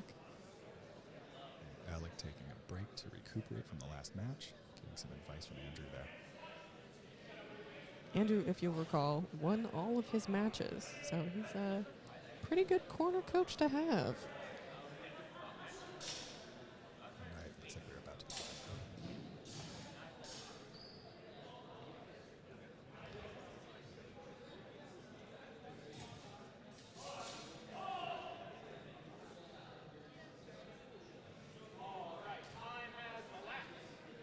Okay, break time is over.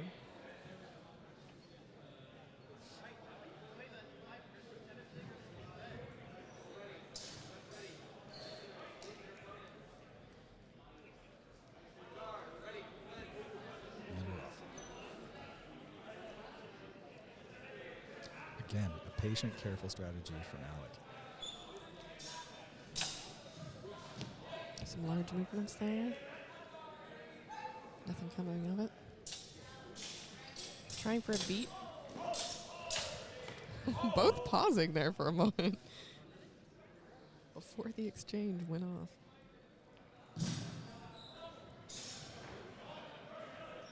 Judges confirm.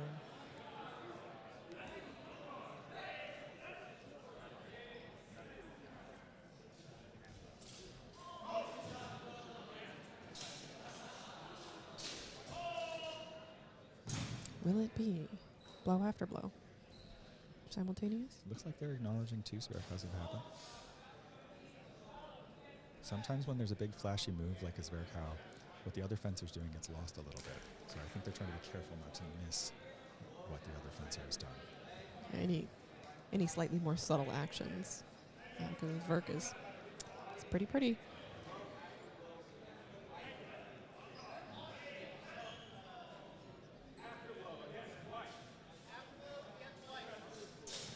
Seeing there's an afterblow against white. Let's see how that affects the score.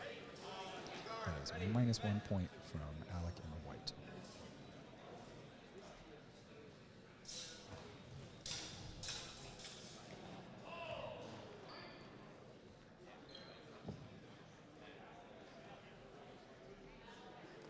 Really being careful about getting too close here. Ooh. That looked decisive. That was a solid hit. That's got to be a deep target. I think minus 3 points from Alec. But a good demonstration of how you can hold some good structure as you come in without necessarily blowing through with a very, very high intensity cut.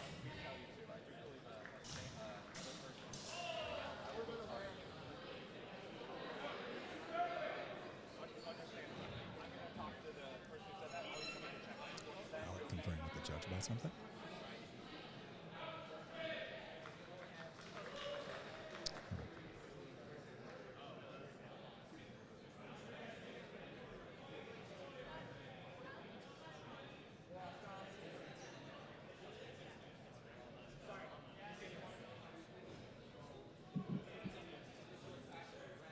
Maybe waving something off there.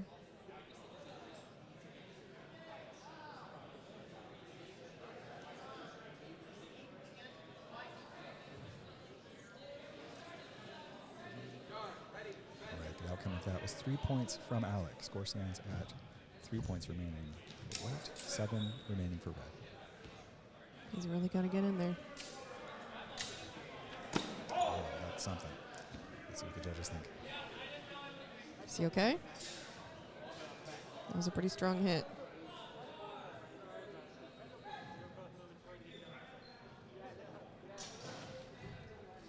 Possibly some discussion about hit to the back of the head.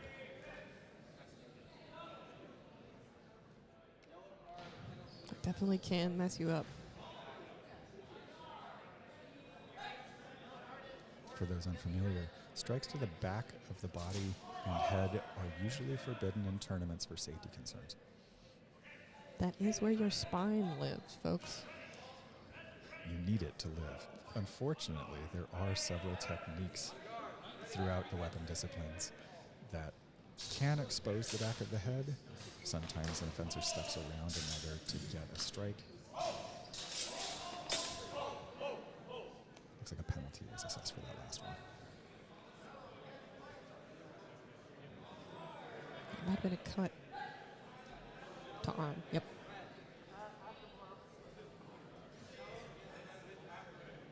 With an afterblow.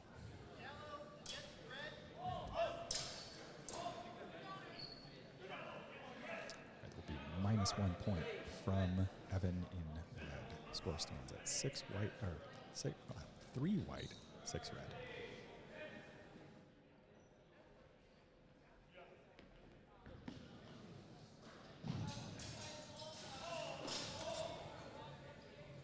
Alec trying to tempt him out of his guard there. Some follow-up after the initial strike.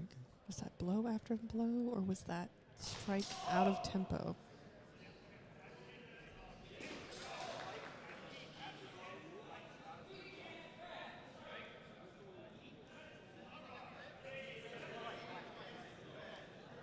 Let's see the hand signals, waiting to see an updated score.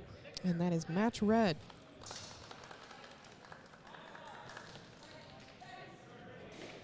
So Evan takes that. That looked like a rough match for Alec there. He did get hit several times. I can see why now he swapped to the harder back of the head protection. They are becoming more popular, those rounded, dome-shaped plastic covers. They seem to absorb impact a little better than the previous popular sort of flap style back of head protection. They're called hoods, right? Hoods. Yeah, Or hoods. overlays sometimes. Gotcha. Yeah, yeah.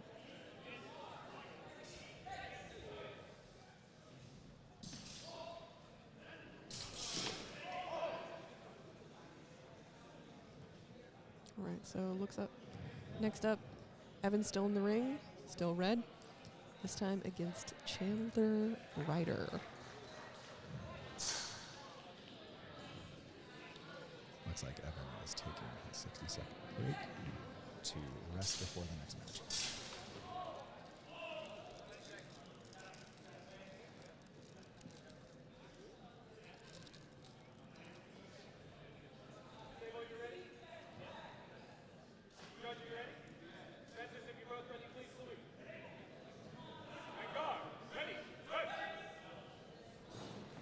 And here we go.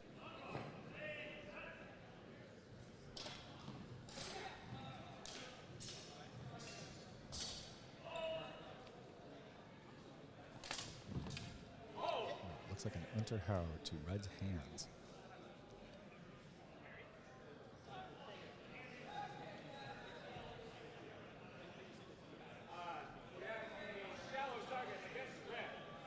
A shallow target against Red, 2-point deduction. Score stands at 7 remaining for White, 5 for Red.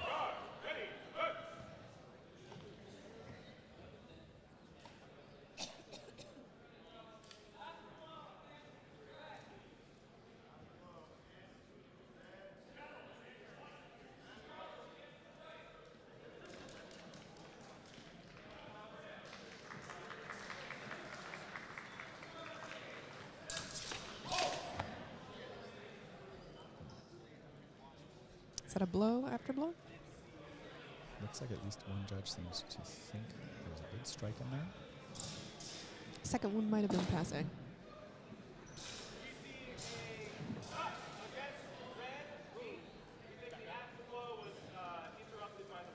They're saying that the afterblow is obscured by the blade and that sort of shutting, shielding, hanging guard. Score stands now 7 points remaining white, 2 remaining for red. Oh, the fencer from Einhorn doing quite well in this match.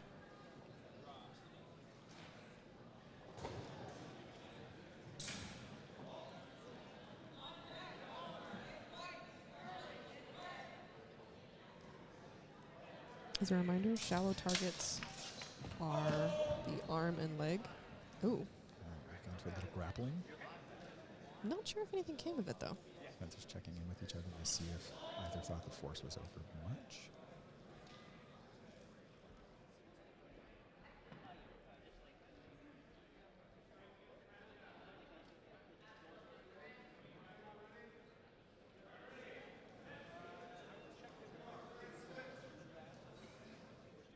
Deep targets are -3 points. Shallow targets, -2.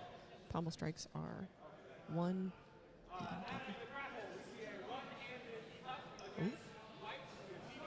Oh, there was a cut in there.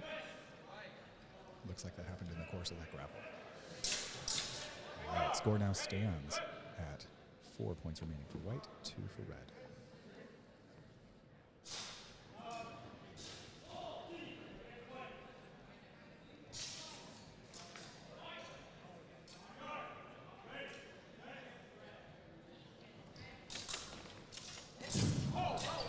Again, down to a close measure.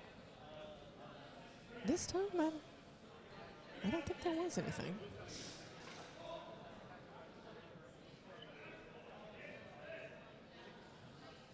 Judges are being thorough to assess what may have happened.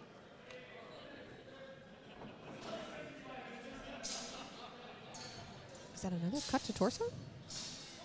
After some scuffle, we see a parry riposte against red to the bot. There was a parry riposte against red. I think that's what he said. Looks like red has just lost 3 points, and that's match white. That's a win for Chandler.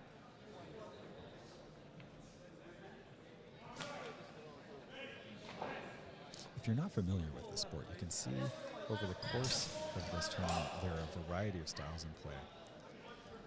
This one we saw some closing and grappling where fencers are shoving each other around a little bit, which is perfectly legal as long as it's under control. Others, like we saw before, are playing a little more carefully with extended weapons. There are many ways to approach this game.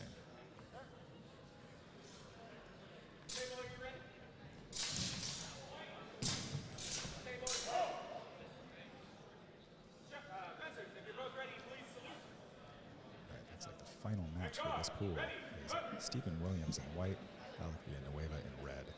Oh, he was the fencer from before.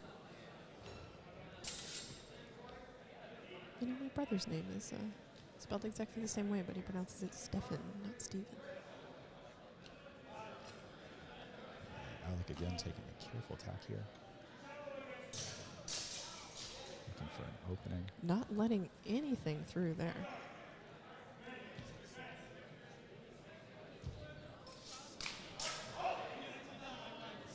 Pushing measure, probing a little bit. Still nothing. Looks like both are trying to get some sort of big response out of the other that they can take advantage of. Ooh. Alec comes through with a thrust, possibly afterblow. Yeah, there may have been an afterblow as an Unterhau cut to the arm.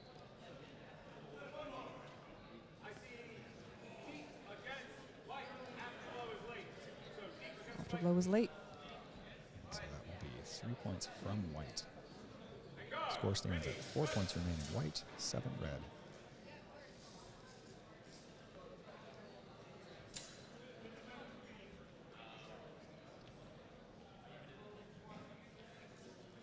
Going into that tog guard. Alec not going for it. Some pressure. Ooh, and a cut around. Looks like the arm.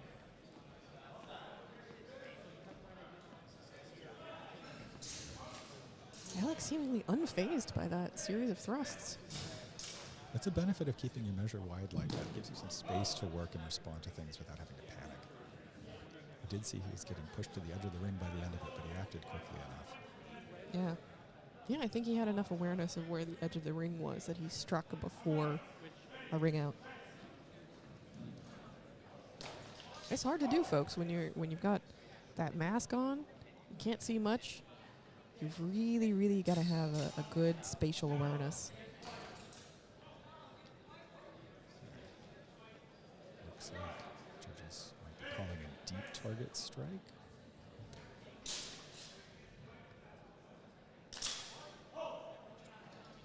Trying to update the scores here.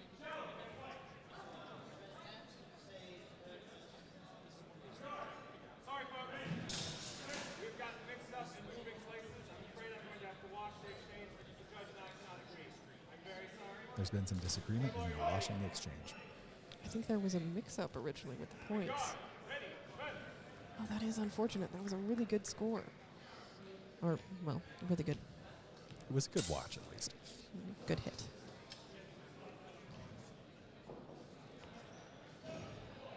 Ooh, trying to wind. Again, pushing to the edge. And we've lost the shot. Let's see what the judges can tell us. There was a strike to head there. Might have been to the back of the head.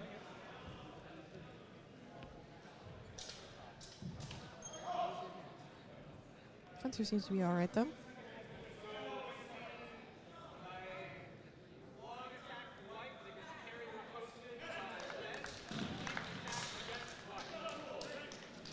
think they're calling a deep attack against white. So that leaves our score. 1 point remaining for Stephen and white, 7 points remaining for Alec and red. He's maintaining all 7 of his points. Only got 10 seconds left, folks. They've got to do something. Oh, Oh, here we go. was that a double? Looks like one judge thinks it is a double. I feel like it was. They were 1 second off from each other. They're calling it a double. Double. First double of the match. Okay, looks like we have 6 seconds remaining. This should be the last exchange.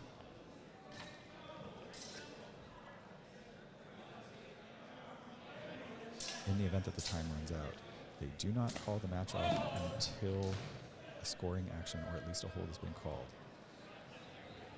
Is that another double? That would be in Alec's favor if it was a double. Just because he has more points currently. All right, that's a second double. And I believe that means, yep, match red. Due to a timeout. Now this is something that I have a little bit of knowledge about. Both Andrew Bradford and Alec Villanueva do have a tendency to go for a thrust, that sudden attack into an opening. And I believe that is the training of Arthur Henry coming through. He's one of our instructors at the Sacramento Historical Fencing Academy. And he always tells us, you got to go for the thrust when it's there. If they don't put up a guard, jam your sword into their face. It seems to be paying off. Yes. You can. It really pays off when you get the timing just right. And Arthur's well known for this. If you can land that thrust and keep it planted, it can even lock out your opponent's sword from follow-up actions. All right, we have another match underway here. We've got Jenna Johnson, white, and Justin Yee in red. Score for this match currently 5 points remaining for white, 7 for red. Ooh, that looked like a wind around and a strike to the arm. Oh, are they ruling that a strike to the head? The upper opening and the head, kind of, that area includes right around the collar.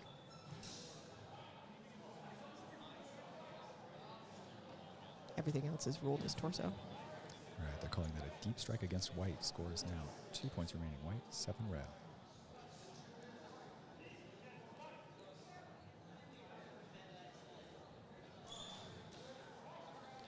Jenna, if you were here earlier, has a bit of a chicken theme going. She's got a little chicken patch on the back of her fencing jacket, as well as underneath her fencing mask. She has a little, it's almost like a little ski mask with a little chicken waddle on it. All right, just there, 2 points were deducted from red for a shallow target.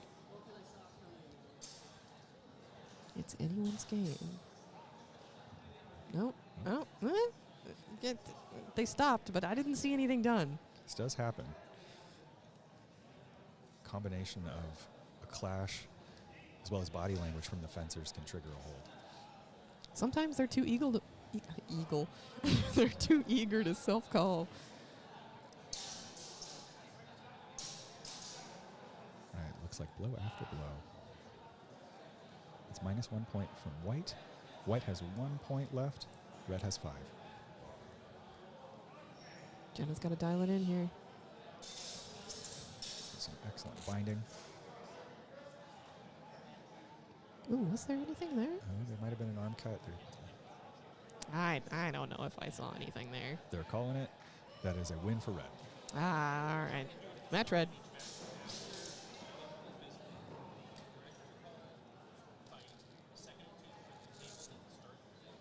All right, this round of pools looks to be spooling down. Let's see if we can find anything else to watch. Looks like there's one set of matches left off in the corner there. I think that's ring 1. Not sure what number pool this is. We join Ryan Renfro in red and Paul Barrett in white. In pool 13. Current score is 4-4. There's a good salsa named Mrs. Renfro's. It's like a peach salsa. Sorry, I'm really hungry. These days are long.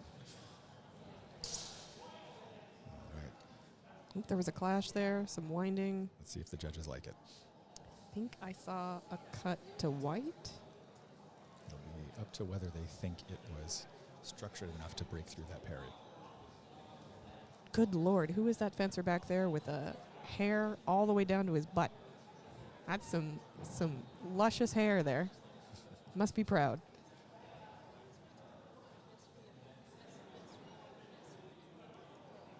Judges conferring.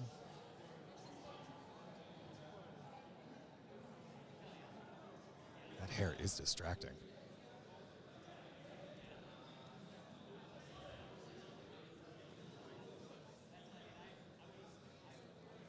It's amazing to me that he doesn't braid it. Having dealt with long hair before, it's difficult when putting on a fencing mask. Feels like kind of a flex. A little bit, yeah. Maybe I'm just jealous being bald as I am. You do have a very nice full beard, though. Why, thank you. A lot of guys can't pull that off. Ready, fit. All right, here we go. Do we know what that last ruling was? Looks like it was a shallow target from red. Gotcha. Okay. Score heading into this judgment is 4 points remaining white, 2 remaining red. I think there was a cut to torso. I'm seeing cut to leg. They might be debating about where it landed exactly. I'm going to say deep against white. Oh, you're gonna, Ryan weighing oh, in. didn't flag. He hit his leg. Right. If that's 2. So we're going to go. Yeah, thank you. For those unfamiliar, fencers are allowed to self-call and note things that would work against their favor, but attempts to sway judges' decision in their favor are ignored. It looks like a possible cut around from red to white. Getting a lot of clashes in this fight. Just going headlong into the bind. Certain matchups between certain fencers, they just bring it out of each other. Score stands at 2-2. I think there's a joke in the community that if you do too many works, if all you do is this work, then they say, all aboard the Zwerkcopter. It starts to look like a helicopter, just back and forth. It has proven to be an effective strategy in the past, but I think a lot of people have put some effort into figuring out how to defeat it, but it still pulls through sometimes. Guard, ready, fit. All right, this could be... Oh, again with this Ooh. Because of the angle, I couldn't really see if the white fencer landed anything there, but it definitely looked like something Possibly a double. cut from Ryan in red. Judges being very thorough to make sure everyone has their due. Oh, someone's bumping the camera.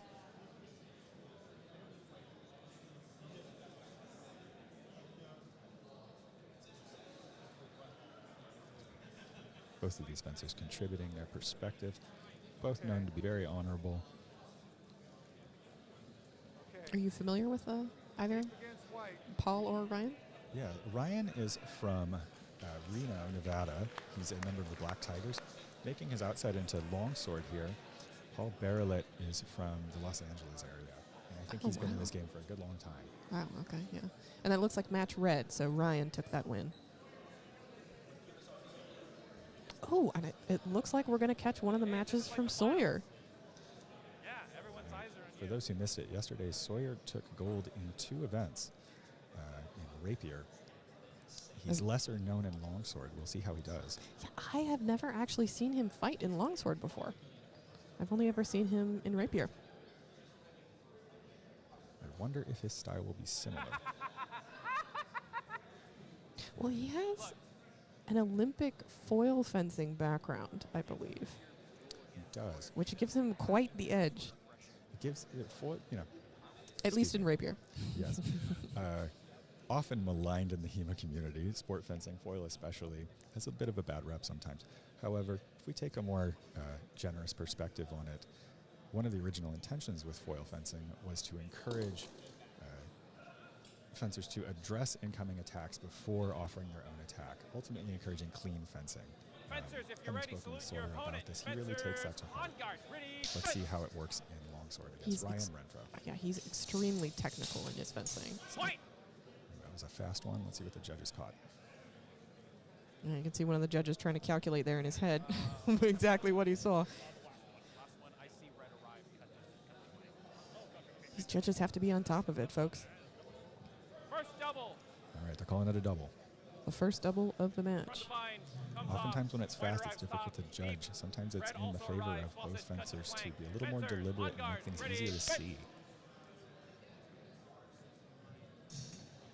Attempted leg snipe. Point. Very Oh. athletic lunge. Ryan holding down his defense. We at the Historical Fencing Network here, live streaming, we are attempting to get an instant replay up and Collaborating running with my judge. in the We have next the couple of picture. tournaments Deep to see. against white. So maybe we can slow down some of those super fast exchanges, give the judges some help in Excellent. determining whose blow landed. Big opportunities for the highlight reels. Judges deliberating. Score currently standing 7-7. We're denying quality on white. Overruled. Deep against white.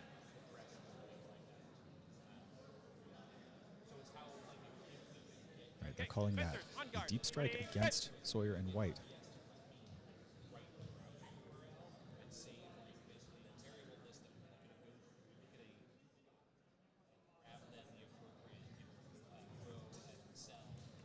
Point. Hold. Yeah, Sorry. he's- My bad. Should've said He hold. really wants to thrust. Let's see. Initial attack from red does not arrive. White does arrive. Thrusted deep. Deep against red. They're calling it a deep touch against red. Okay. That'll Looks like bring that our- landed. That'll bring our score to 4-4. Yeah. I think this is our last pool, by the way. Fencers. It's starting on to get guard. quiet in Ready. here. Fence. Everyone's watching. Lots of spectators have huddled around the one remaining circle. Right, a clash. Ooh, that's There's some pressure, but it looks like it might have been flat. yeah, that looked very flat to me. And then a presentation of point from Ryan. That might be ruled in Ryan's favor. He didn't follow through, but the threat was there. They come in, they lock up, grab blades. There's a schedule. Yeah. I'm gonna say, yeah. This is personal foul, roughing passer. Okay. The call is thus: the initial attack from white, attempted shield how, no quality. Afterwards, grapple, stalemate, safety hold, reset, no exchange. They're calling it no exchange, no decisive action was caught by the judges. On guard, ready, fence.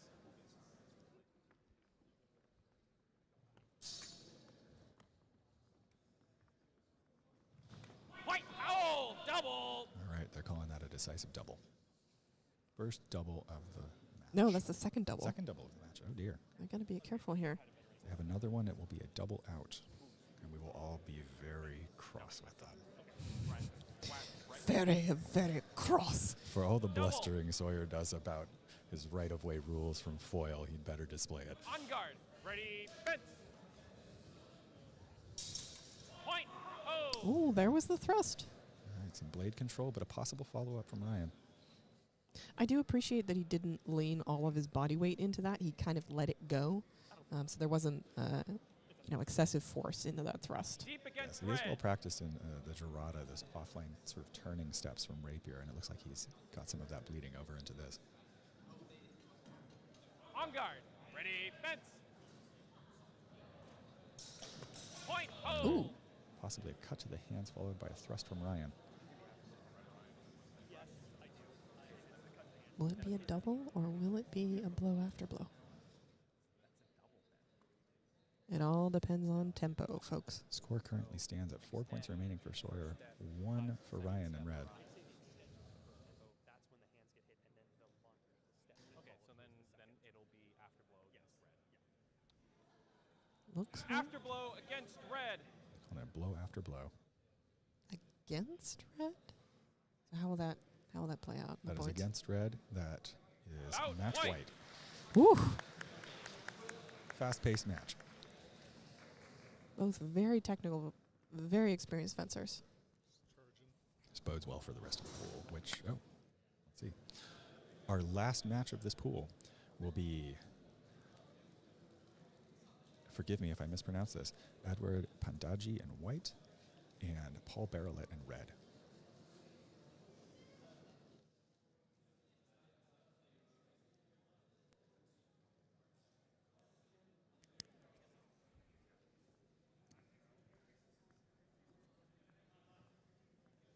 After I turned 30. I was wrong. There was one more bout. So then I'm assuming after this first round of pools, will there be a second round of pools? No, it wasn't. Okay. Yes. I'm hearing And hey, yes. guess what? We have a second round of pools, but it's before 4 o'clock. So All right.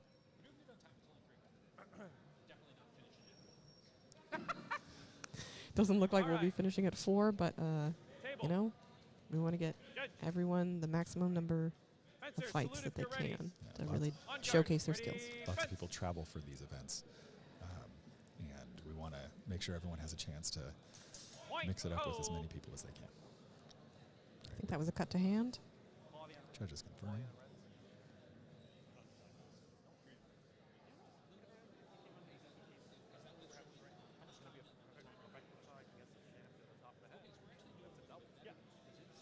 I agree. Ruling that as a First double. double. Okay.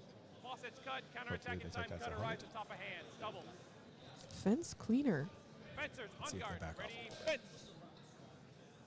Close off those lines. Point. Oh. Possibly a nice controlled thrust from I Paul. agree. Deep Yep, against I saw white. that as thrust ahead. Looks like the judges are agreeing there. Okay, that'll be minus So that 3 would be, points that from would be a white. deep Fencers target. on So that guard. would be Ready, minus 3. Yep. fence. Okay. Point. Hold. Clash with a following. Sorry, cow. Yeah, I think that wound around, and he managed to get the arm. That's what I saw anyway. I agree. Edward getting some advice on how to possibly address No that. I think. agreement, no exchange. We could not agree on quality of either fencer's strikes. My apologies. No exchange. On guard. Calling it no exchange. Ready, They were fence. uncertain. Oh, going into a hanging guard there, just for a moment. Point. Oh, there was that thrust again, but they're calling it a double. Calling it a double. Thrust arm. Okay. Second double. White's thrust Second arrives to the double. wrist. Okay, one more and they're out. Come on. Close off those lines. On guard. Score Ready, stands. fence. 4 remaining for white, 7 for red. Nope. Edward's gotta dial in and focus here. Keep those defenses up. All right, some gestures, some feinting. Point. Oh, a big thrust from Paul. Yep, Deep checking if he's against okay. white. Just ask because of the. Okay, this is going to be difficult for Edward to beat. He's only got 1 point left.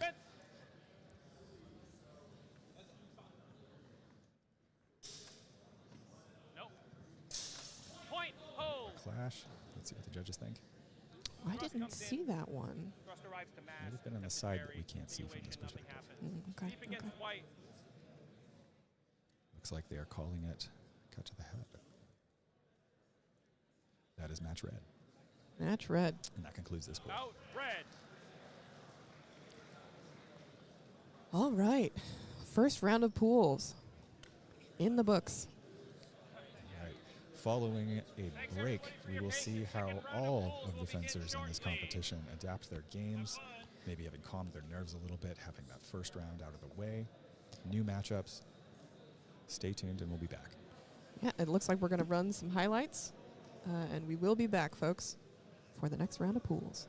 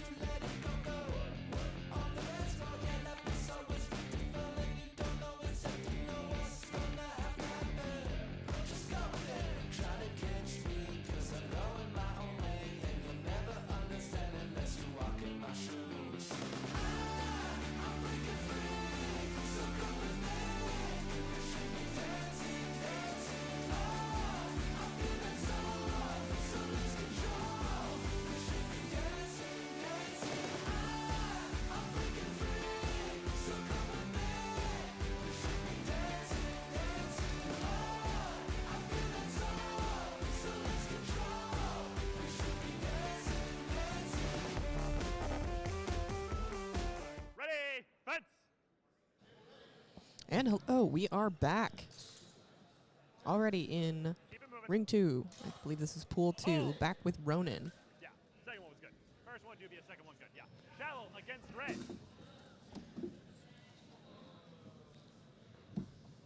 Fencers, on guard. This is Ready, the second fence. round of pools now. Gets a little bit more difficult for all of our competitors.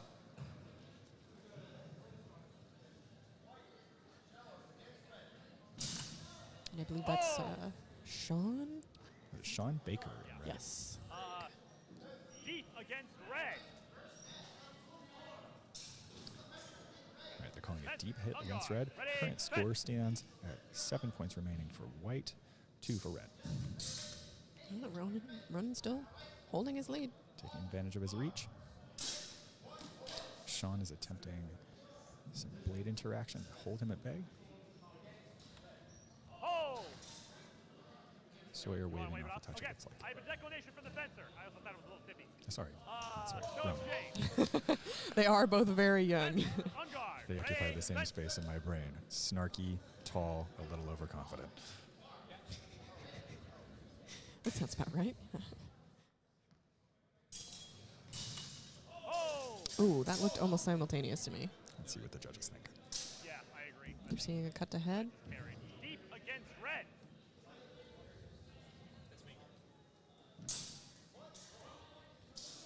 Right, that is match white.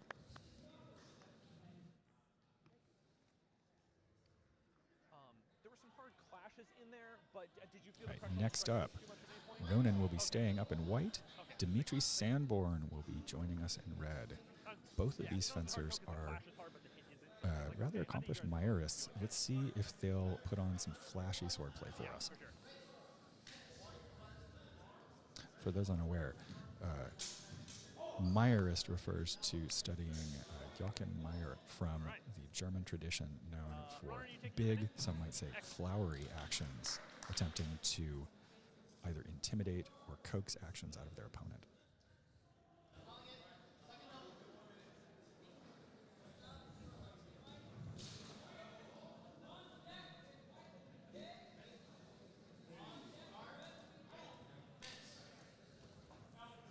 All right, Ronan looks like he's just about done with his break, getting prepared. Putting his gloves back on. All right, table ready. Judge ready. Fencer salute. On guard. Ready. Nice bow. I fence. appreciate that.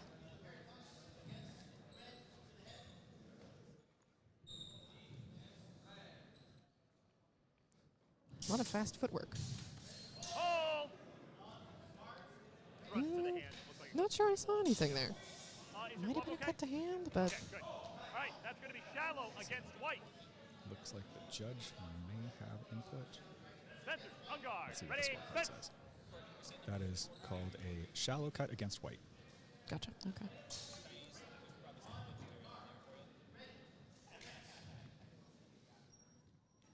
All right, Ronan playing at the measure with some quick steps. Dimitri staying strong. Committed thrust from Dimitri. Some follow-up action. Yeah, we didn't quite catch that.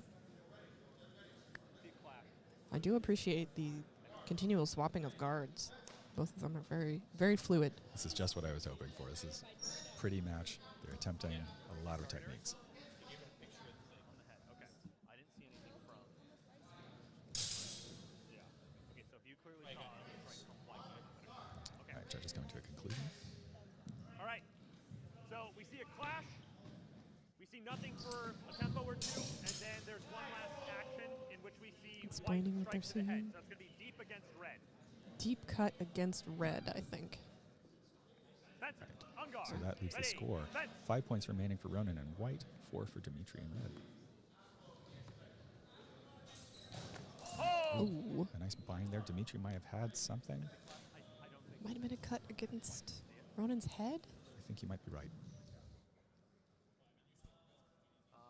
I'm pretty. I saw that pretty quick. Got some thinking going on. Lands the head on the initial flash. Did you see another action after that initial flash? Judges being very thorough to make sure the right call is made. Okay, I'll take that then. Okay, so then that's going to be afterblow against white. Yeah. looks like they're calling that a blow after blow in favor of red. Ronan loses 1 point. It's now 4-4. Ooh.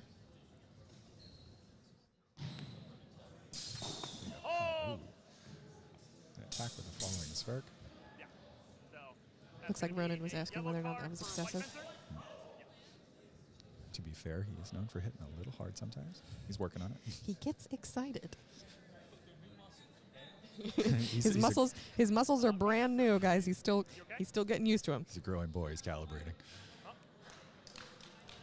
Bones are not the same size as they were yesterday. They're assessing an excessive force penalty for that hit. Oh, okay, so So Ronan knew what he was about. that cancels any scoring he might have had, and they're back in.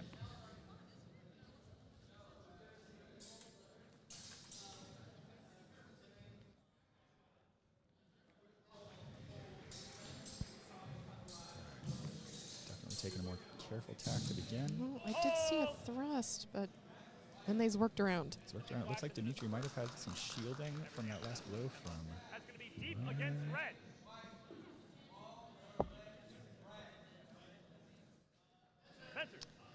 They're calling that deep target to red, so Dimitri's down to 1 point versus Ronan's 4.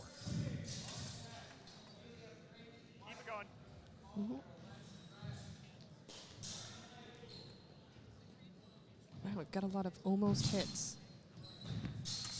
Lots of back and forth here. Yeah, they're both blocking each other quite brilliantly.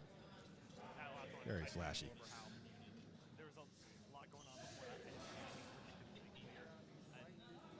Did that end up landing? I think I saw a cut from Ronan to Dimitri. Let's see what they think. Yep, they're calling that a deep attack from Ronan to Dimitri. That is match white. Ronan wins. Holding his streak. Let's hope the young man learns to control some of his blows. Don't want him to get a warning card. Will eventually cost him. I think Dimitri's staying in the ring. No. Well, he's taking off his helmet. All right.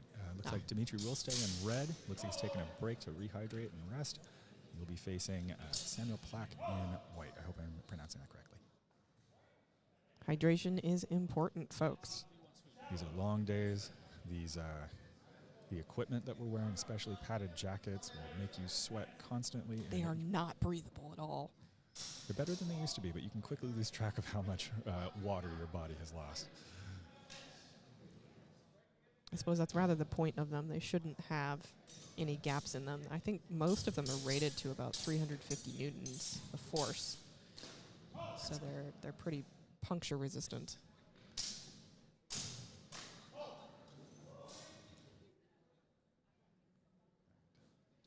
Dimitri getting some advice from his corner coach.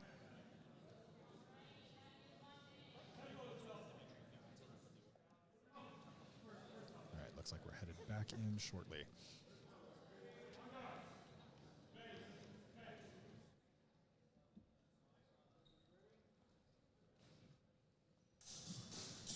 Some quick gear adjustments. Taking full advantage of that minute. It's important to stay calm during that break. Oh, it looks like he's got Carrie Baker in his corner. A very experienced fencer, definitely an asset.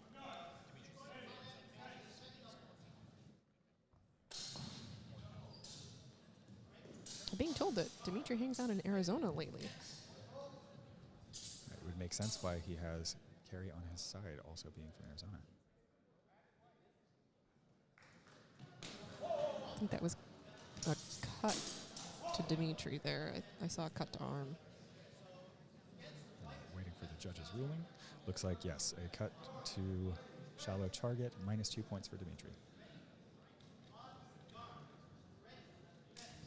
Samuel being patient, minding his measure.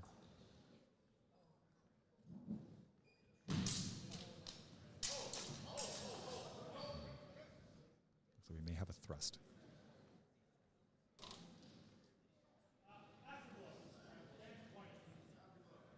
It wasn't very obvious, though. Our angle wasn't good on that. Let's see what the judges think. You're allowed to have an opinion of your own. We get to be wrong over here. We get to have opinions. Nope. Okay, let's see. Well, I'm not seeing what that was. Didn't see a call from the judges. Okay, score indicates that there was a that thrust was good. Deep target. Okay. Well, okay. I saw a cut get laid against Samuel's neck there.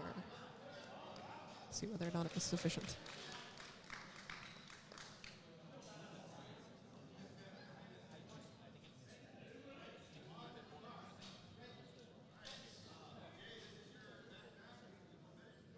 Okay, that's another deep target against Samuel.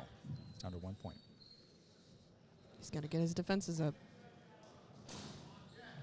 Doing a good job of minding the measure, but oh, there we go. Ooh. Something's happening. Looked like he stabbed right through that winding. Yeah, there was an afterblow. Let's see if they call it an afterblow. Tempo does matter very much, folks. If you're just out of tempo, it's about a beat, a second. If you're too late, then it doesn't count as an afterblow. Common convention is that tempo is counted by the moment in which the action begins. So if both attacks are quote-unquote in flight at the same time, they'll call it a double. That's a good distinction, thank you.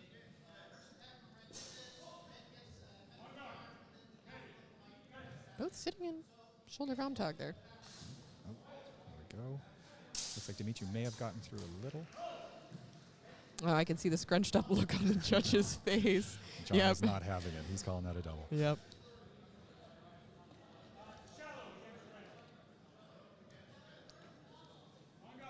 That's the first double. That's a double. Match.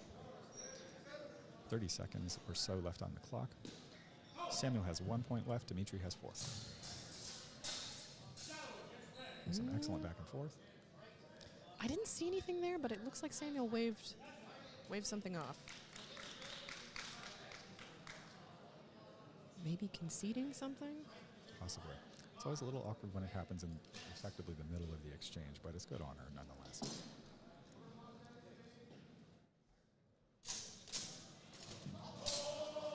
Okay, they're going to wash that exchange.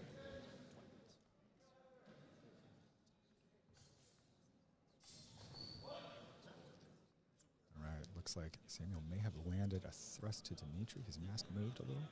Yeah, it looked like it came right underneath his handle and his guard.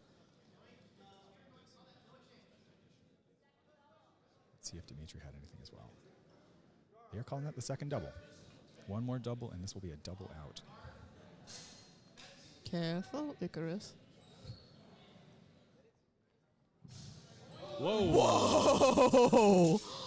Holy crap! Okay.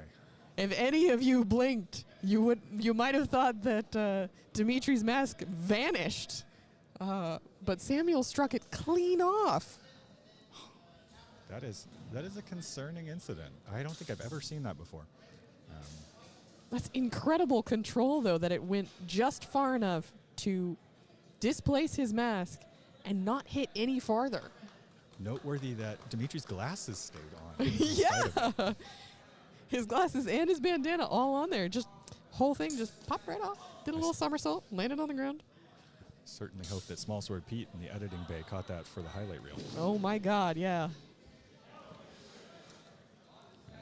Judges are checking to make sure Dimitri's all right. Something like that can be very shocking. I wonder if we might have to assess mask standards in the fallout of this.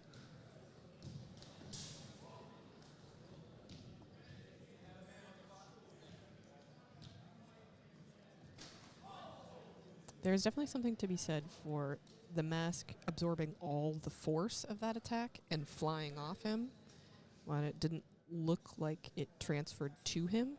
Just saw a little bit of a head nod. That is fortunate. But all the same, it feels in maybe slightly poor taste to be too positive about this event. well, no. I mean, I think it could have maybe hit his nose on the way out. Might have caused him a little bit of injury there. We'll see. It's a reminder that safety standards in HEMA are constantly evolving. In sport fencing at the international level, it's required to have a certain type of fastening mechanism at the back of the mask now to prevent these sorts of things from happening. I wonder if we might adopt something similar eventually.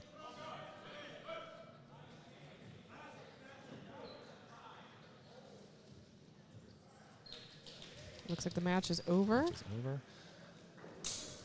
That is a tie. They're ruling that a tie. Wow. Whew.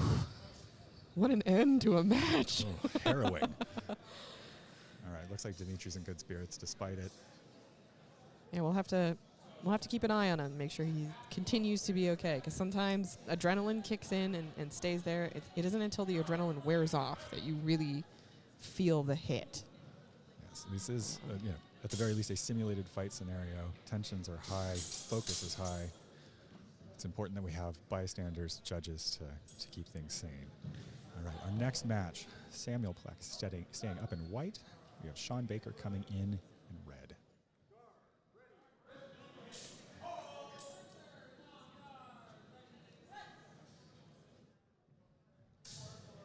Some careful probing actions here. That's a good start. Looks like Samuel may have scored a thrust to the torso. Was there a simultaneous cut to the arm, though? Looks like they're awarding the thrust to the torso with no afterblow. All right.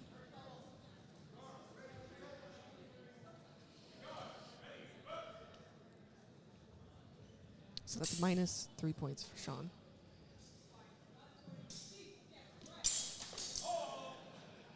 Seeing that close, high leverage grip again employed by Sean. Kind of a late hold call. Maybe the judges took a second to register what they had seen. Sometimes with the less obvious ones, it takes a second to kick in. They're calling that a shallow target against red. Sean is down to 2 points. Samuel retains 7.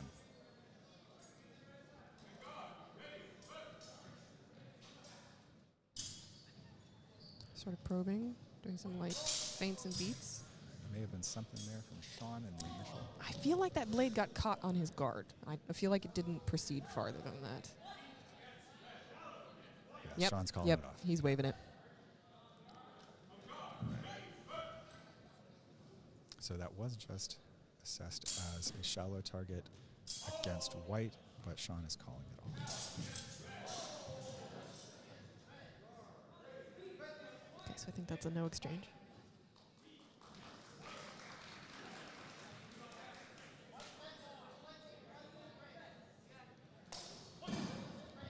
Persistent bind there. I didn't see anything there. Not sure there was actually an action. I don't feel like anything connected there. Oh, I'm just now noticing. I think Sean Baker has a Siggy blade. I can see the double fuller. Yeah, the Siggy King, known for strong binds, but a slightly floppier presence on the flats. Yes. Making good use of those for the binds, though. In fact, they're so flexible. I've seen people use them sort of to whip around guards. Something that many hoped would never find its way from sport fencing, though it seems inevitable. Right. Ooh, is Samuel waving it? Score currently stands at 3 points remaining for Samuel in white, 2 red for Sean. That last was a no exchange.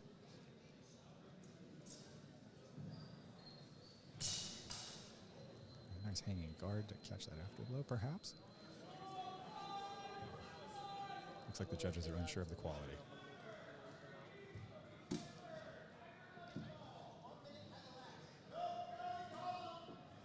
Still deliberating.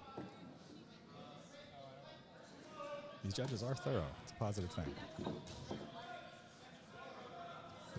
right, they're calling no exchange for that as well.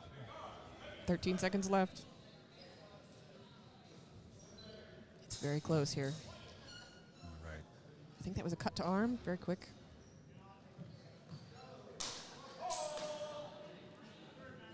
Shallow target. Yep. Shallow target.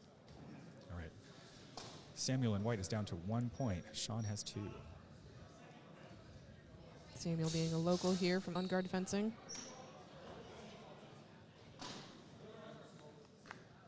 Was that a double? Fencers being consulted, perhaps.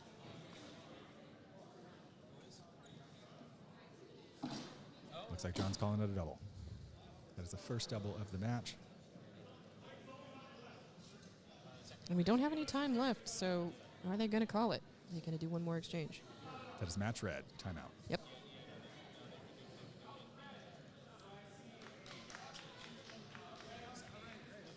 All right, up next, Sean will be staying up in red, facing Dimitri in white.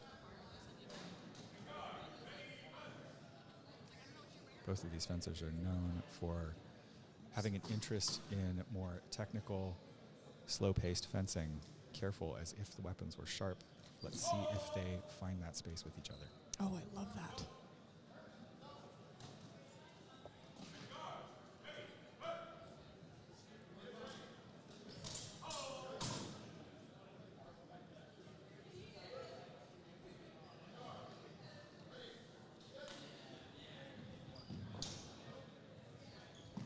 Oh, Monarch from Historical Fencing saying Sean is an old friend from middle school.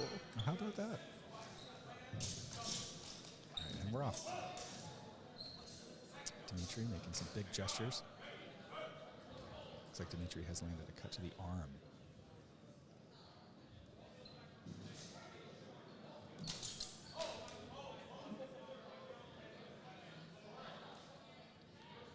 These judges are calling that shallow target against red.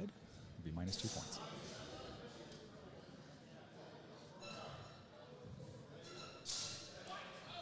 And the clash is a little fast for me to see. Yeah, I didn't see whether or not anyone got through the guard. Oh, judge is saying... Oh, double. That's our first double. The deep target, double. Let's see if they pace themselves and Fencers. respond. Scores sitting currently at 7 for Dimitri and 5 for Sean Baker in red there. You're also telling me now that I will. There's some discussion happening. For me, I'm like I'm at a probability of yeah. In the background, Rat King Ronan Richards with his signature scowl. Disappointed look on his face, Deep like against red. he's bored and he's looking for someone to fight. Why aren't you fighting me? I demand attention. Disgusted not to be involved and at the center of attention and everything. Ooh, some Ooh, that's a good bind. very nice high binding. I didn't see the initial, but I did see that. It is afterblow against white. It's being called a blow after blow in favor of On red. guard. It is 1 point Ready, away from fence. white. Score is 6 points remaining for Dimitri in white, 2 for Sean in red. Interesting in that sort of wrathful women's guard, just sitting there for a while. Oh. Ooh. Okay, we had a couple of Zerkas from the Oh, top. Let's see if reset. they worked. See, this is what I mean, folks. All aboard this work copter. You just start going back and forth. If it works, it works. I saw it flat, cross guard, straight up like that. All right, looks like one of them may have been flat. I imagine that's what they're talking about right now.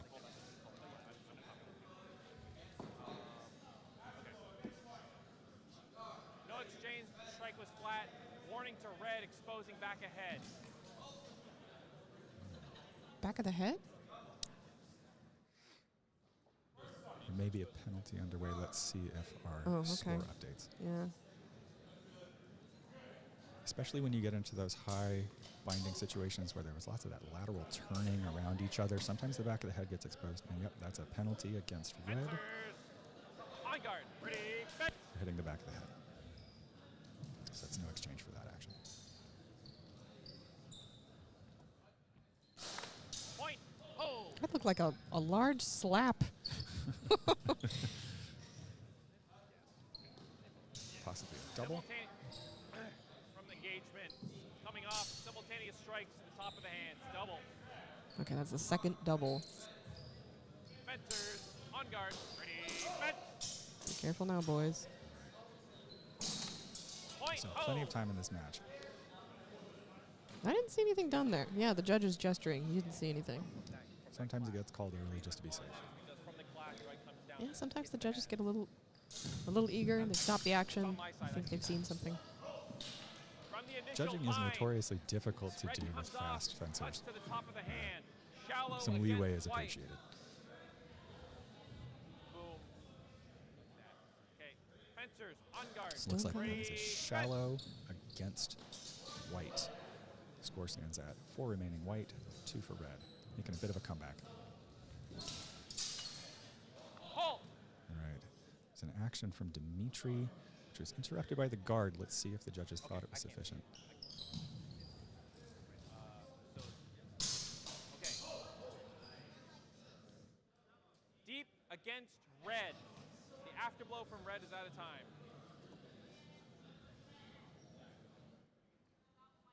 Bout white.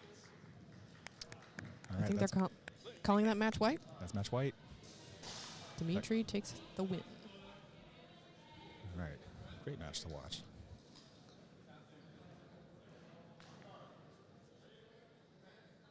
Coming up on our last match of this pool. Oh man, Monarch Historical Fencing doing an extra.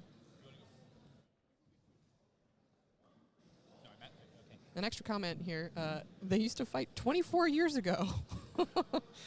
That is one of the longer careers in HEMA. Impressive. Right. This match now. We have Ronan Richards in white facing Samuel Plack in red. That's right. I'm going to jump on here since we don't have the Rat King to talk about the Rat King himself. I will jump on and talk about the Rat King as he steps in and hopefully gives us a bit of a show. Can you imagine if he could commentate himself? Oh my God! Please no. That would be terrible. Yeah, Rat King hanging out in the left shoulder Vomtog. Not one he does in range, but certainly because he's playing outside the distance, he's not worried about it. It looks like he's self-calling a strike to the leg. Looks like the Gaisland managed to sneak in there. Judges appear to like it. Well, I mean, it is an on-guard fencing event. Of course they like it. Yes.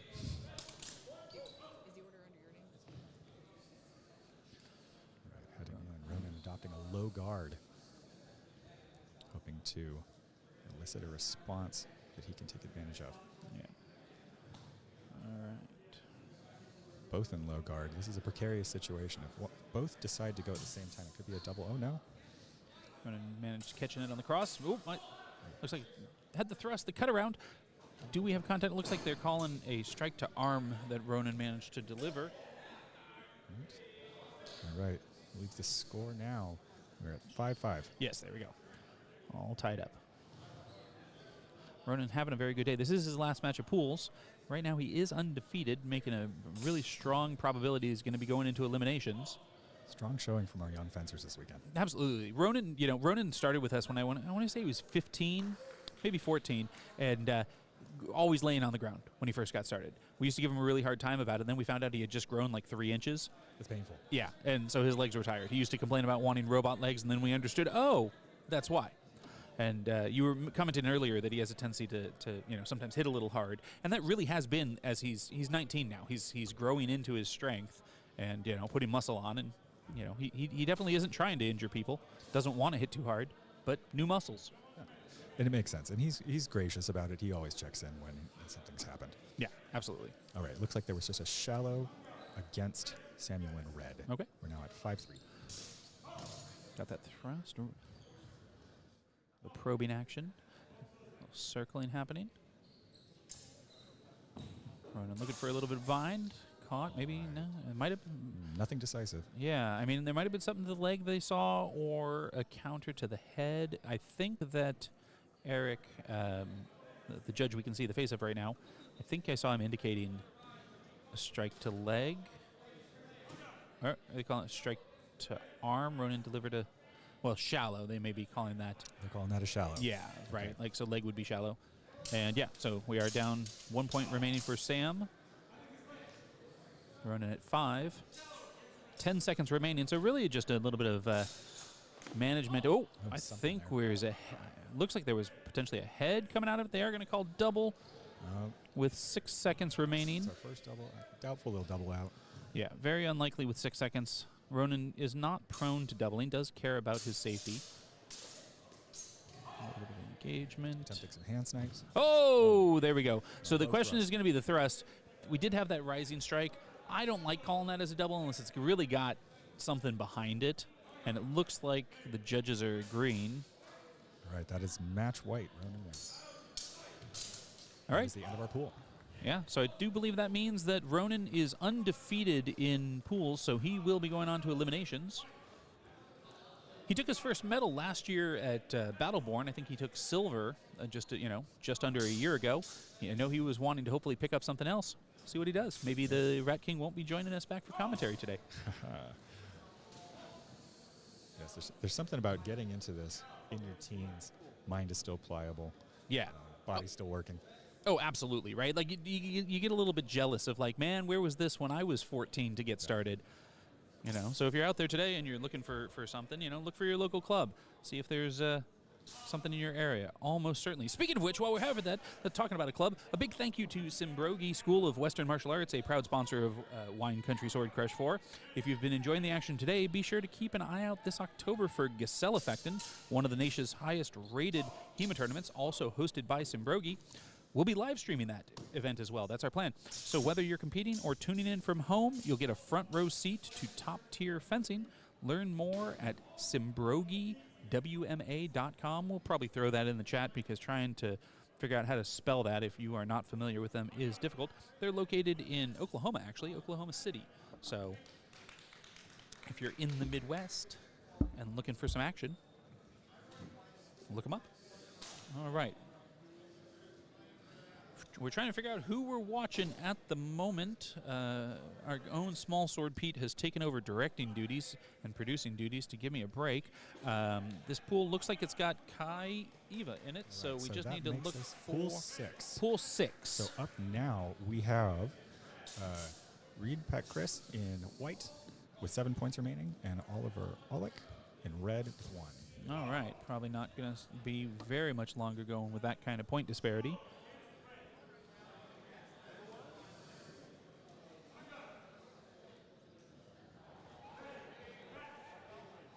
Go. That was a no exchange. Oh. That was a fast one. Let's see.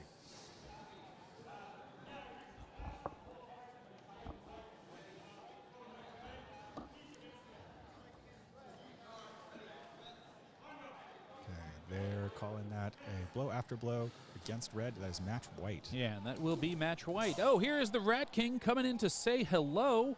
Tell us about his great victory in pools. Well, folks, I gotta tell you, it was pretty easy. So humble. So humble. Infinitely humble. So I do believe that means that you are undefeated in pools today. That is correct, and additionally, I'm number one. Coming right Number one on the board. at the moment. Well, I was moment. going to say, the second round of pools is only half over, so there is time for that to change. What? Yeah, There's more? there's more. We got 14 pools. I think we're on pool 7 at the moment. Oh, I thought you were saying I had to fence more. Well, you'll have to fence more in the eliminations. That's right. But for pools, I'm saying there are still at least 7 more pools that need to go. So somebody might get more points than you, which could potentially knock you off first, but not a bad place to be going into it. Not a bad place at all. Yeah. I feel pretty okay about my standing. You do know what that means, though, right? Like, if you've got first going into finals, like the eliminations. That I'm going to fight somebody really good. No, you'll start off fighting the person that's the lowest going into eliminations, right? Which means if you lose to them, we're going to give you a really hard time. That's true. Yeah. Guess I'll just not lose. I mean, that is a plan. It's quite the strategy. Yeah. If you do manage to make it, are there any fencers on the field that you would like to encounter? Sawyer. Of course. Got a rematch from our I'm gonna grudge beat match. that guy's ass. No, I'm not. He's pretty good. Well, I mean, just watch for the Maybe I will. thrust with the, Yeah, we'll see. with the turn, because he's We'll see. just doing foil with a longsword. That's true. I watched him earlier. That's what he's doing. Yeah. Anyway, I'm going to leave and soak in my Food's going to be here soon. temporary victory and eat. Yeah, soon. Yeah. Robin went to pick up. Bye-bye. Thanks, Rack. Always a pleasure getting the Rat King to come on and share some of his humble wisdom, such as it is. Headed All right. back into this pool. Yeah, we have- are. we Go have ahead. Ryan Hook in white with 3 points remaining. Oliver Olick in red with 6. Indeed. All right.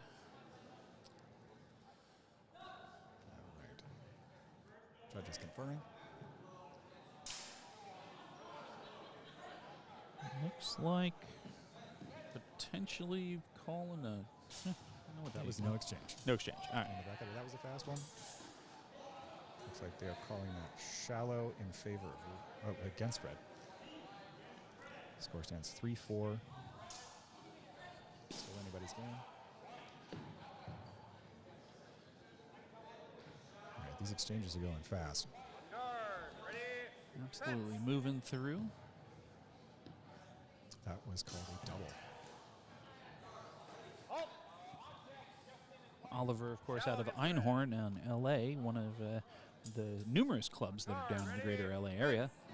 Definitely a competitor or a group of competitors that we expect to see at events up here. They love to come up and, kind of give that classic California rivalry of North versus South.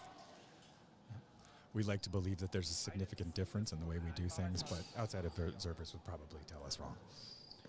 I mean, I think it looks quite different. I think that Impartial as you are, Oh, as yeah. the proprietor of a Northern Californian club. Right, and a native Bay Arean that has particularly strong feelings about the North versus South rivalry. Obviously, we do it better. I mean, you as a rapier fencer, I'm sure, agree with that, considering if you look in the top 10 of rapier and dagger fencers in the world, where are most of them located? I take your point. Yeah. If you know me, you'll also know that I don't consider rankings, scoring, and tournament to be the ultimate expression of fencing. And I agree, but we're watching a competitive tournament right now, and that's the only way we have to This do is it true. in this context. And admittedly, Northern California does tend to dominate those. That's right. That is right. All right. Anyway, back to the action. It looks like Ryan has taken it. So victory white as we move on to the next match. I see Kai Eva warming up over there right now. Kai, of course, originally from here in On Guard, was for the longest time one of their most notable fencers, but these days finds himself up in Portland, I believe. Yep. Facing Reed Peck-Chris from Lonan League up in Washington. All right, so this will give us a nice kind of Pacific Northwest matchup, even if, though, like I said, Kai is not an original to the area. And for our Lonan League viewers right now, shout out, there you go. We got you one.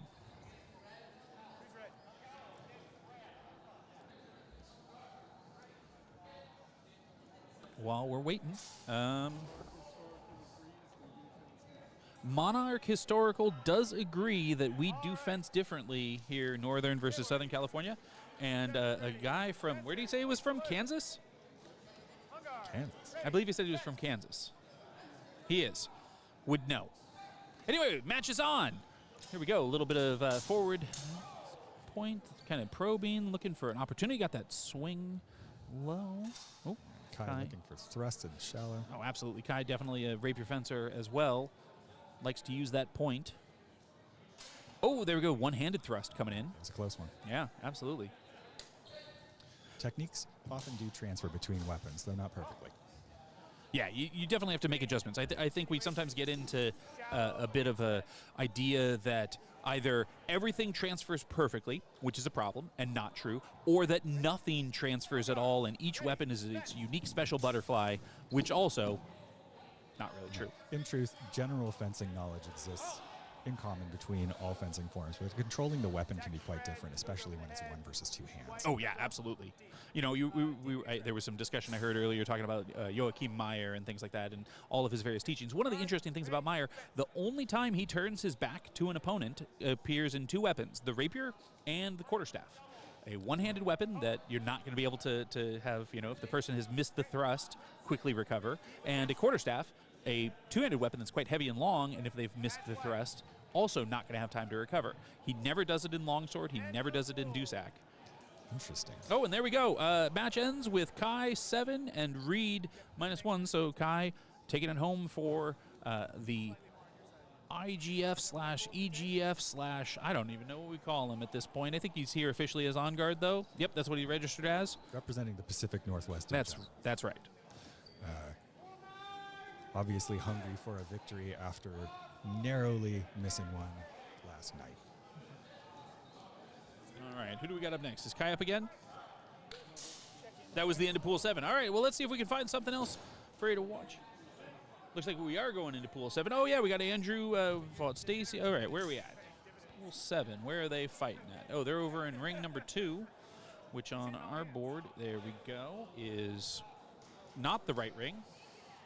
Sorry, I will take care of that for you, Mr. That's the one we want right there, I think. Yeah. I think that's the right ring. Yeah, I see Andrew hanging out in the back talking to Courtney. Here we go. All right.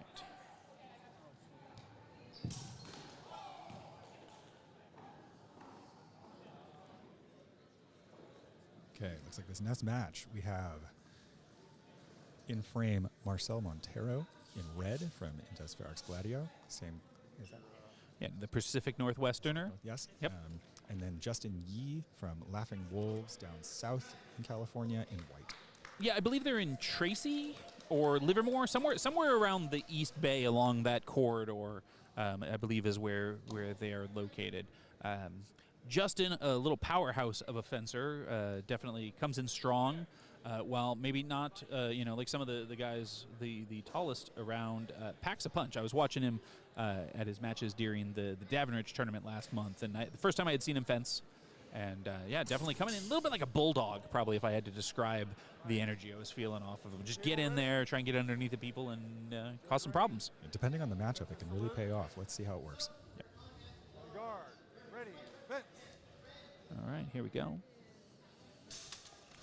Very Quick fast. change. Ooh, now the question is, okay, so we got that parry. There was that cutover from Justin at the end. I think they might be calling that as the contact to arm. Looks like it. Get some discussion among the judges. And yeah, looks like we have an indication of a cut. I think that's their afterblow call that I see John indicating. As well, you can't see John on frame in the camera, but yeah, there we go. So they are calling that a cut with afterblow, 1 point taken from red, so Justin up by 1. A little more careful in this exchange now. Oh, Nice planted thrust. Yeah. That, on the other hand, not going to have an afterblow. Definitely had that blade locked out while that thrust was landed. Very decisive. You love to see it. That will be 3 points away from white, leaving white with 4 points, red with 6. All right, here we go. Coming in that little bit of fluke action from both fencers.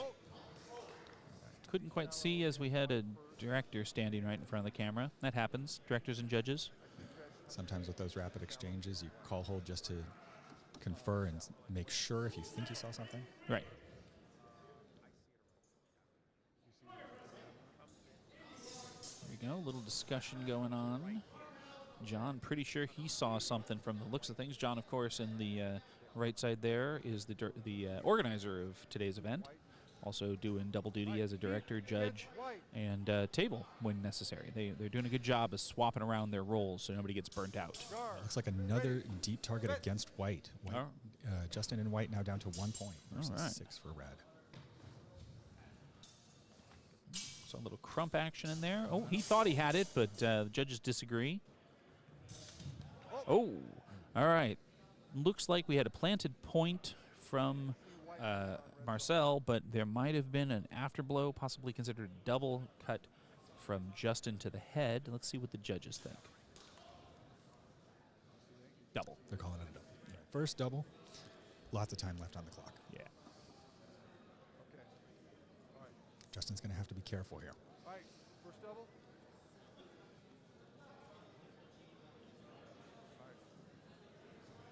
Table ready. Guard ready. Okay. Fence. Looks like, here we go. Still a minute, nearly a minute left on the clock. Got that cut coming up. Strike. I want to see what they call. It looked to me on this like that rising, Unterhau caught on the blade and caught itself in the cross. It may have also been a little flat from my perspective. Yeah. So in either case, I'm questioning whether or not, but it looks like Shallow against red. They're calling it shallow. Judges saw something maybe a little different. They do, of course, have a better angle than us. Let's see if Justin can make that comeback. Well, I think we definitely had some kind of contact. You know, that's a really interesting one, right? Because there's definitely contact there. It caught his skirt, but did it actually get all the way to him? It's tough to tell. It looked like there may have been a little blade flex there. It'll be up to the judges to decide if that might have been what we might call like a stapling action, where something obscures it on the way in, but it might have penetrated. Right.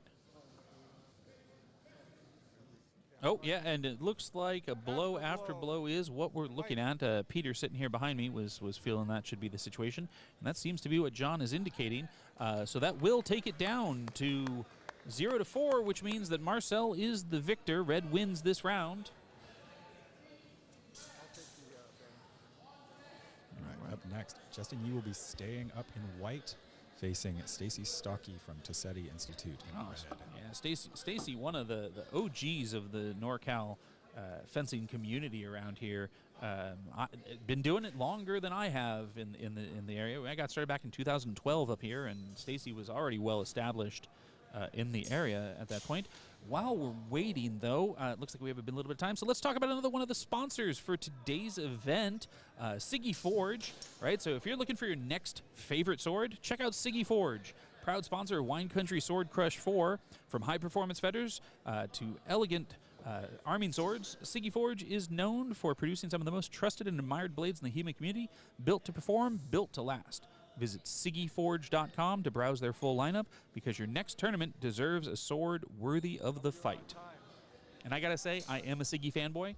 I got a Siggy King Shorty, my personal favorite technical sword. If you're looking for, not necessarily good for a tournament like this, but if you're trying to do a sword that handles as close to a sharp as you can get, I think it's one of the best ones out there on the market. Yeah, Siggy's done a lot for the community by pushing more flexible swords, which have increased safety in longsword by a wide margin. I am so glad we're out of the murder stick era. Like, oh, there we go. Looks like we got Justin versus Stacy coming in.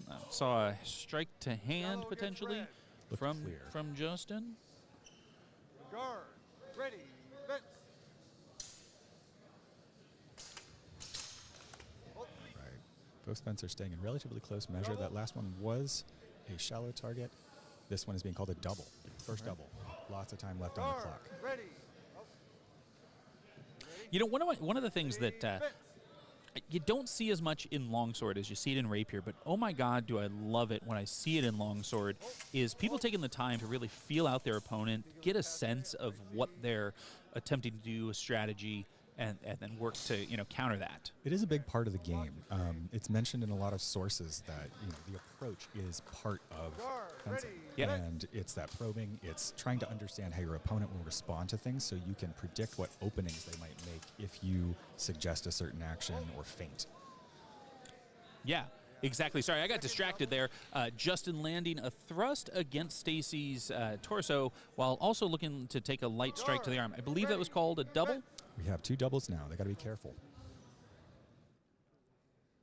Yeah, thrust to the glove, but still counts as a double. But yeah, exactly that. That beautiful probing, that beautiful taking the time to really appreciate, the risk we'd be involved in. I sometimes think that, especially with longsword, we forget that, in theory, if these were sharp swords, maybe we don't want to just charge straight at our opponent who has a two-handed piece of steel pointed in our general direction. Yes, and it could be tempting to neglect that in a tournament setting, because the rules will allow you to exploit certain aspects of other types of fencing. But it usually does pay off to at least attend to your defense in some capacity. Yeah, absolutely. And that's why, like, when I see that happen in longsword especially, I think it's one of the most beautiful things to occur. Those matches that just, maybe there's only 2 or 3 exchanges over the course of 90 seconds. Yeah, it's okay to time out. Yeah. Honestly, taking a little bit of time is sometimes a great strategy in and of itself. All right, both fencers appear to be some back and forth, nothing yet. That looks like a strike to the head. Yeah, definitely looks like Stacy got in there. Justin didn't really appear to cover properly during that. There's lots of time left in this match. Hopefully that's the beginning of a comeback for Stacy. Oh, calling that a double. Double out. So, hold on.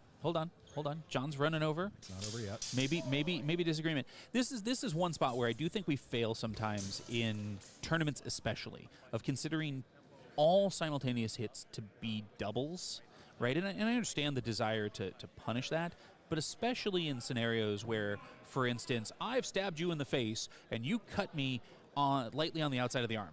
Yeah, earlier this year, SoCal Sword Fight had a faulted double rule, which didn't see extended use because it's a new idea, but I like this idea that somebody could have actually been responsible for the double happening. Yeah, and a lot of times that is the case. Very often.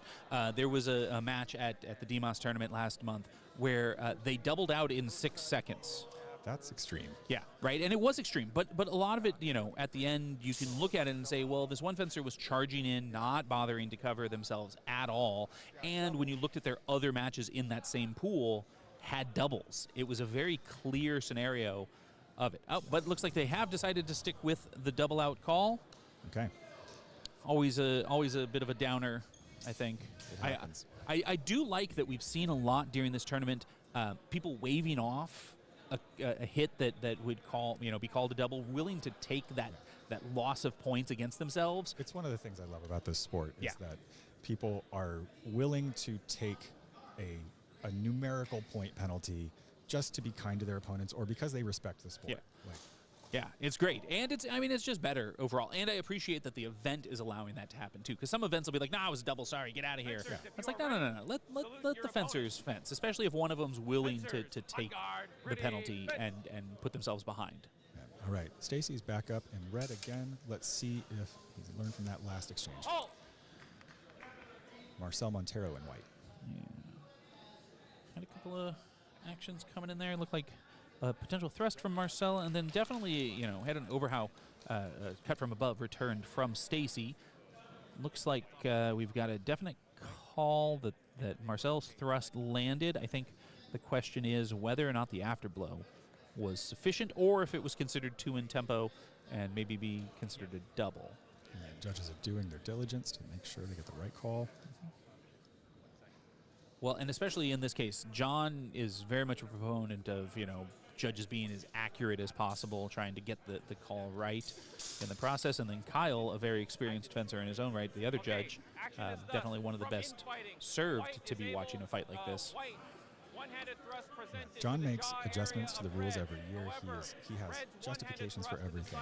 He takes a positively philosophical approach to how these rules are established, and it's an evolving thing. Yeah.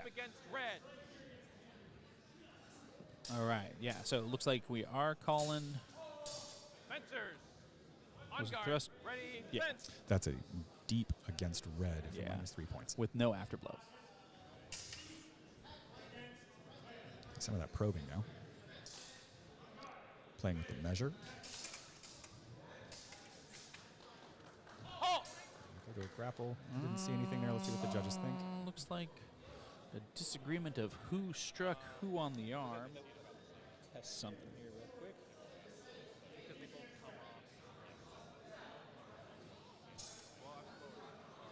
Hey, Pete, can you cut to the other camera for me really quick? I think that might be a little too dark, but sorry, I'm trying to fix the cameras here, and they're calling it a double. All right. First double. Fencers, on guard, ready, fence. Just under 40 seconds on the clock. All right, here we go. Man, I don't know. I think the blue might be better. I might be going back to the.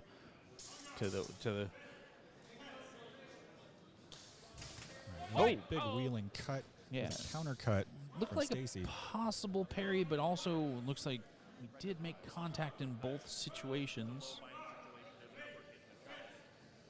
Calling it a double. There, yeah. From Second the double. mine, both cuts arrive It's a to the shame. head. Double.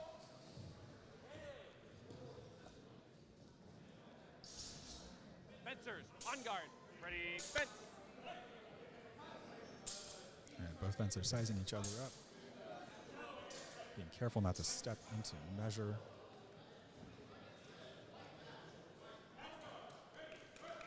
Stacy alternating between high and low guards. Halt. And there's a clash, a couple blades laid on.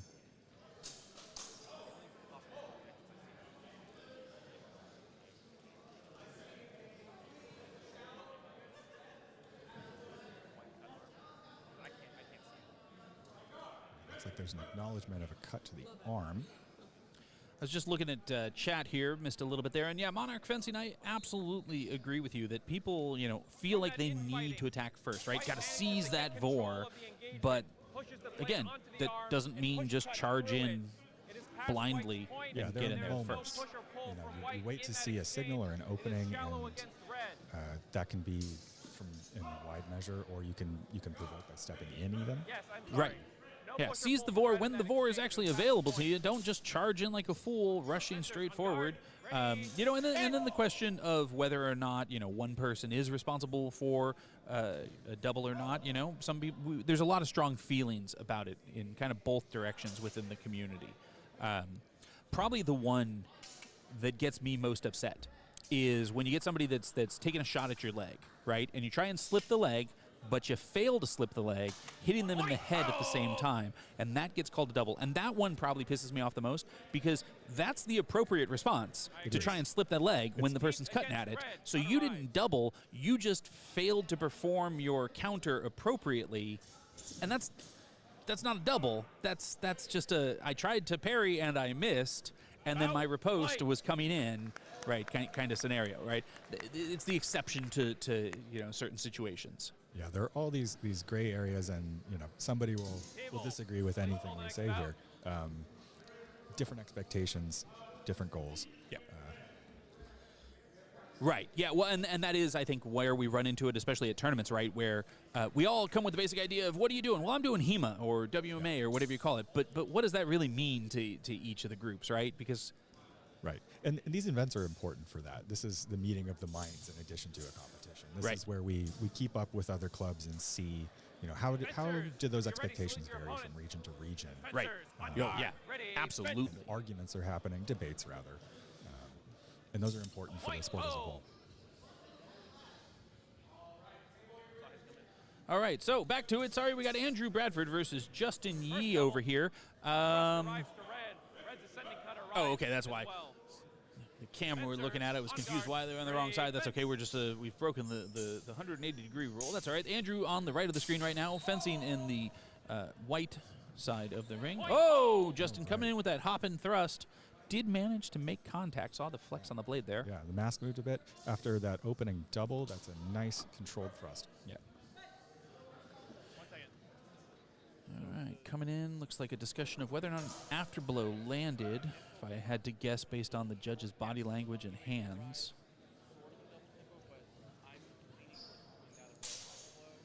Kyle making his point of what he thinks he saw.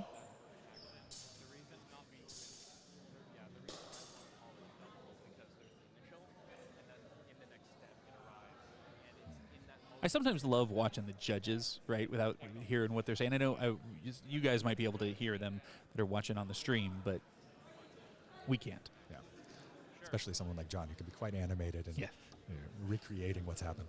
Yeah, and Andrew offering his opinion on what he felt he did. So the reason why I'm going to call it is thus: fencer in red has the initial extension and a short lunge. It does not arrive in the redoublement. I see the cut from white arrive to red. By definition, this is one tempo. This is a second tempo. It is in the second tempo that fencer in white initiates the counterattack. Second double. Say hello to your next TikTok dance. Yeah. We have to set that up as a kind of a new one to get going. We'll get the Rat King doing that. We'll show it to him. That is a second double for this match.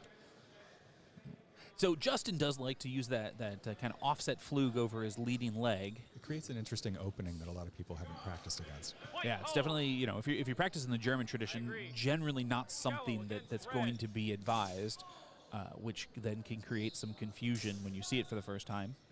All right, they're calling that it is a shallow against red. Justin stands at 5 points, Andrew at 7. Still a ton of time left in this match. Over a minute remaining. Oh, I think Andrew did look like he got the thrust in there to the torso. Andrew really, really good with those thrusts. It's a core strategy that works. Yeah. Having the practice to deliver those with as little signal to your opponent as possible can be really devastating. Yeah, Andrew is one of those unique fencers that uses sparring to actually work on his technique and improve himself, not to just win. When he started with the school, because he's a member of Sacramento, I thought he was going to burn out and flame out instantly, because he came in with that kind of energy that usually comes with someone that's going to stay around for 2 weeks and then disappear. I feel like I'm detecting a pattern here. Yeah, right. And then years later, he's still here doing a great job. He was either going to be a beautiful butterfly or a disgusting moth, and I think we got the butterfly out of him. Yeah. Look at him with his wings. Yeah, returning from a little hiatus, he's in good form now. Yeah, absolutely. He's been living up north, actually up closer to you than down near us. Yeah, he visits us once in a while up at Kingfisher in Chico, California.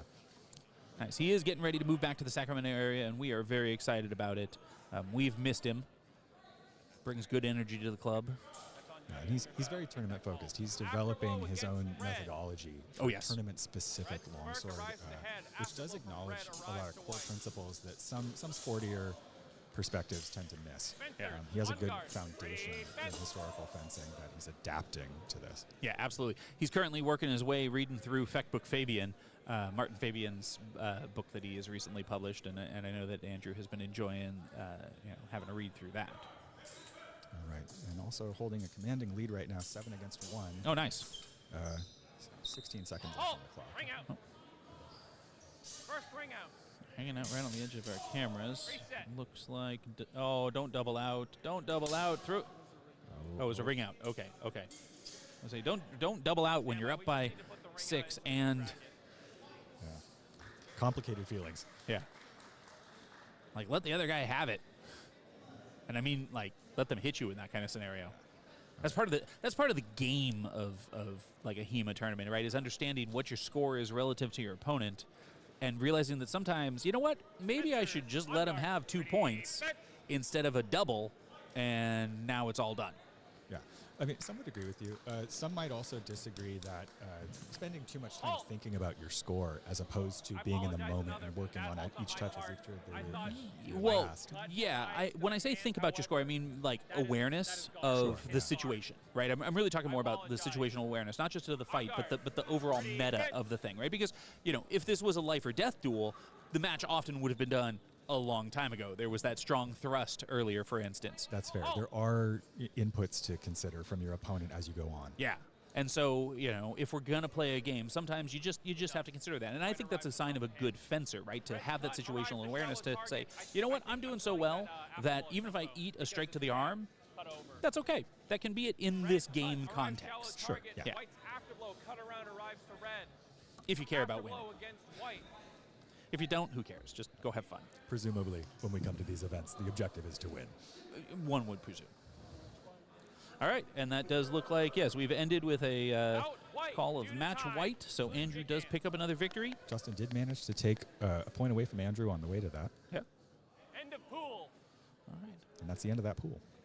Well, I have to say that I am like a proud papa over here, as a couple of my boys are getting almost certainly into finals. Ronan, of course, looking in a strong position to be coming in at the top of the ratings. I think Andrew also doing quite good. I usually try and disengage the, running of the school from the running of the stream, but I'm going to take a moment and just say that my boys doing me proud. It is now documented on the internet for all eternity that Ted is proud of his students, and his hubris will be punished. Yes. Oh, no, don't worry. They're going to flame out during, like finals. That I'm sure is going to happen. But still, I can still be a proud papa. And then later on, I'll be mad at them for doing me dirty and, choking at the last moment. All right, getting a nice little sampling of what's going on. In This will be a fun matchup. We've got Andy Hong. Huang of the Black Tigers, although, all the arena clubs, versus Sawyer Freshy. Neither of them particularly, how would be a nice way to put it? They're not longsword mains. Yeah, but they also, there's a bit more to it than not just being longsword mains. I think last year, Andy, is he using the Castile? No, he's upgraded to a Regine, which is a little more dignified, but it's similarly short in length. If you weren't here that time, Andy has become a little notorious for practicing side sword. That is a delightful thrust. He is on a bit of a redemption arc right now. He's making an effort to be a little less of a troll in the ring. Yeah. Yeah, but that was beautiful, and he did ask that someone clip that, so yeah, we will definitely get that on our highlight reel for him to send to all his friends and fans out there. And Sawyer responding. With this Verkow, with a Siggy Light, an interesting new weapon which lacks as much binding presence, but it's very fast-moving and very safe. Yeah. Absolutely. There are those questions of, is it what we want to move to in the longsword community? I think having it as an option is great. There are clear trade-offs. It's not an absolute victory guarantee. Right. I will say, though, like we were talking about earlier, having more of those flexible swords out there is great. For those of you that aren't familiar, a few years ago we were in the murder stick period where overly stiff swords were favored, and it was not a good time. Hit hard, painful, injuries. Yeah. We've come a long way. Yeah. All right. Andy's taken a heavy lead here with 6 points remaining versus Sawyer's 1. And, well, I don't know. They got the clock still running. I hope that's a mistake from the table and they're not just burning time off. We'll see. It's shallow against red. Then it's not going to matter because that is going to do it. All right. Sawyer had a very strong showing in rapier yesterday, though he has less practice in longsword. Yes. We'll see if he adapts as these pools go on. Or this may be his last pool match, actually. Okay, we're going to keep an eye on this because they haven't burned the time, so... Oh, we're still going. Okay. Whoa. Oh! All right. A passata sotto from the Italian tradition of rapier fencing. Yeah, I will say that I don't know if they're gonna warn Sawyer for exposing the back of his head, but he definitely really should. Oh, they are calling. Wait, they're calling shallow against red. That's a win for Andy. Yeah, I mean that's what they. Oh, the score is incorrect. We're still going. Yeah, and part of the problem is they did leave. Oh, there we go. Andy returning it with his own. Call the afterblow. It's probably going to do it. We don't know how much time is left because they did leave the clock running during some of the discussion there. So I'm confused as far as where things are going to be. If you're an outstanding member of the longsword community, please connect with one of these two and encourage them on their longsword journey.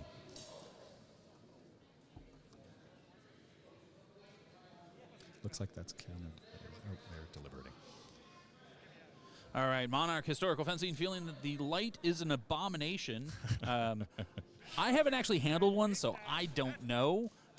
But I can understand that feeling. Yeah, it's the kind of weapon that's distinct enough that you'd probably want to play with them in a matched pair to make sure it's the game that you're playing. Right. I mean, that at the end of the day is something that we just kind of have to accept, right? Like, we're not playing with, sharp swords for keeps, as they would say. Mm-hmm. So it's a game, and we have to decide what part of the game we're okay with and what part of the game we don't want to play and design our rules accordingly. The nice thing is this might not be... Yes, thank you.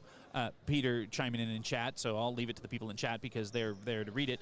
And he completely distracted me from what I was going to say. Oh, no, I lost it. It doesn't matter. Thanks, Peter. Yeah. Way to screw things up, Peter. I've completely lost it. Anyway, we are looking for a match to look at right now. I see Mark Olson over, I think that's Mark, over on, is that Mark? I don't know. I'm just looking at. That is Mark Olson. That is Mark San Luis Olson. Obispo. Yeah, over on ring 4. Where is he at in the list? Because that's the only thing I see easily looking at going on, although I do see. Yeah, let's go to that. Oh, pool 11? Is that Mark Olson's pool? This is the last match of this round. This pool. Oh, that has the most remaining in it? Okay, well, let's just get over to... I'm just going to find us the ring that we want to watch in the process. Here we go. There we go. Oh, yeah, Jordan Hines from earlier, those of you that weren't watching, had probably one of the highlights of the stream. She was wearing a nice little rainbow cowboy hat on top of her mask, and the goal was, would somebody be able to take it? And the answer is yes. Yes, they were. She took a nice strike to the head, nice little blow on the hat. It got destroyed. It were a moment.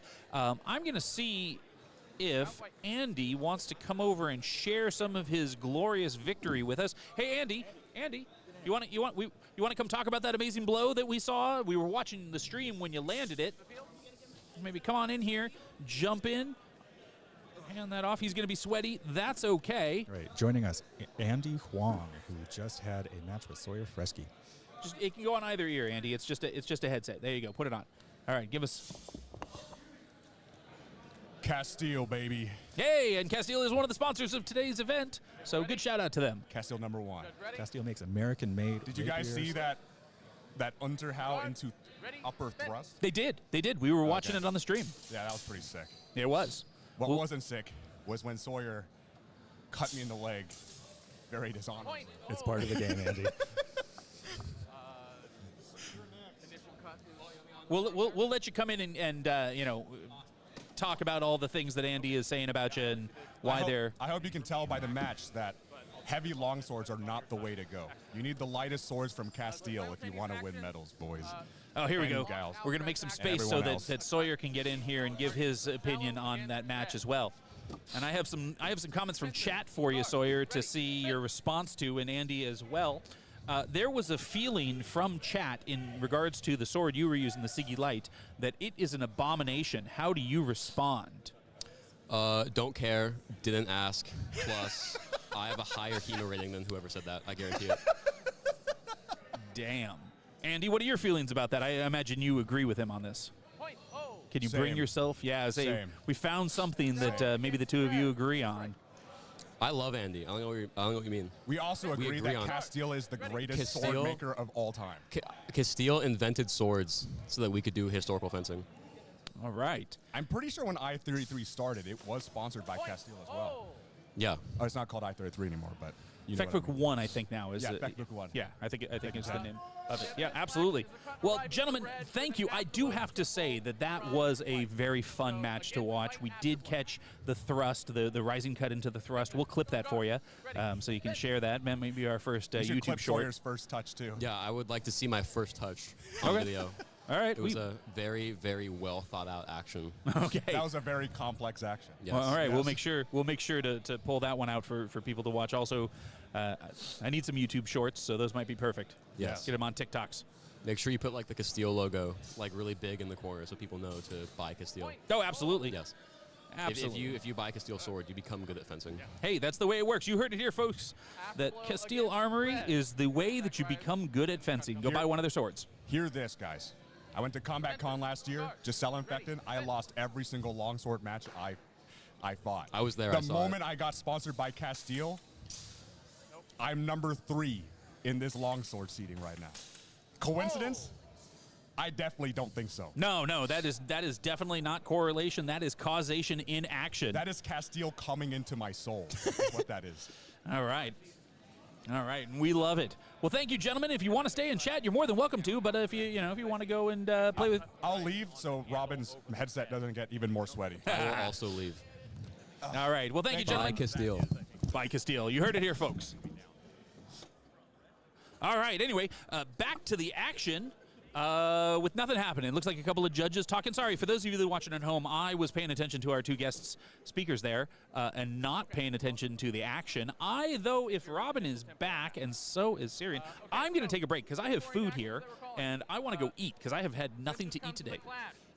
Well, except for some of Small Sword Pete's quality meats. Yeah, you go, Pete. Thanks, Ed. Get out of here, Ted. Get something to eat. There is more contact than Right. Oh, I can feel the sweat on these. Oh, hang on. Ugh. Andy is a sweaty boy. against red. All right. We are It's wet. currently spectating Chandler Ryder versus Kayla Moritz. Kayla is in red.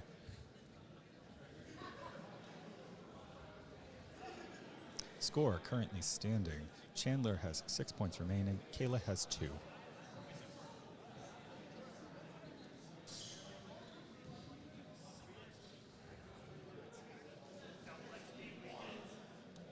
Okay, call and field stance. Pommel against red. Oh, there we go. That's a little better. That was a lot of sweat. That was a lot. I mean, it was dripping into his eyes. I could see it. Getting an exchange here. Point. Oh. Judges seem to think there was a cut to a shallow target. Red may have an afternoon. So let's see. Are we looking at ring 1 or ring 2? Looks like ring one. Yep. Uh, We got okay, so we have three Chandler tempos. and Initial tempo is a Kayla. flat cut from white. Second tempo is a on-edge cut from Score white. is 6-1. Afterglow tempo does arrive from red as well in the Ongoing following deliberation. moment. So we will have against red afterglow. That looks like an afterglow. That way. Okay, that is match white. What you do. Oh, okay. Well done, Chandler. Another win for Chandler from Einhorn. Looks like we're dialing down. Pools are thinning out in the second round. Winding down, sorry. See if we can swap over to more of the action, unless it's looking like Right, in this Kayla's pool, going to have another match. Yep, against Louison. from Tassetti. It's funny, I follow a YouTuber and musician named Louison. He's quite talented.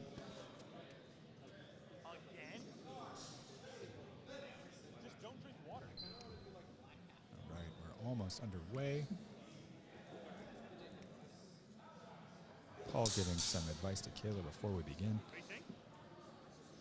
Oh, right.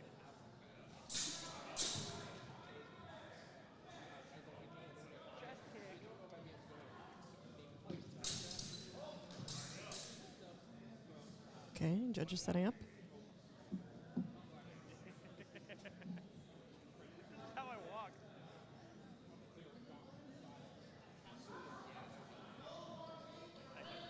All right, table ready. Judge ready. Here Fencer, we salute. go. On guard. Ready. Fence. Customary salutes, and we're off. Some initial probing cuts. Got some winding. I Attempt- think that ended up in a cut to arm. I saw an attempted interhow, but that follow-up from Kayla was definitely a hit of some sort. You can always hear the contact with those thick plastic guards. It is something that the judges use to make their decision. Fencers on guard. Ready. Fence. All right, that was a blow after blow situation in the last one. Kayla lost a single point.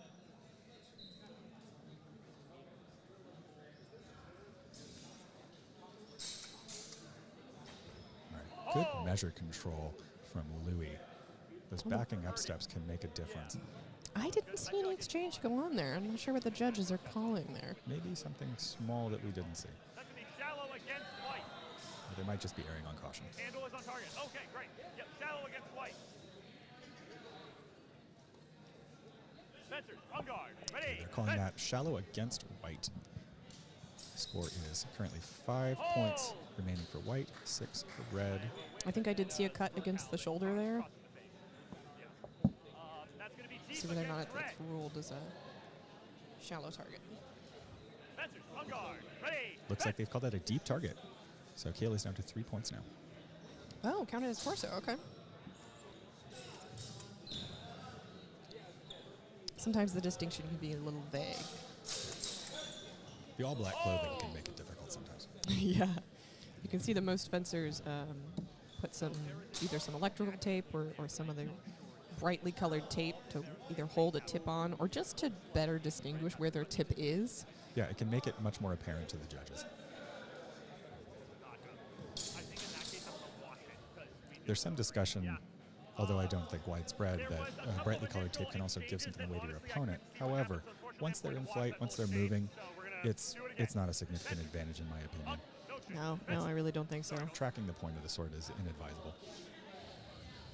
Unless you're a judge from the outside. I think there is some merit in dressing in all black, though. Occasionally, if you've got no other markings on your limbs, then occasionally it can be difficult in the heat of the moment to distinguish where your arms are. That is true. The shape of your body is actually a big signal that your opponent picks up on. And if it's harder to make out, they have less information about what you might be attempting at the split second that you might need to react to it. Okay, let's see what their call is here.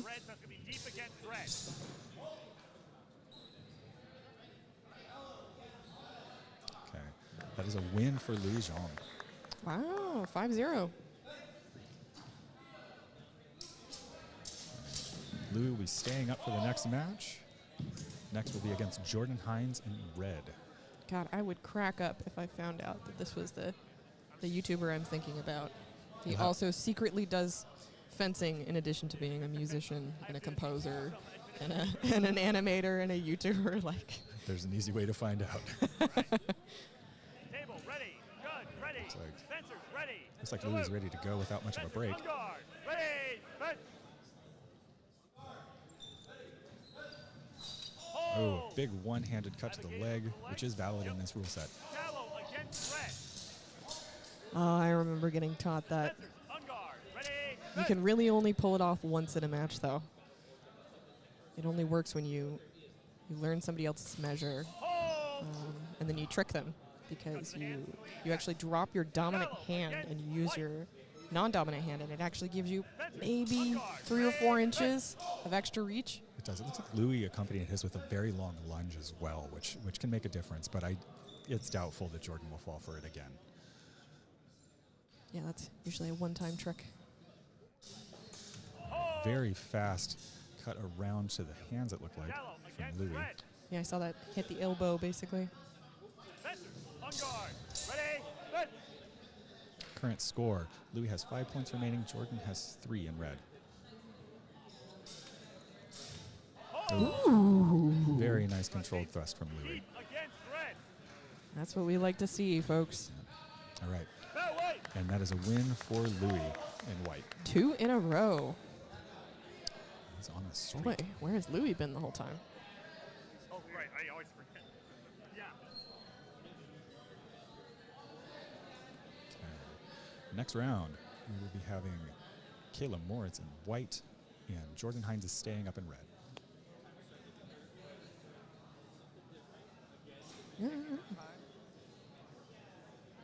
Yeah, one of the things I was noticing about that exchange, the series of exchanges, is Louis kept a certain amount of pressure going. There wasn't a lot of downtime in those last few rounds. And Certainly, I think it was working to his advantage. He kept pressing the attack, or at least threatening to press the attack. Yeah. Yeah. Really utilizing both his blade point and just his presence. Yeah, kind of getting back to what Ted was saying earlier in terms of seizing the vor. It can take many forms, and one of those is sort of a psychological pressure where if somebody's being aggressive toward you, like Louis was, it can require the other fencer to be more attentive to their defense, which means they might not be hatching plots to strike back as much. Occupy their brain with defense rather than attack. Although I think a good fencing master would tell you that all of your defenses should also double as attacks if needed. And your attacks should be defenses. You should be simultaneously closing off lines and attacking. So Kayla had a nice cut around from the bind to the arm. That's 2 points away from Jordan. Yeah, it doesn't look like the scores have updated quite yet. Very fast underhow from Jordan on There that we go. one. Looks like John is evaluating it. They're calling that another shallow target. Score is now Kayla with 7 points remaining in white, Jordan with 3 remaining in red.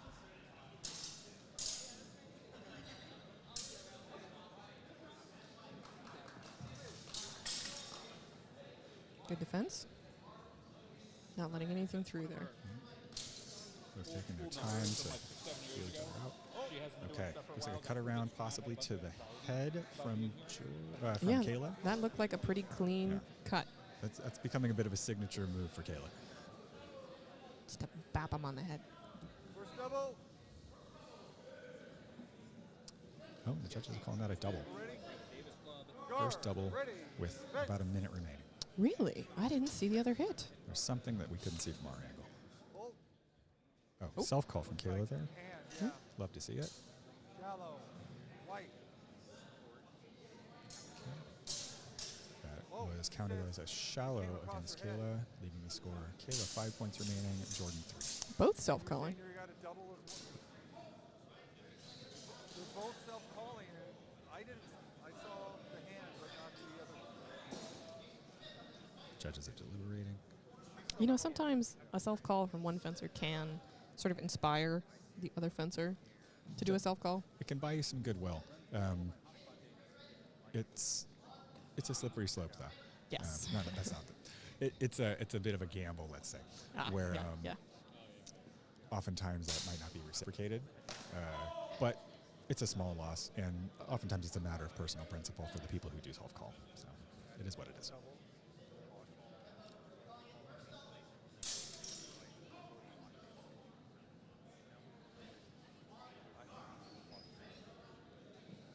Watch the exchange. Okay, getting ready to head back in. I don't know. Okay, there's been some changes to the scorecard. Looks like that exchange has been washed.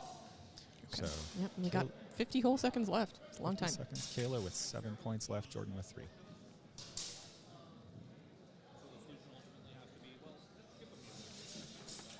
There's that cut around again. Ooh, did it get through I heard far enough to hit her arm? I think I heard some guard contact, so it would have to have been convincing for one of the judges.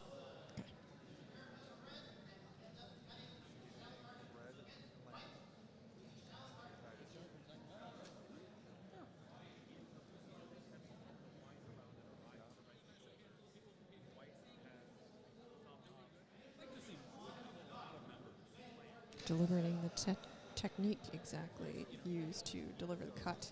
Looks like they might be arriving at a conclusion. Oh, John's still going. You know, the amount of training that these judges have gotten prior to the event is really, really quite encouraging. It is. There's been an initiative to have sort of almost an education program for the judges working these sorts of events. John has been big in that. And it's something that's been talked about for a long time, but he's actually acting on it, so kudos. Okay, looks like John's gesturing towards the red fencer, towards Jordan. Looks like that was called a blow after blow. 1 point deducted from Kayla. Now at 6 points, Jordan at 3.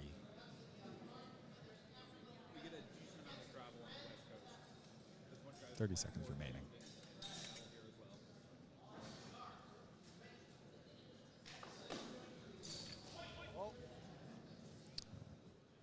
Oh, maybe there was a little cut to hand there.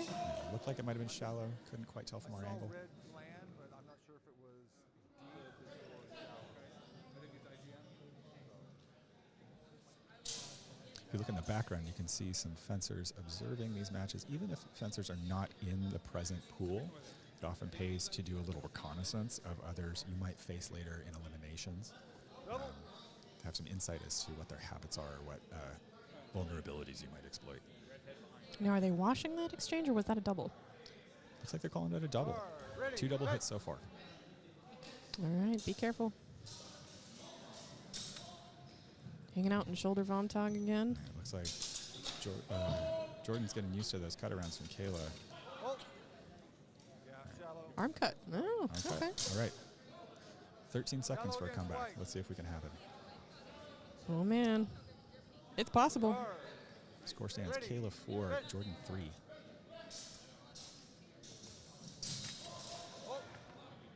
Clash. I didn't catch anything decisive. John seems to think there's a cut to the arm. And the other judge. Okay, that's scoring now as a shallow against Jordan in red. Ooh, yeah, and that might be match point. That thrust looked like it might have been it.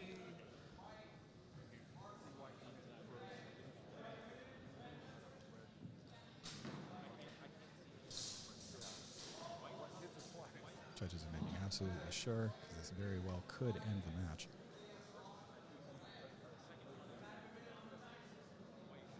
See whether or not they rule that there was an afterblow.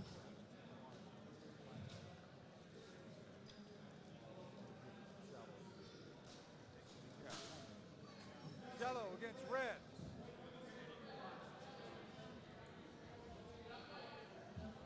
Looks like match white. Match white.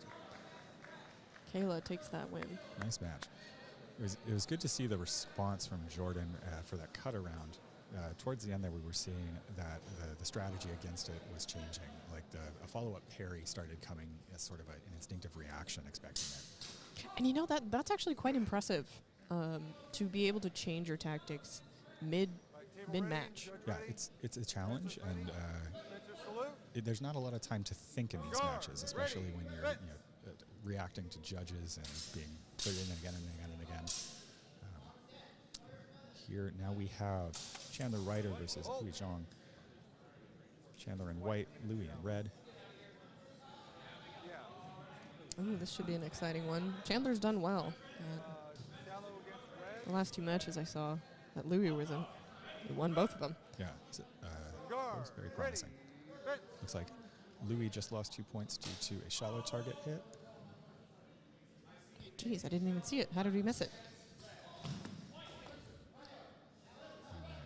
Double? John is calling it a double. But it's not in perfect agreement.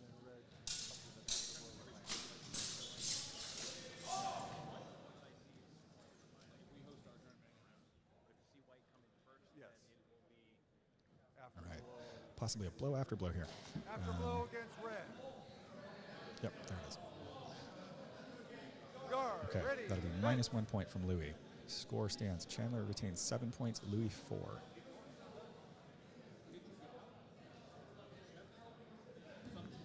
Be patient, waiting for each other to move. Oh, I think I saw an Unterhau cut to the arm before the cut to head. yeah, and that was, it did look like it might have been a cut to the back of the head, which we've seen a couple so far. Didn't look like a very strong hit, but Yeah, it's pretty measured, pretty controlled. yeah, judges appear to be checking with the table about it.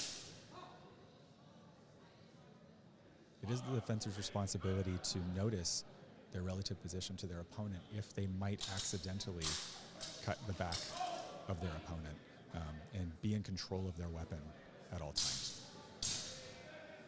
It's also the responsibility, within reason of established techniques, and this is a gray area, for fencers not to turn the back of their head to their opponent unless, well, opinions vary as to whether or not it's acceptable. Yeah, I remember receiving training specifically to sort of angle the head toward a cut. Yeah, specifically to discourage that. It's just safer. Yeah, because of course people most often have the instinct to sort of shy away from an attack, and that exposes the side and the back of their head, which is not as good of a target when you're wearing. It's not good to receive a hit to either of those areas when you're wearing a fencing mask, because I'm not sure if you can see this in any of the videos. If you're a fencer, you're probably familiar with this. The front of the fencing mask is angled such that it almost comes to a little bit of a point right along the ridge of the nose and in between the eyes to angle cuts away so that they become glancing rather than solid to the face. Yeah, it redirects a lot of the energy. A lot of nice HEMA-specific fencing masks are also made of a slightly softer mesh, which acts as sort of like a crumple zone in a car, which can absorb some of that energy. All right, looks like both were assessed a penalty in the aftermath of that. Oh, wow, okay.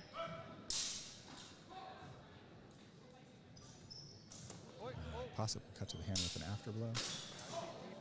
Yeah, his point stuck there. Not sure if that was intentional. I see red coming in and getting. Guess we'll see. He saw something different. The comments. Can you check the comments?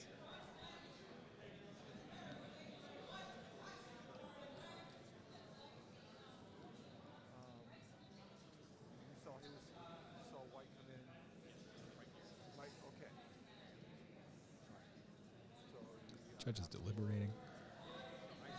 Both fencers attempting to stay focused, as this downtime can change the game a little.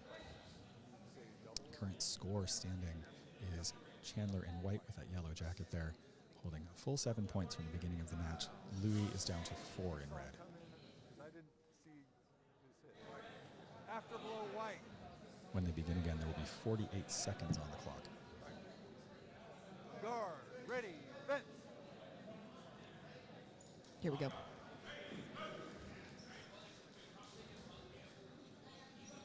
Both demonstrating some patience. Fast action. I think I saw some winding and maybe an Unterhau. There's an I think Chandler may have also come over the top for a head cut.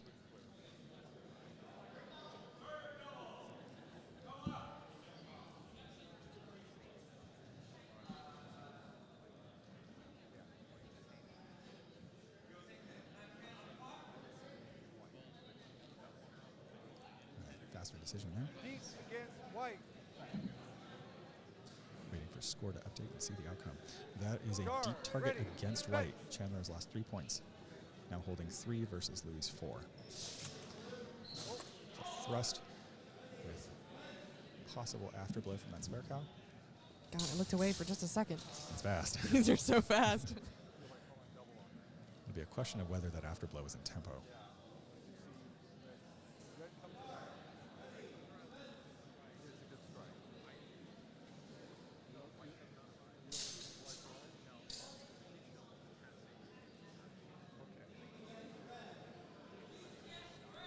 There's a lot of downtime in this match. John likes to be really thorough in his judging, which I appreciate. He really counts back the whole action, which is a difficult skill. Right, and it looks like they are saying Chandler has taken a deep hit, and that is match Louis.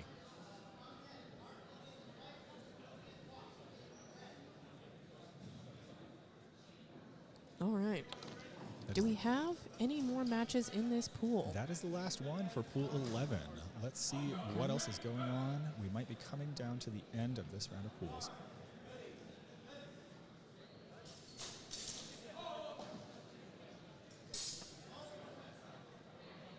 Looks like we've still got...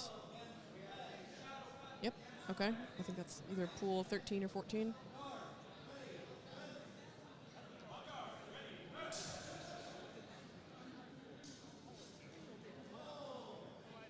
Got a grapple going on. Let me see if we can... All right, we just cut to Pool 13 with Carrie Baker in that red jacket, the white side of the ring, versus Ashton Warren with that red armband.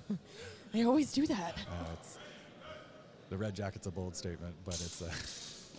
Oh. All right. Before that, the score. Carrie had 4 points remaining versus Ashton's 2 in red. And they're calling that a deep against Ashton match. White or... Yeah, there we go. Carrie in the red jacket has won. The next match in this pool will be Elliot Robinson in white versus Eric Montgomery in red. Well, I've fought Eric before. He's from the Sac Historical Fencing Academy. Yeah, he's been coming up lately. I'm curious to see him in this match here. It's been a while since I've seen him. Yeah, you know, he's pretty casual. He's pretty open. He's composed. Yeah, composed and very willing to self-call. You can see that Elliot's a little... They're both acting rather energetically here, though. It's a good match. Yellow against red. On guard. Ready. Okay. That was called as a shallow against red. Eric not phased at all. Nice volley against each other. Lots of solid parries. Looks like Eric may have slipped one in over the top to the head. Yellow against red. In case you couldn't tell, Eric is quite tall. I think he's over 6 feet. On guard. Ready. Fence. Okay, they called that shallow. So Eric is now at 3 points. And Elliot in the red jacket still retains 7. I think I saw the end cut to head. Not sure if there was another one in between all of that, though.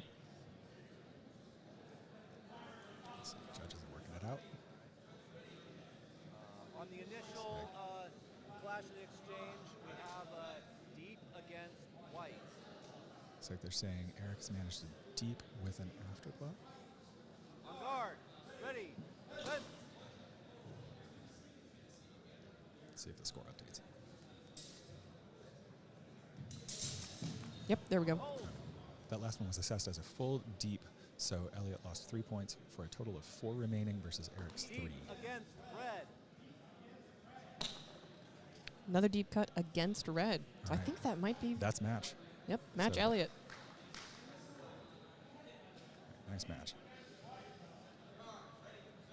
And just like that, that is the end of Pool 13. Let's see if we can get over to Pool 14, which may be the last of this round of pools. Yep, we can see it going on over to the side here. I think that. No, I think that's Julia. Yeah, let's see. I have the score here. Yes, Julia Quatch. Once we get it on the monitor, we have, Julia Quatch in red with 5 points remaining versus Mark Logan in white with 4. Mark Logan in that big red jacket there, just for clarity. Gotcha. Yeah. Let's update the scores. There we go. Oh, he's in a kilt. The kilt is making a comeback. Although it comes and goes.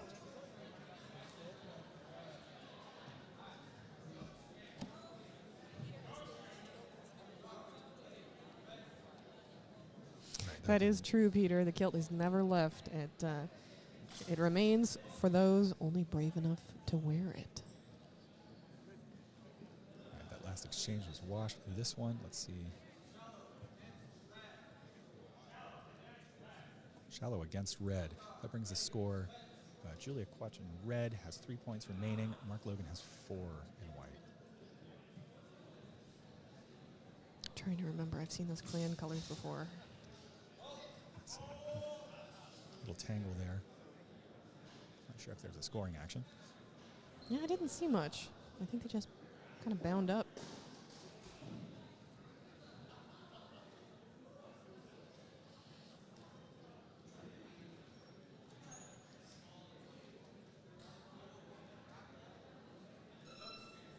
Mark Logan is a local. They're washing that exchange. Okay. Yes, Mark Logan from On Guard Fencing, who is hosting this tournament. All right, Ooh. with some blade bend there, that may have been something. It's a For good time to make Mark. an announcement. Someone lost a phone. Ooh. We are. Talk to one of the on-guard staff if somebody's like.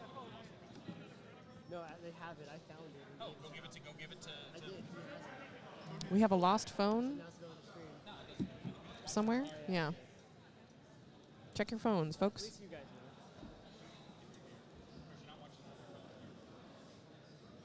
Get back to the action. Oh, I think I saw. Fencers checking in on each other, keeping it civil.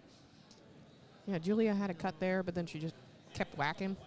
She realized what she was doing halfway through and went, oh, nope, I need to stop. Yep. We all get excited. There may have been a scoring action in there at the very end.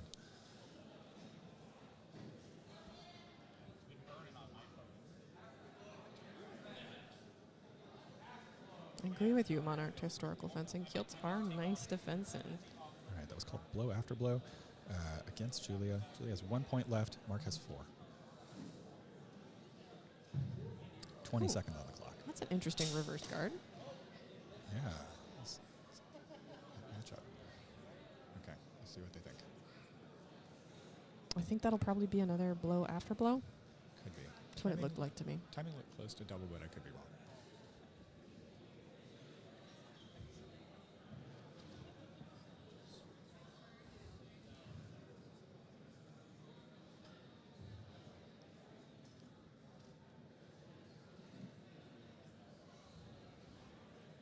Here comes the decision.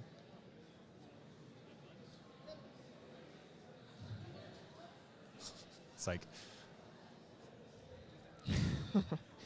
Okay. Have they decided? Are they good? They're both out of frame. I can't see them gesturing. Waiting. Oh, they're going to wash the exchange. Here we go again. Oh, okay. Okay. Julia might be able to pull it out if everything goes just right. Thrust with some follow-up. That bend in the blade looked like it may have been on the flat from Mark. Julia doing a lot of sort of short edge backhand cuts. Those are very hard to score with. Yeah, one of those unusual techniques that might confuse an opponent who hasn't practiced explicitly against it.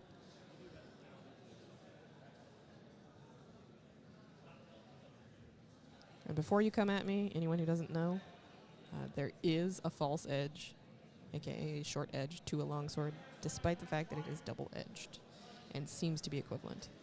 Oh, that's right. match white. Match white. Yeah, the distinction is really about your hand position more than anything most of the time. Yes. And that's a win for the local. All right. We have one more match in this pool, and And that'll be the last of this set of pools. We will have Jason Smith from Valley's Heart HEMA in white versus Sawyer Feetham from Noble Science Academy in red. This is a different Sawyer? Different Sawyer. Different Sawyer, huh? Yeah. It's like Sawyer might be receiving some corner coaching from Rochelle DeBolt, who won the URG longsword this morning. Good person to have in your corner. Yeah, we're off.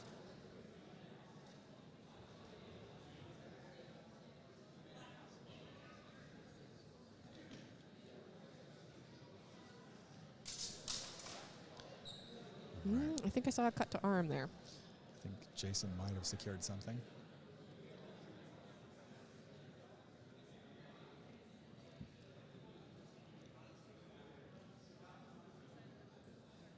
Looks like they're calling it a blow after blow.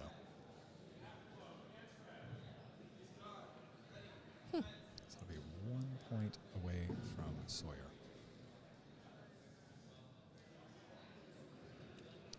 All right. Testing each other's measure, trying to line up just the right moment to begin. Simultaneous action. Wow, they both launched that explosively at the same time. Kind of collided midair and stopped each other's momentum. You're supposed to go for the weak, not for the strong. Attempted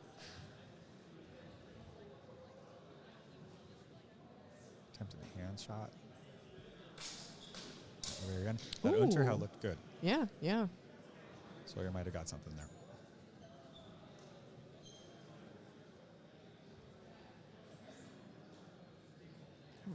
We're a little out of focus. See if we can. Edge of the ring is a little out of focus.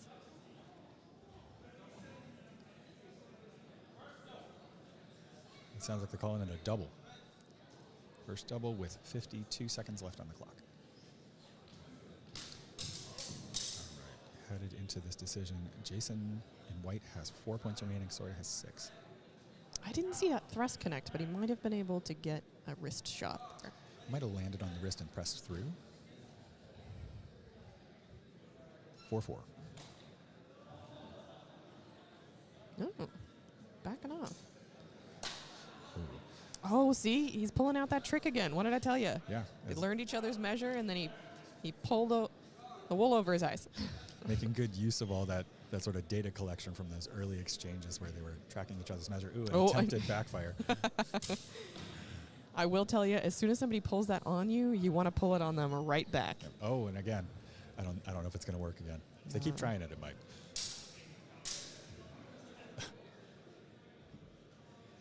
Only works once, guys. All right. Looks like a possible cut to the side of the head against Jason.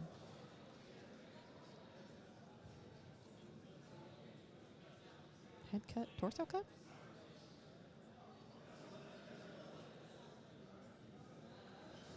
As the tension builds, Jason has 4 points remaining. Sawyer has 2.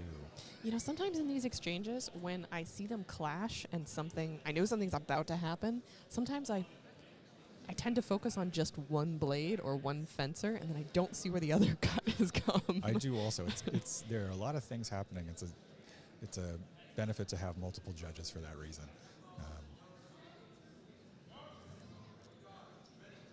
Okay, looks like they're washing that exchange. They weren't sure. All right. 12 seconds left. All right, taking it easy. Some probing. Well, this might be their last exchange, if so. Possible hand hit there. Oh.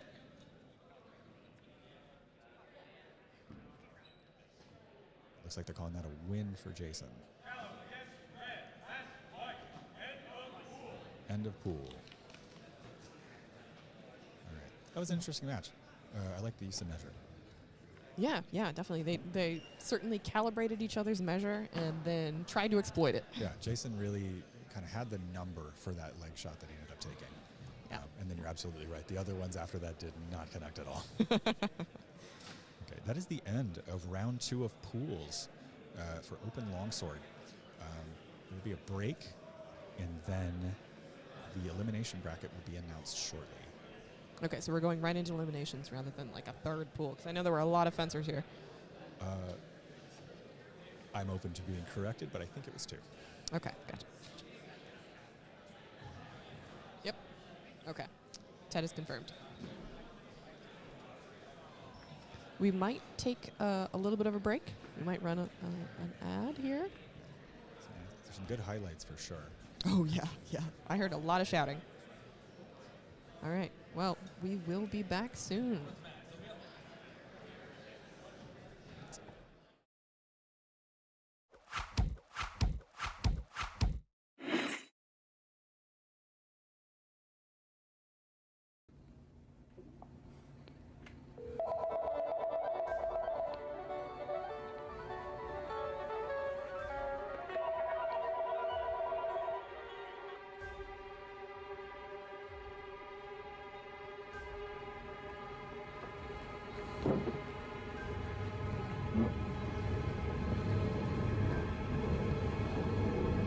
Hi, my name's John. I don't know who you are. I don't know what you want. If you are looking for baseball or football, I can tell you, I don't coach that. No, yeah. I'm calling about the sword fighting lessons and the 3... But what I do have is a very particular set of skills.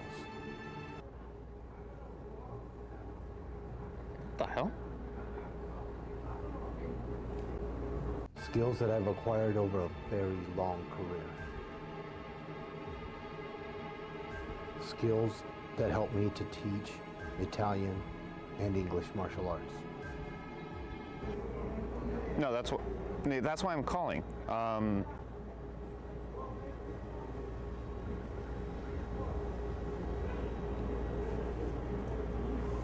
If you don't sign up on our website for 3 free hours, nothing will happen. But if you do sign up on our website for 3 free hours, I will teach you. And I will train with you. And you will become part of the DMAS family.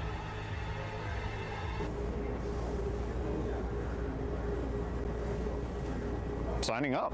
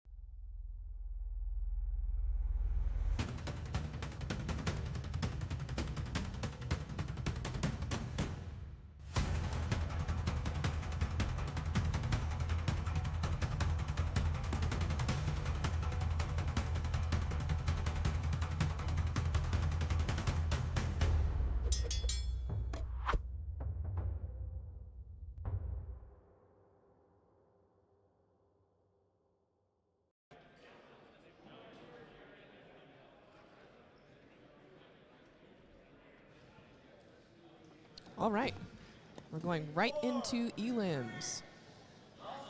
We took the top 16 fencers from first and second pools.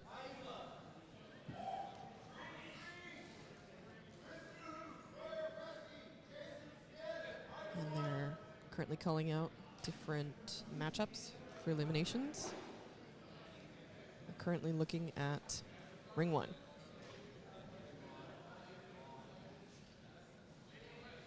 Appears to be Ronan Richards in white and Evan Sageman in red.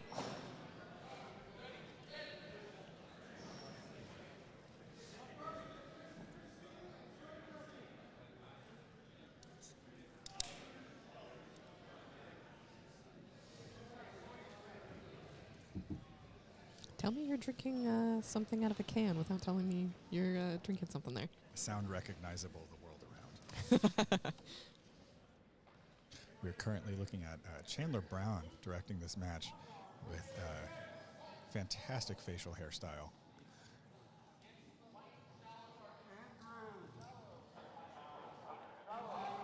Starting off very reserved. Ronan looking very calm. Testing inviting some measure. forward. Stepping forward, but backing off immediately.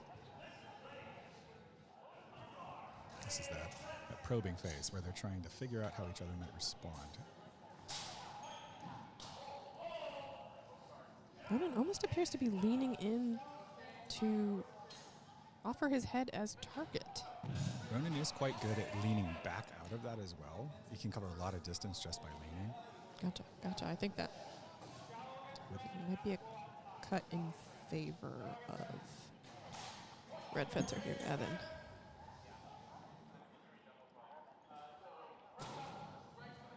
Looks like they called that a shallow against Evan. Oh, okay. Still saying patient.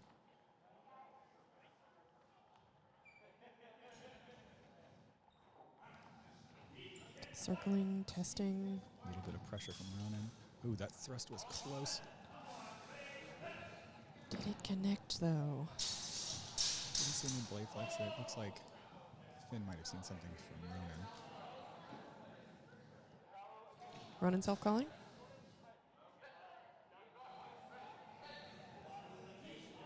Or maybe waving off. Yeah, I think he might have waved off his point there. Saying it was insufficient. It's awfully big of him. He's learning. Coming in with a little more aggression this time. Scores at 5-5. Cut to hand, maybe? Got 22 seconds left on the clock.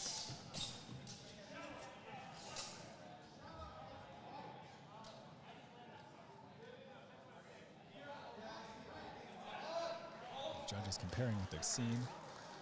Looks like Ronan's agreeing with a call. So it appears that Evan has landed a shallow. Oh. Evan has received a shallow hit. Ronan has 5 points remaining, Evan 3.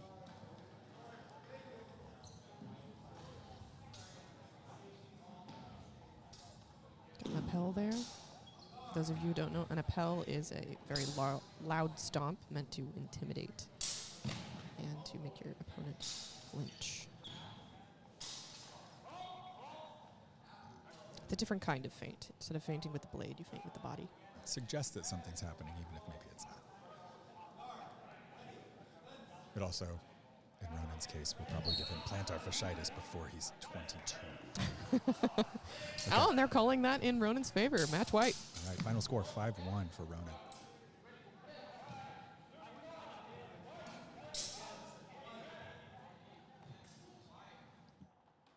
You know, having fenced in the same school as Ronan and seeing his various techniques and growth, and also having seen Ted fence as one of our instructors, there is a little element of almost ballet or dance-like technique. It's true. Dance is deeply connected to fencing. It's no coincidence that oftentimes the more for lack of a better word, aesthetic fencers tend to have that smooth, gliding kind of footwork. It keeps you really planted and responsive in case something changes. And Ronan is excellent at that. What match are we looking at here? This is Andrew Bradford in red versus Ross Walton. Current points are 6-1. Ross has 1 point remaining, 12 seconds left on the clock. Ross has that blue accent on his outfit.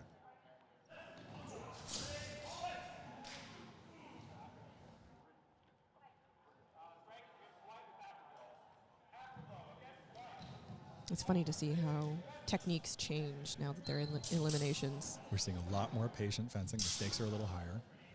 A lot more caution. All right, looks like, Ooh, that might have been a successful cut around. The earlier ones may have been passé. For those not familiar, passé just means that an attack was attempted but slipped by without actually hitting anything.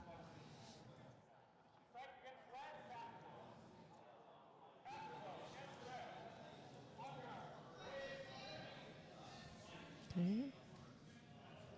Could be a double. Looks like they're calling it a double. We are timed out at this point. So that has been called in favor of Andrew Bradford in red, 6-1. Nicely done, Andrew. So Andrew will be moving on.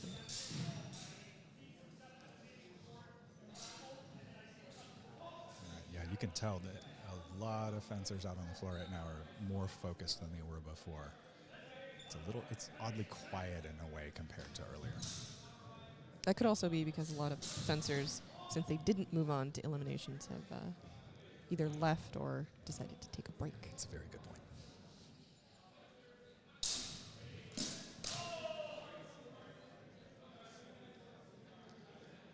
Let's see. It looks like the next folks up here in this elimination ring is Kai Eva.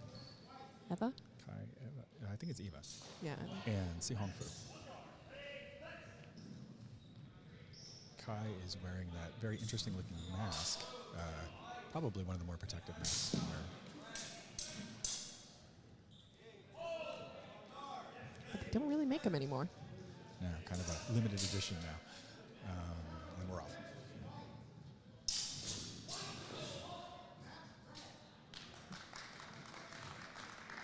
Oh, sneaky thrust to the shin there. Okay, yeah, the judges are counting it. Well placed, well timed. Tried it again there just for a second. Big intensity from Kai, really trying to. Ooh! They both dropped their hands at the same time and went for the stab. Okay. Question is, did they both connect? Yet they're calling it a double. First double with a minute and 8 seconds left. Now, can they double out in eliminations? I don't think so. It would cause a problem for the bracket.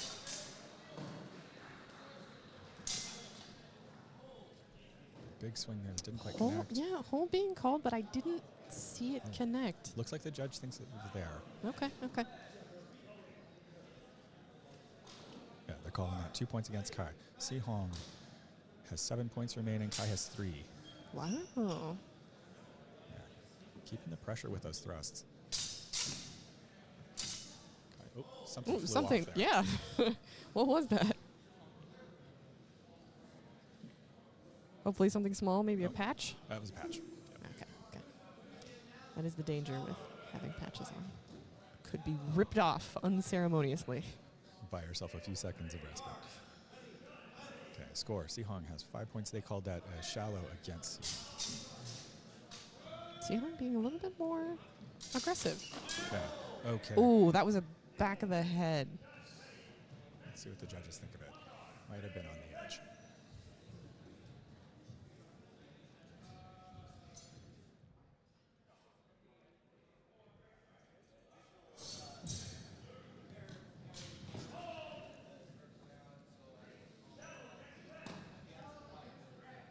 They're going to take it. That will change the score to 2. It's -3 for Sihong. Sihong's down to 2. Kai has 3 points remaining. It's going to be close. Sihong quickly checks the ring, see if he's out. Man, he's just kept giving ground. Yeah, he's being careful. He knows Kai is 1 touch away.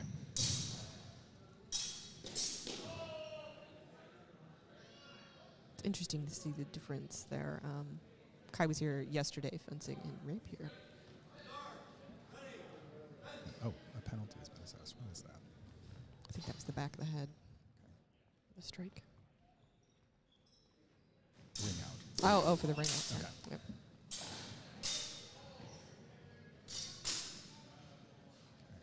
Good defense from Sihong as Kai tries to find a way in. Ooh, and he just dropped it for 1 second. Looks like they're calling it a double. That's a second double. If they have one more of those, well, I don't know if they double out. I don't think they do, but even so. All right, called in favor of Kai at time, 2-3. Match red. That was a close one. We've got one in progress. Hold on. We're swapping to it. I think Ronan's in this one. Yep. Got Ronan Richards. He's currently at 6 points in white against Louis Zong with 4. Yep, there he is. Just out of frame.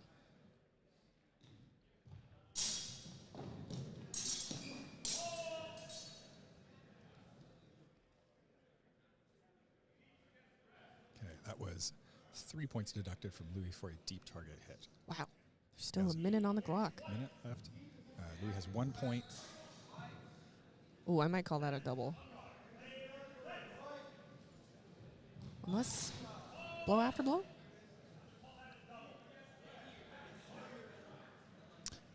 They're saying that Louis took a deep hit. That is a win for Ronan. Wow. That was quick. Yeah, I wonder if that means that Louis is out. Is Or it? if he will be in another elimination bracket. Don't know that this one. Yesterday we had the relay, which had a second elimination bracket, so there was a chance at redemption for teams that got knocked out once. I'm not sure that's the case for this particular tournament.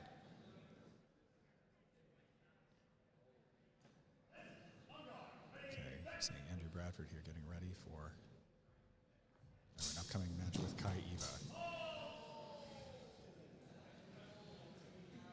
Gotta say, I'm pretty proud to see so many fellow students from the Sacramento Sakima group here doing so well in eliminations. Yeah, for those not from our region, the Sacramento HEMA group and On Guard Fencing, who's hosting this event in Santa Rosa, are the 2 largest clubs in our area. And with that comes a talent pool. And so it's to be expected that we see a lot of them performing at a high level. All right, here we go. It's Andrew Bradford Seeing some against energetic Kai. bouncing footwork. Wow. Kai's waving that off.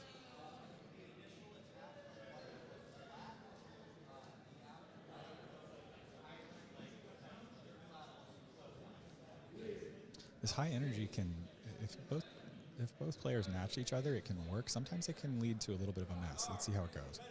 Yeah, it looks like they ruled that no exchange.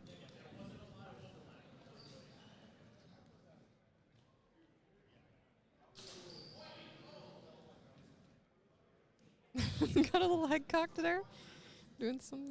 The psychological game is at play. Both keeping tight measure. Looks like Andrew might have gotten through on that to the head. Yeah. Yep. Yeah. He loves those thrusts. Yeah, whenever you get into a clash like that, just run straight through. Right. Andrew retained 7 points. Kai has 4. Attempted leg cut. Kai slipped the leg. Oh, yet another one. Didn't see anything decisive there. Let's see what the judges think.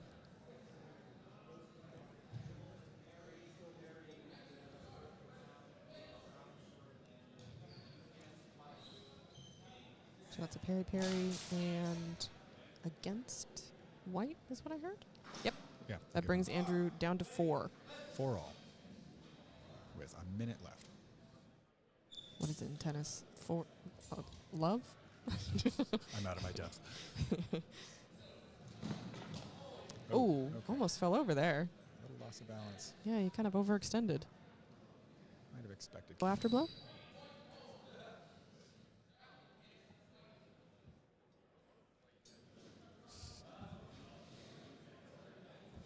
Yeah, I've got, I think, Andrew Bradford's daughter in the stands here. She's very cute. On the highest tier of the bleachers. Best seat in the house.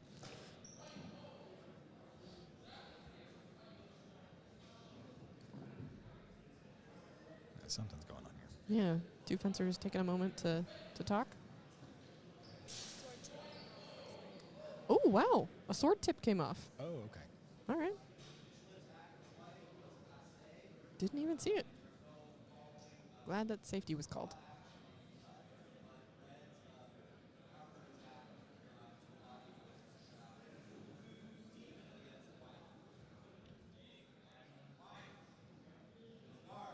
Okay, that was 3 points away from white. Andrew has 1 point left. Kai has 4. It's not over yet. There's 50 seconds. Ooh, looks like he plants a thrust. And then a cheeky little boop at the end there Yep. from Kai. Let's see if they count it. I think it was out of tempo, but it was very funny.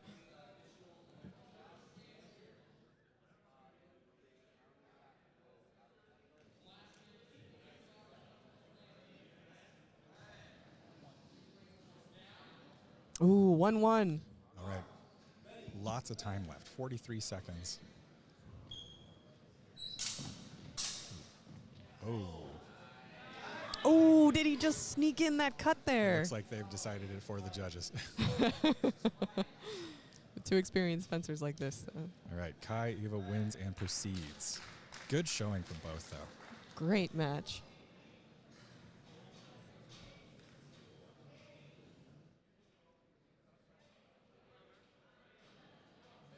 All right. Elsewhere on the floor. Ooh. Yikes. We've had a couple of calls of excessive force in other rings here. That's, man. Sometimes when the stakes get high, that starts to happen. Here we have Andy Huang and Justin Raymer. Yeah, they've both gotten white cards, but Andy Huang's got another yellow card. 2 doubles so far. Hitting the 38 floor, seconds jeez. left. Here. Oh, it looks like it's just ended. All right, Justin takes it. Big Looks applause from the audience. That must have been an exciting one to watch. Well, it looks like the excessive force It's concerning. Yeah, on Andy's part did not win him the match. No. In most forms, if not all forms of fencing, trying harder through just sheer muscular effort it doesn't make up for tactical decisions. Technique is always the way to go.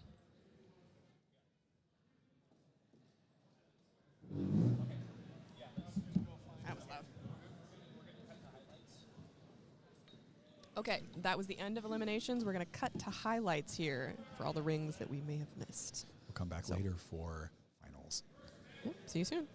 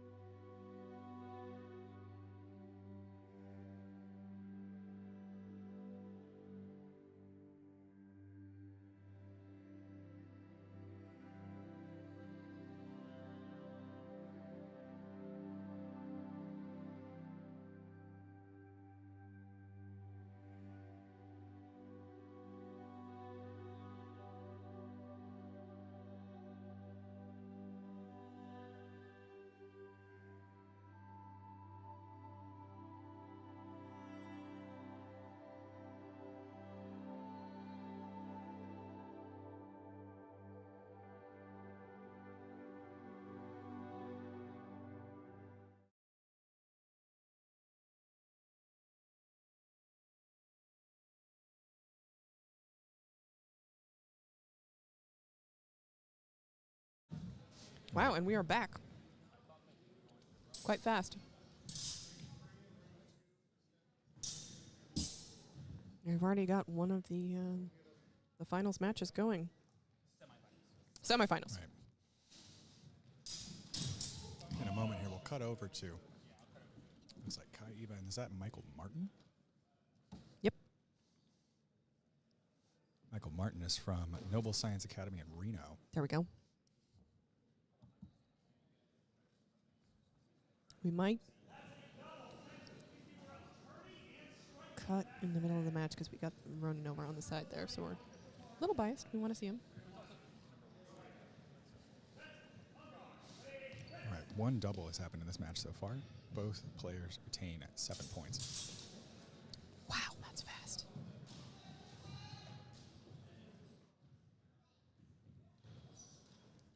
Going for that offhand cut. No luck yet. Estimating measure here. That's Small Sword Pete of Small Sword Pete's quality meats. That's not what the action is, Ted. Okay, there we go. All right. And now we join Ronan Richards and Justin Raymer. Make us proud, Ronan. Justin has 7 points remaining. Ronan is down to 4. Minute and 20 on the clock. Ooh, looks like a leg cut there. Is that a shoe cut or a leg cut? Looks like Justin is checking the force for that. It appears as if Ronan might not be wearing shin guards, which is generally inadvisable when it's a scoring target in the tournament.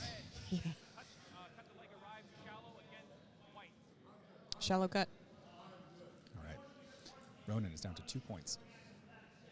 Justin still has 7.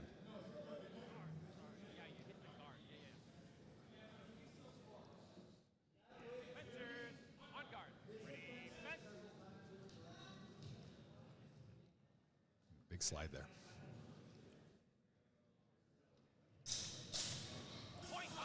Lots of energy. Looks like they're calling it a double. It's fair. It was a little bit of a mess. Yeah, Ronan was really trying to pull in there and protect himself. Double. Force. Let's bring it down. They've got a little warning about force. Mm-hmm. Okay, that's their first double. Minute 8 on the clock. Oh, it looks like Ronan might have snuck in a nice thrust.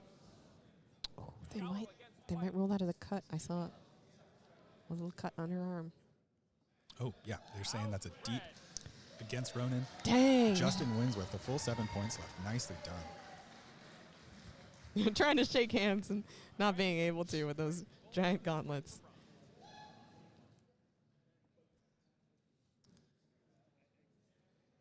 And I think that means Ronan is out, or is he in the running for third place? Third place. All right. Still got a chance.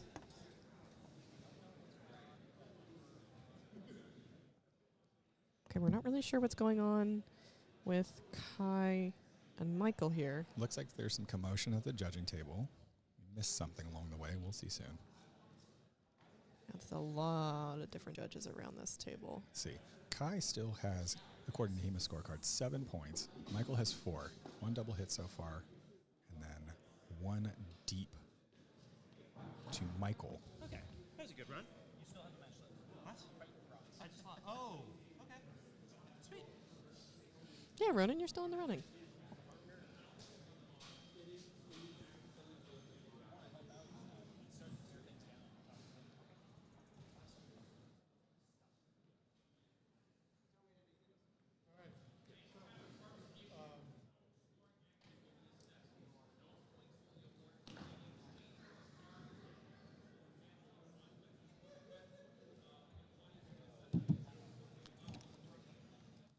They have been calling the rules 2 different ways today in regards to penalties. Sometimes they said if a penalty happens, regardless of who did the penalty, no scoring action can occur. There were other times where they said, oh, that is only true if the offending, like the hit, is penalized. And in this case, Kai got stuck to the face, was a dick and hit too hard. And if they rule it as they've been ruling it on fencing who made a thin thrust receives no points because the afterblow was egregious. And they're realizing that they have written the rules badly, and they're trying to decide whether, in the spirit of what they want, they need to clean that up. Gotcha. Okay, so we've just been informed by some of the staff here that Joe is not my son. He's a coach. Coach, sorry. They've been deliberating.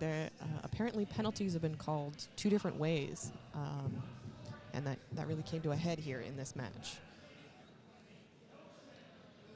In the aftermath of this, it looks like there's been an excessive force penalty against Kai Eva. Score stands. Kai has 7 points remaining. Michael has 4. Michael is in the black jacket there, and Kai in the maroon jacket. So it sounded like there was a clean thrust and then excessive force afterward.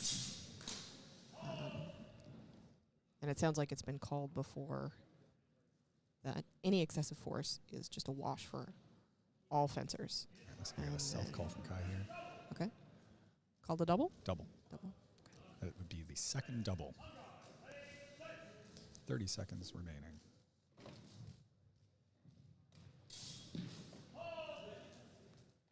Think that thrust landed?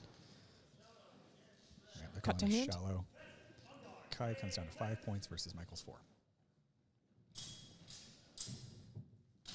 It looks like a cut to the hand from Kai. Just whittling each other down here.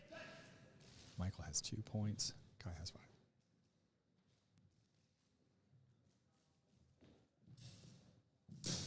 Ooh, there's that excessive force.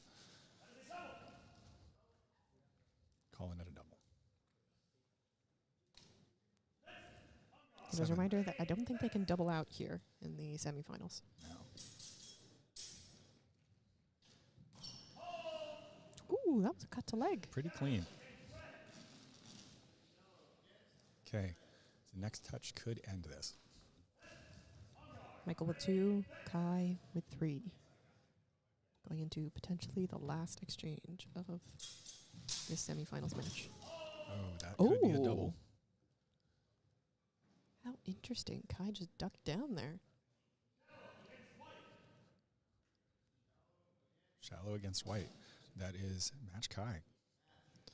Ooh. All right. Got lots of applause here. It was a good match.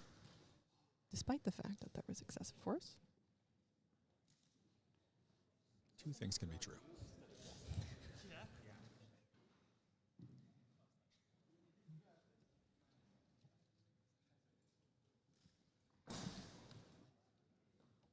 Problem here is always consent. Is it consensual to be hit really, really hard or not? It is, and it's also just kind of a gray area. We talked a little bit about calibration earlier, and it hasn't become a sort of standard custom in the tournament scene, at least on the West Coast. I don't know about the East. So you kind of end up feeling out your opponent in each match, and there's not much discussion about it. Could be room for improvement in the future. Definitely. I agree.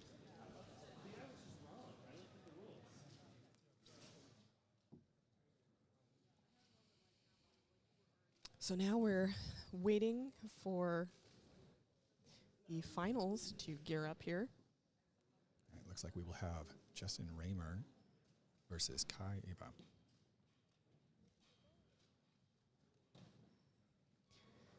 Will we have the bronze match before the gold match, though? Yes, that's typically how it works. In bronze, we will have Ronan Richards, Rat King, versus Michael Martin, who is just in that match now. I still see a circle of judges here. They may still be discussing the end result of the previous sort of break in discussion about the penalty calls. Yeah, it looks like Kai's in the discussion too. Let's see. Let's wait and see how this pans out.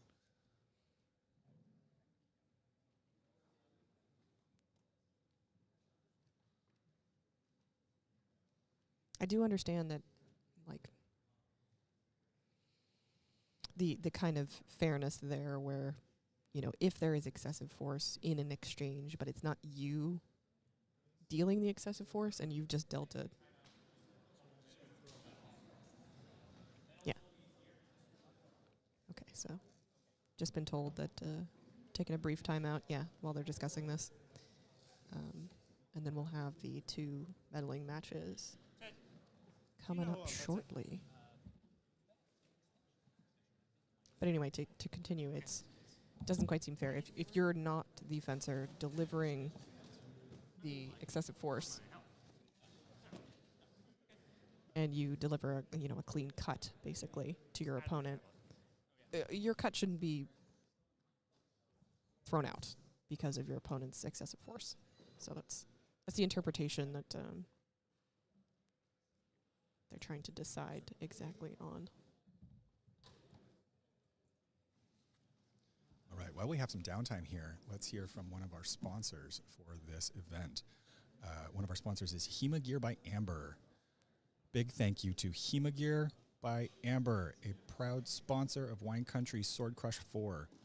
Amber Damare crafts handmade, customizable HEMA gear designed to fit your needs. From lightweight Kydex forearm guards and shoulder spalders to stylish t-shirts, stickers, and patches, her goal is both functional and expressive. Whether you're a seasoned fighter or just starting out, Amber's creations offer comfort, protection, and personality. Explore her collection at artbyamberdamare.com and find the perfect gear to complement your style. That is spelled D-A-M-A-R-E, that last name. I can definitely attest to how cool Amber's designs are. I've gotten 2 t-shirts from her, multiple stickers, and I've been very tempted to get her Kydex spalders. Yeah. So, like, her designs tend to be sort of cryptic on the side of, like, skeletal, maybe some dead things, in addition to, like, swords and like, angry possums. It's very metal. Her designs are very, very cool. And her silk screening skills are excellent. Thank you very much, Amber. Sponsorships are a big help to these events.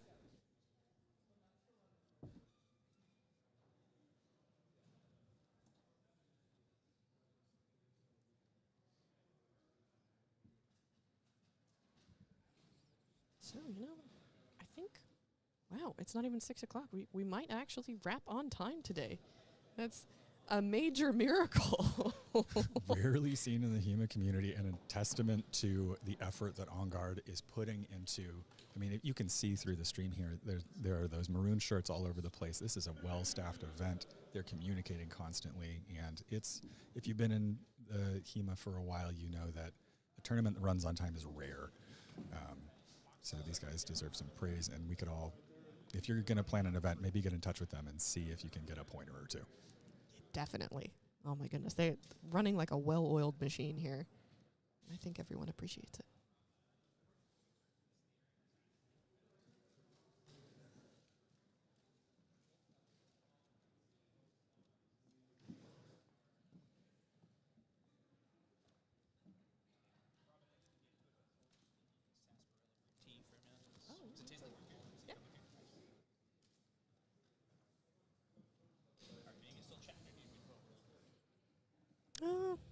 It's hard to tell how long it's going to be until the finals match starts. So,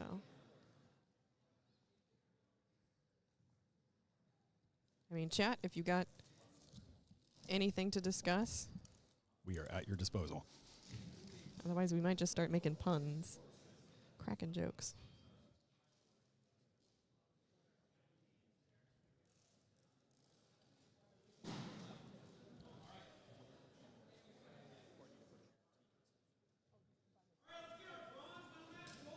All right, bronze medal match will be beginning. And here we go.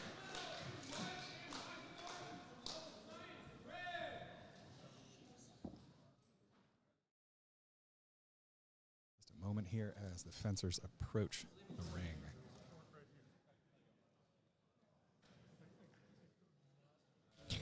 We got somebody in the chat saying more puns, more jokes. Put me on the spot. Well, what do you call a fish with no eyes? I know this one. Yeah. Joel Overly of On Guard had a great one yesterday. Classic. What's a pirate's favorite letter of the alphabet? R? Nice try. It's the C. Oh, that one's a fake out.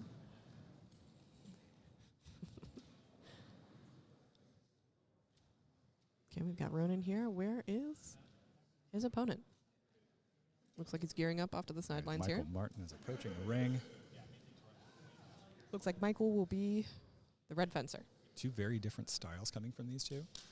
Michael practices an older rendition of Lichtenauer's tradition, Whereas Ronan practices Meyer, who comes a little later.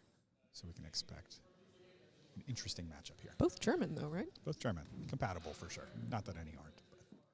Wonder if Jakob Meyer learned from Lipton. I think that is very much the case. Mm, but okay. it's an interesting how much it evolved since then, at least in its flair and style.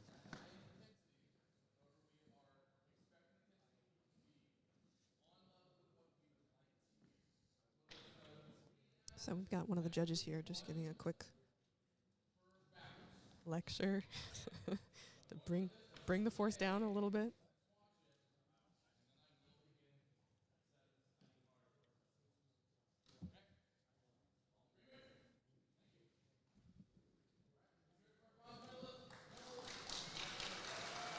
All right. Woo. Crowd's excited.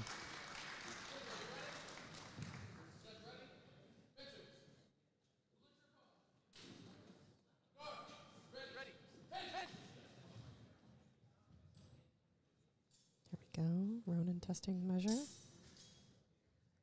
Michael taking a very planted stance here. Oh, Ooh. Big hit to the arm. Yep, I think that was a clear shallow target.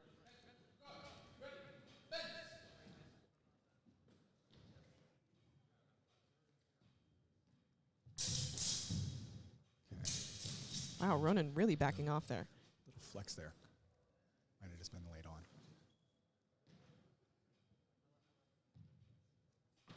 Both keeping careful measure. Both keeping their swords pretty close to their bodies. Yeah. Great responsiveness on both parts. They know the stakes. Oh! Beautiful cut around that Zwerkau from Ronan. That was incredible. And a notable little change up in the follow through there, minding the power. Yeah, yeah.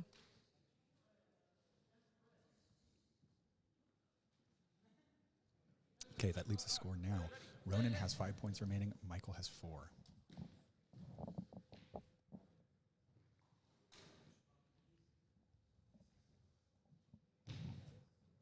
Come on. Oh, attempted leg. Oh, the foot in this tournament is off target, and so that was not a scoring touch. Yeah, it looked to me like Ronan had refused that fast enough. He had voided, but maybe he just clipped the shoe. Good control.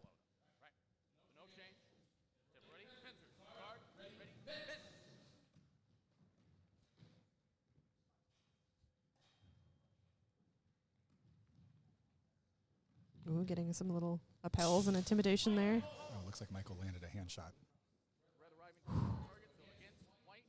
The shallow targets, they are the most available thing most of the time. It's really close. Ronan now with 3, Michael with 4.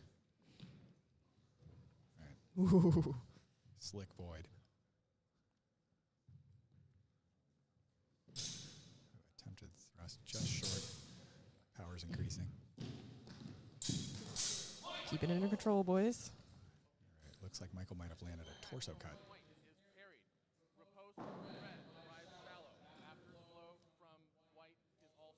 Calling it shallow with afterblow. That'll be. Ronan is now down to 1 point. Michael still has 4. 3 seconds left on the clock. This will be the last exchange, I think. Ooh. That was. Ooh, one of the judges gesturing that they didn't see.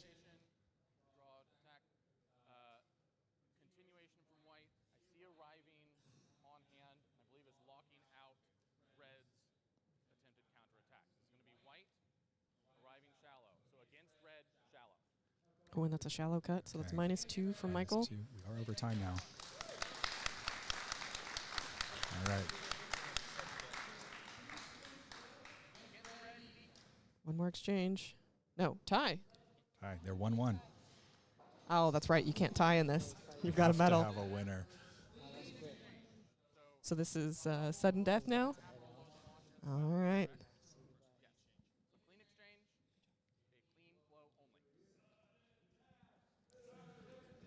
Sudden death.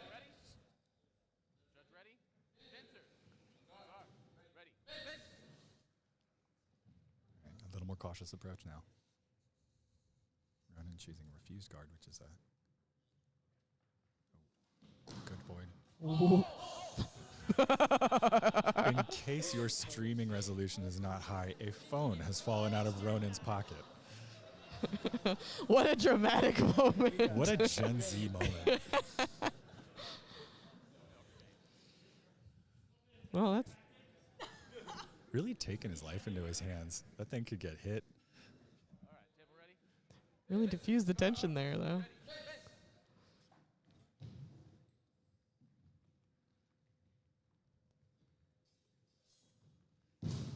Oh, was that point Ronan? I don't know if Michael had anything. Let's see.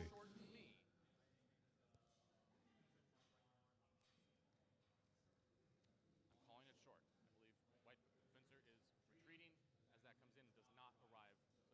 So white to shallow. Against red, clean, shallow, strike. They're calling it clean. Ronan wins. All hail the Rat King! Ronan has won his bronze medal match. That was intense. All right, let's see if we can get Ronan in here for a quick comment. Ronan, get in here. Joining us now is Rat King Ronan Richards, in a moment at least. Oh, he's putting his gear down.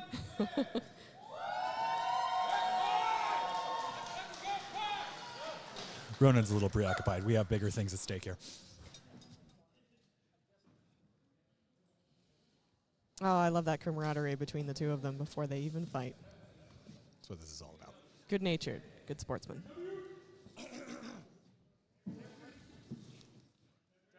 Welcome, Rat King Ronan Richards. Hello. It's me. You've come in right in the pivotal moment here in the gold medal match. Your timing could not be worse. Oh, yeah. Trust me, I know. We'll see if that was a blow after blow. That was an intense match, but you pulled it out. I did pretty okay. Yeah, you managed to pull I it did out. all right. with the sudden death. Although that, make sure to get your phone back. Oh, yeah. You're better off without it. Never give it back to me. They can keep it. I'll buy a new one. I don't think the prize money is that much. We'll see. There's the secret after hours kumite. Okay, that sounded The like an stakes are higher. afterblow against white. That's right. Task at hand. Very long strike to. It looked like the shin did connect there. So we've got Justin here with 6 and Kai with 7. Although that might be, yep, down to 5. Oh, wow. Oh, that was a flying leap. Now, I had the opportunity to fence the individual in blue right before this last match. And I gotta say, the guy's really fast. We're witnessing it. That means a lot coming from you, Ryan. Ooh. And he does that. He likes to get nice and low and cut almost exclusively to the body. It's a style that I don't think I'm familiar with. I don't think I've seen it in anybody else. You might need to fence Alec Villanueva a little bit more. That guy hits me in the head. Alec finds a way. Was that another shot to the leg? It's going so fast. Yeah, Justin's running away with this. He's got 6 versus Kai's 1. Wow. All right, it's starting to get a little messy here.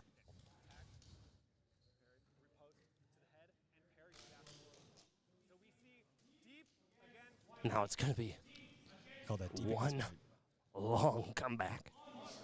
Oh? At this point, a single deep touch could end it for either. Yeah, Justin now with 3. It almost looks like he's leaning too far, kind of falling over from one side to the other. Could be a tactic, though. Whoa! All right, it looks like Kai may have just sealed the deal with a thrust that locked out an afterblow. He just wholeheartedly threw himself into that. Oh, yeah. I mean, he's gotta. He's only got 1 point left. He's proverbially bleeding out. Bro's gotta go for it. I do hope that Justin took that shot okay. Look at him. Big thanks to our sponsor, Siggy. He's fine. The weapon that Kai is currently wielding is a Siggy longsword, which means it is exceptionally flexible and safer than some other options. So hopefully that made the difference. Just buy a Siggy. It's worth If it. you know what a Siggy is and you don't own one, and you can afford it, purchase a Siggy. There you have it, folks. A glowing endorsement from the Rat King. I was holding a Siggy when I won that bronze medal. Oh. Oop. And that's Score against why. White. All right. Wow, and Kai pulled it out of there with that thrust. Oh my God. That is Kai. gold to Kai. All right.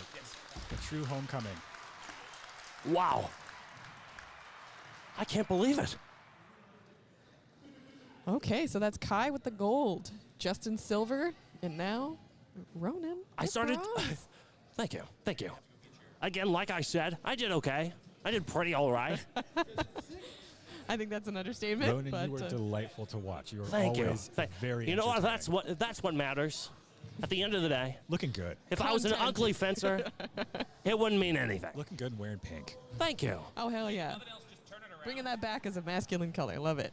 Yeah. For those who don't Always have been a eyes masculine on the And a feminine microphone- I don't even know where I am anymore. No, No, historically Karen, please- speaking, please talk. being a fashion historian, pink used to be a exclusively masculine color. Damn right he was. He's bringing it back. Yeah.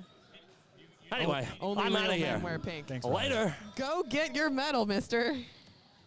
Or I guess in this case, it's a laurel. It's a welcome change. Everybody's got medals. Yeah. Now you can wear this crown around. Look real cool. Right, a moment as the crowd congregates in the award area. See if we can flip over to that.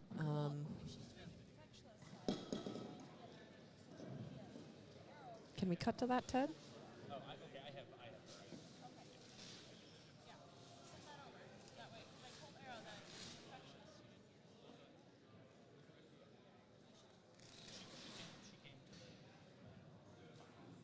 Oh, did she? Okay, perfect. Okay. Arrow probably do not what it is. And that is the end of our tournament here at Wine Country Sword Crush. It has been a fantastic weekend. If you ever get the chance, come join us. This is a yearly tournament now. Always a good time. Yeah, I mean, the judging was excellent. The camaraderie was great. Entertaining all around to watch. Just seems like a really great tournament. Demonstrating what I'm assured is a distinctive Northern Californian flavor. Just from number 3 to the under the Sword Crush banner. We just want to make sure we get a clean shot for the victors.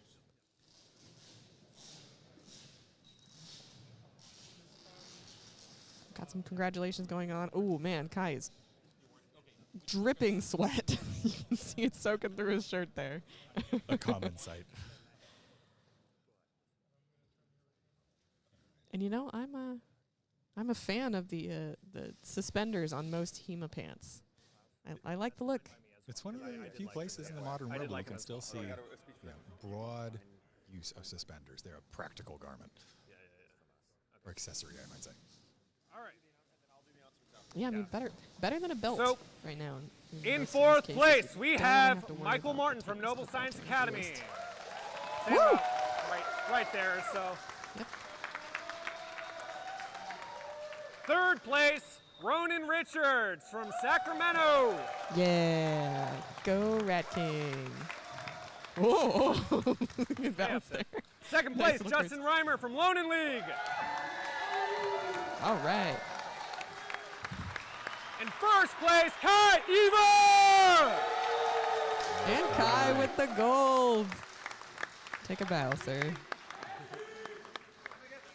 I didn't say school. Yeah. All right, All they're right. getting laurels there. Oh, shit, I forgot that. All right. Here we go. I'm Got going to reach up bronze here. there. Thank you. Oh, that looks nice. And then Statuesque, you might say. Almost like he's cut it for from you, Justin, you get 50% off to Gazelle Infect in Suddenly a very 2025. innocent look on his face. Like he's done nothing wrong.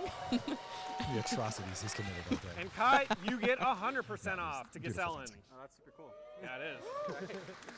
And that gold crown there. All And a right, free and now you ticket have for first prize, next or year's first tournament. pick for the bundle. Do you want to go? And now they get to pick prizes, folks. So if you haven't seen it so far, there are a selection of prizes, and in order of placement, they get to choose. Looks like we've got some good arm guards and elbow protection connected. Maybe some gloves on that table. Yeah, with gift certificates. And I think some gloves, as well as back of the head protection. So it looks like each piece of gear comes with a gift certificate. Multiple different places. I'm not sure.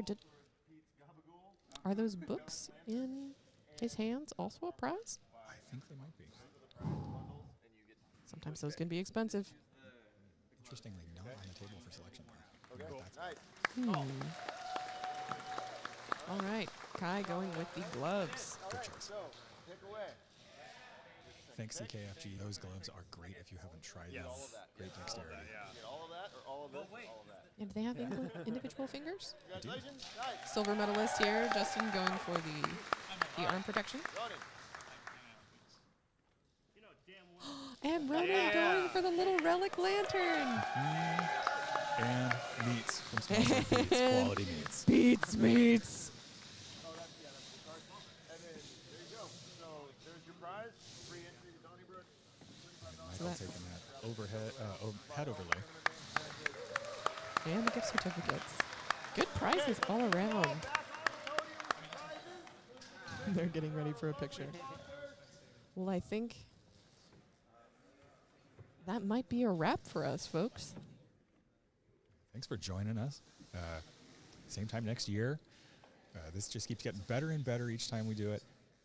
I think we'll next be, the Historical Fencing Network will probably be at Battleborn next, I think next month.